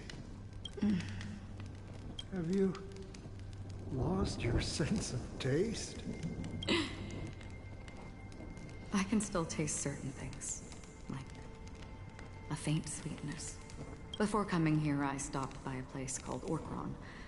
It had barren cliffs and nights lit by bonfires.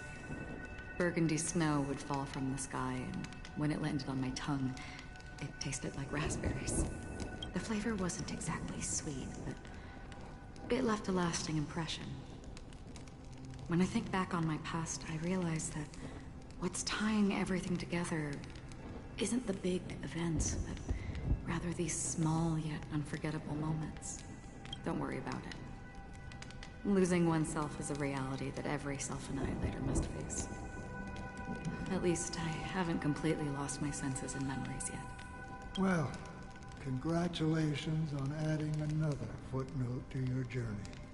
By the way, are you always alone? No, I had a companion in Orkron. She's a short, nameless girl who aspired to explore IX. She always said she'd walk a path deeper and farther than Akavili's. Quite an ambition for such a small girl. So, what happened? She became stagnant water. Well, my condolences. Condolences. I don't need them. The girl left with a smile. She never regretted her choice and most definitely wanted me to say goodbye with a smile. So, that's what I did. That's proof that you're grieving for her. Or perhaps I'm just afraid. Afraid? I rarely sense that emotion from you. What do you fear? I'm afraid I'll forget the 30 days I spent with her. Just like all the other days in my life. Most of them have already washed away with the rain, disappearing into an unseen realm. I fear that those vivid red memories will fade away too. There isn't much color left. And besides this faint, warm red, there's almost nothing. Hard to imagine. A ranger accustomed to bloodshed, destruction, and chaos finding warmth in the red color. Because I have experienced this warmth many times. Long ago, I promised someone that I'd bring it to more people. And that for every remaining moment of my life, I'd strive for a better ending for all. As long as this red color still lingers, I have a chance to fulfill that promise. It represents a burning fire, a blooming flower, the berries in this cave, and life itself, fleeting yet still dazzling. In the end, it will lead me beyond the horizon of existence.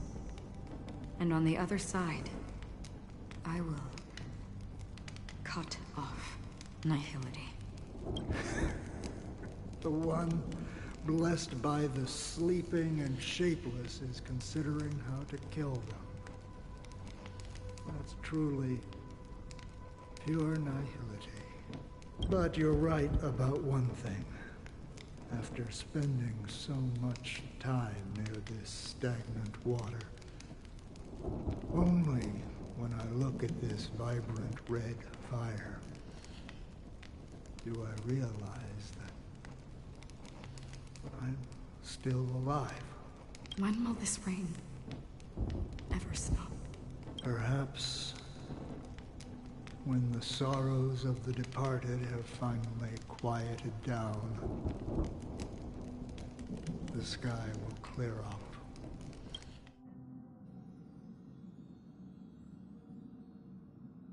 Have you heard of a planet named Biari Scamandros, Don Hung? It's one of the Paradise Kingdoms under the influence of the Harmony. A sought-after wonderland for the inhabitants of the Dardanu Major and Minor systems. Half an Amber era ago, the family held an unprecedented festival there. And after that, everyone on the planet became part of the family. Do you think the same thing will happen on Penacony? Yes. Or how else can we explain it? The family deliberately used the Watchmaker's invitation to keep all the Pathstriders here, but banished the Emanator of the Nihility. Because of the Nihility, I'm rarely affected by the power of other paths, but somehow I can unconsciously infiltrate them. Maybe that's the risk they're trying to avoid. I would disagree. Biari Scamandros is not part of the credit system or connected to the Silver Rail. It's nothing more than a remote civilization sheltered by the Harmony. But Penacony is different. If the family messes with Penacony, that would be like declaring war on almost half of the factions in the cosmos. They have no reason to do that. No, they don't. If they truly serve the Harmony, that is. What do you mean? The path in Penacony is impure. The Harmony here has impurities. Do you remember the ancient swarm disaster?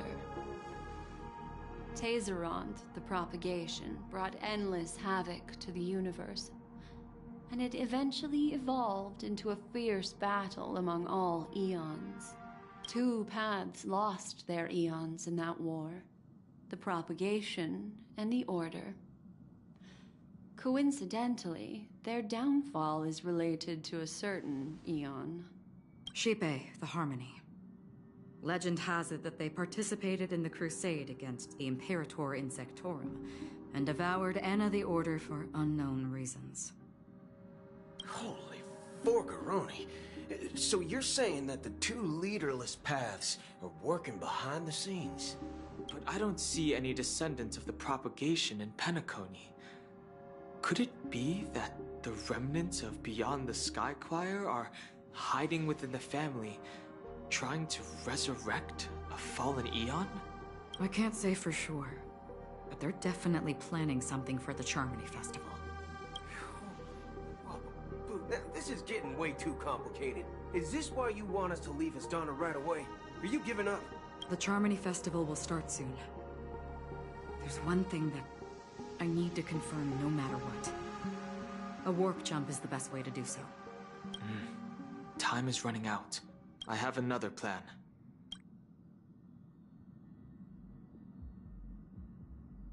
Hold on. Are you thinking of using the Jade Abacus of Allying Oath? Exactly. The assistance from the lawful Cloud Knights would be enough. Think it over carefully. You can only use that once in your lifetime. I have considered it thoroughly. My companions are... they're also once-in-a-lifetime treasures.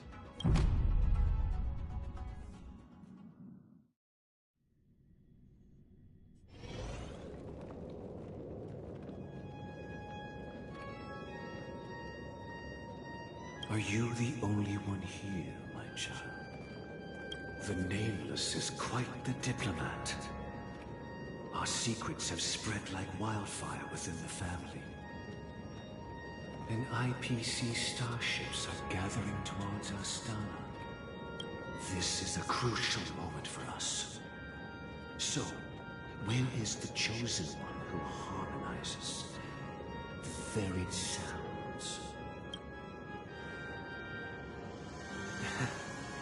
What do you mean, Master? I'm right here in front of you, aren't I? You know, she was supposed to be the star of the Charmony Festival. In our plan. But the plan has changed. As her brother, I know she doesn't want to sing for the Order. So I'll take her place. You've always been wise beyond your years.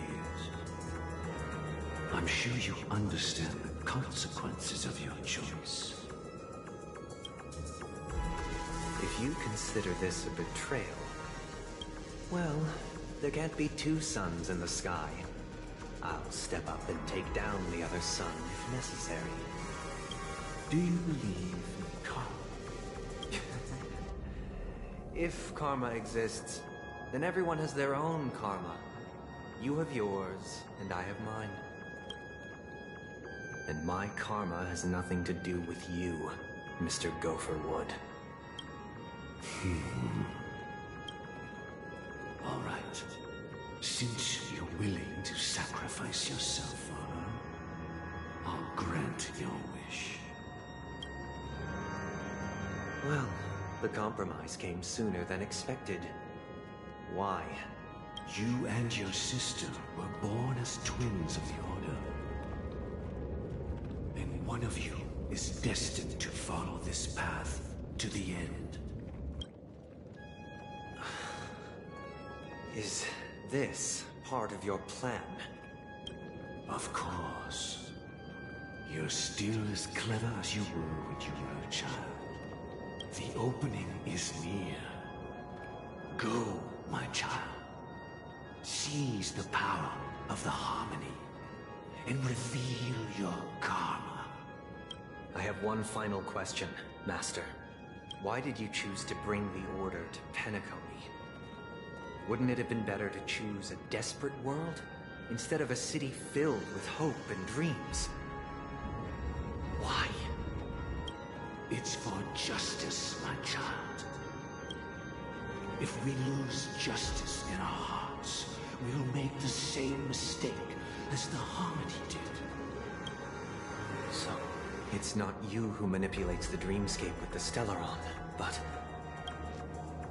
Well, that's where our conversation ends. Go ahead.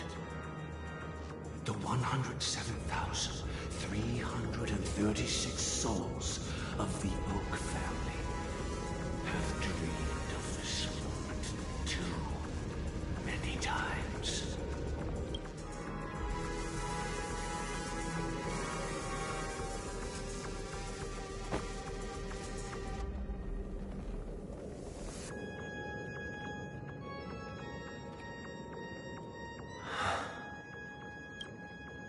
I shall ascend to the heavens, becoming the scorching sun. Bathed in my light, my people shall flourish, while all evil shall be eradicated. This is the interior of the Penacony Grand Theater. It's quite exhilarating to be flushed into the air by Soulglad. But why is the venue still closed when the Charmony Festival is about to start?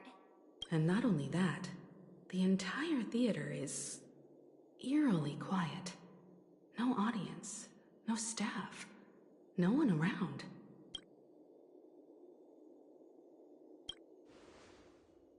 Even if we're late, a grand theater like this shouldn't be completely empty. Let's explore around. Be careful, everyone.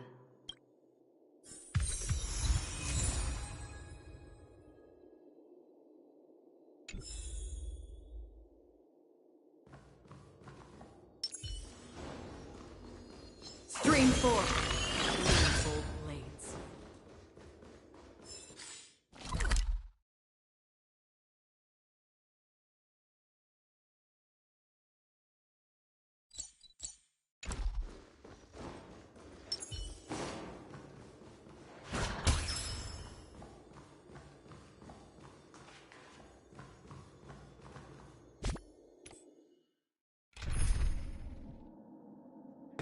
Man, fun, that shit something else.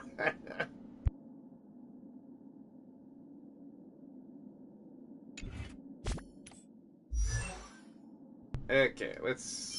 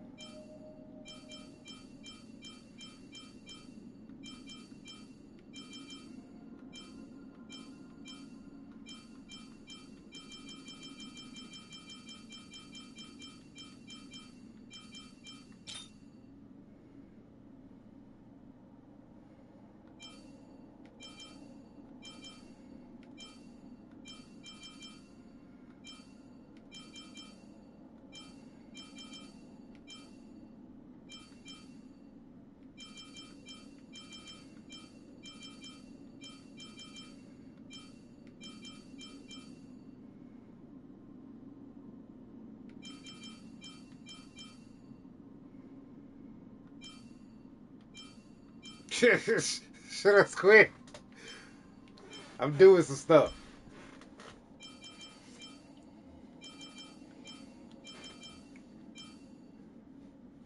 Don't worry about what I'm doing.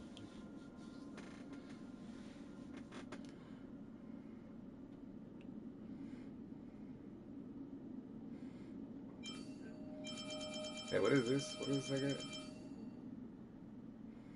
Why is it wind damage? It's stupid. I'm doing pretty good, brother. How you been? Seems like you just got off work.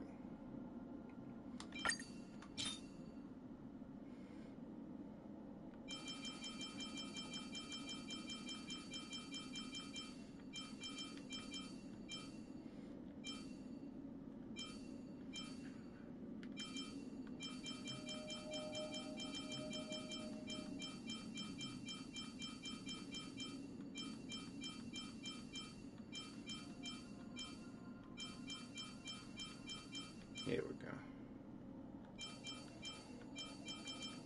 Oh, you can get break effect as a thing. Heck yeah. Oh, taking that thing.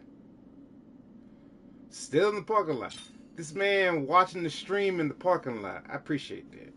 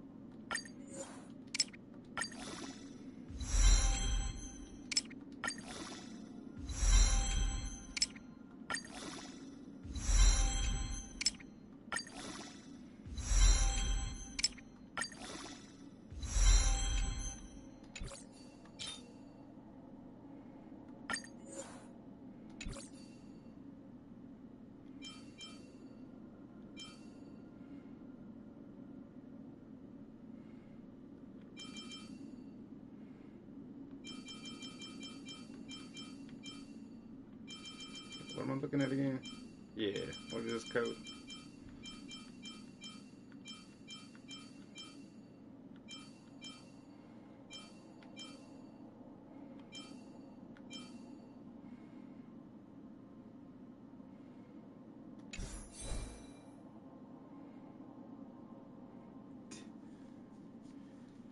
That's awesome.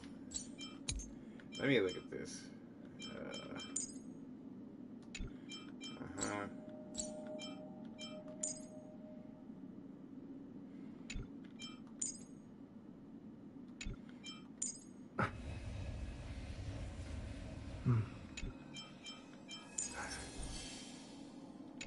Okay, yeah, so let me keep what I got.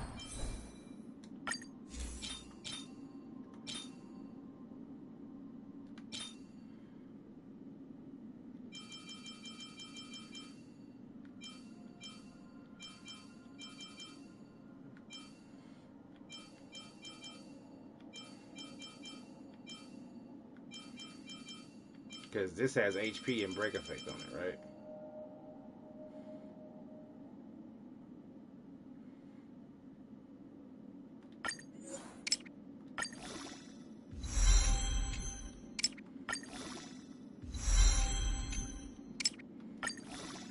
So what you been up to, brother? You just been chilling?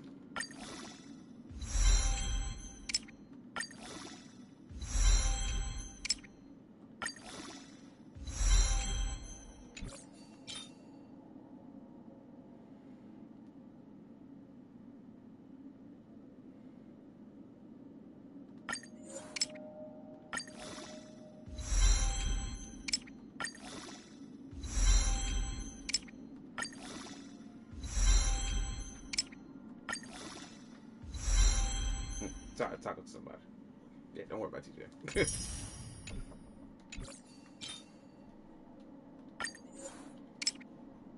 Working mostly. I hear you.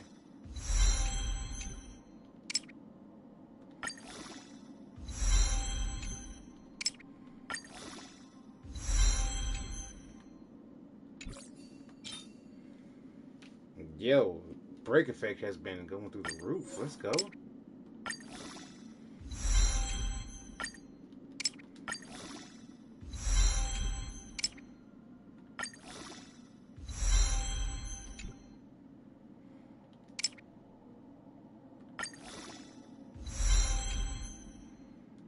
Okay.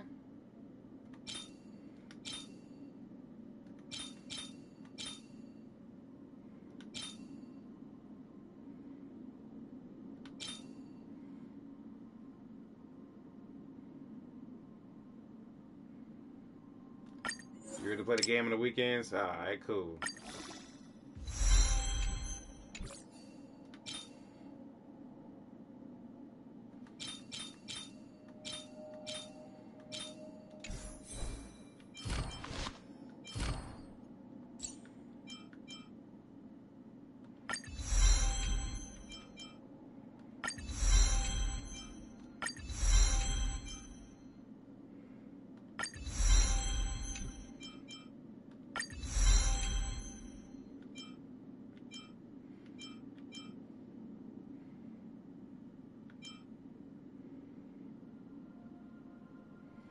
What do they recommend it? Ultimate first?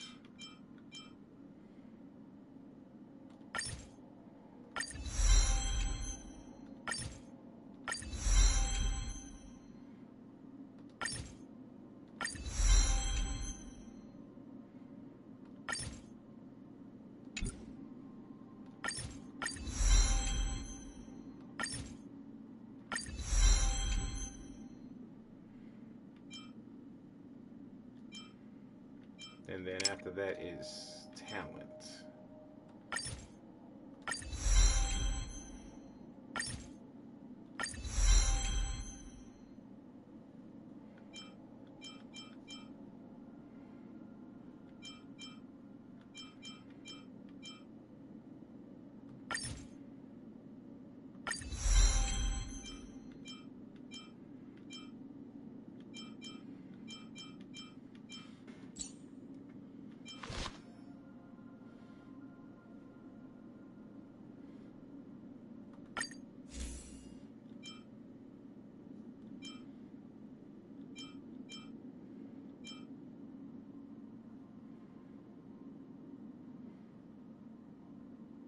Oh, this seems good. I need to do this actually.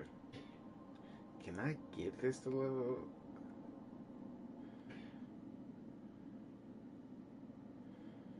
Let's not worry about that right now.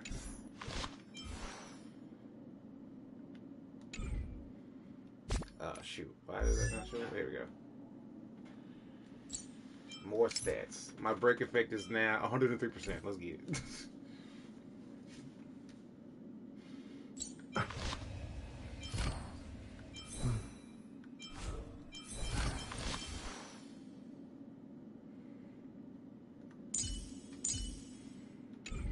Alright, he pretty good now.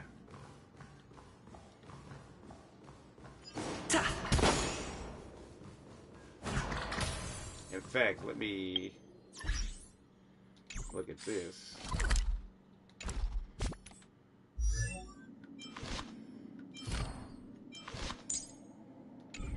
Put my party.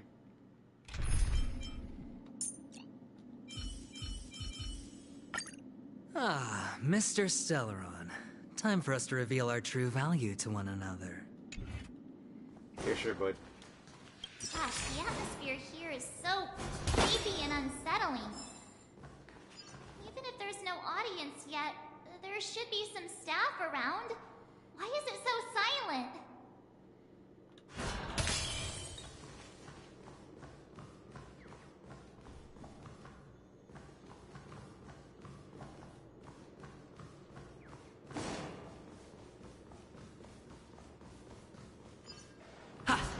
Gotcha. Gotcha.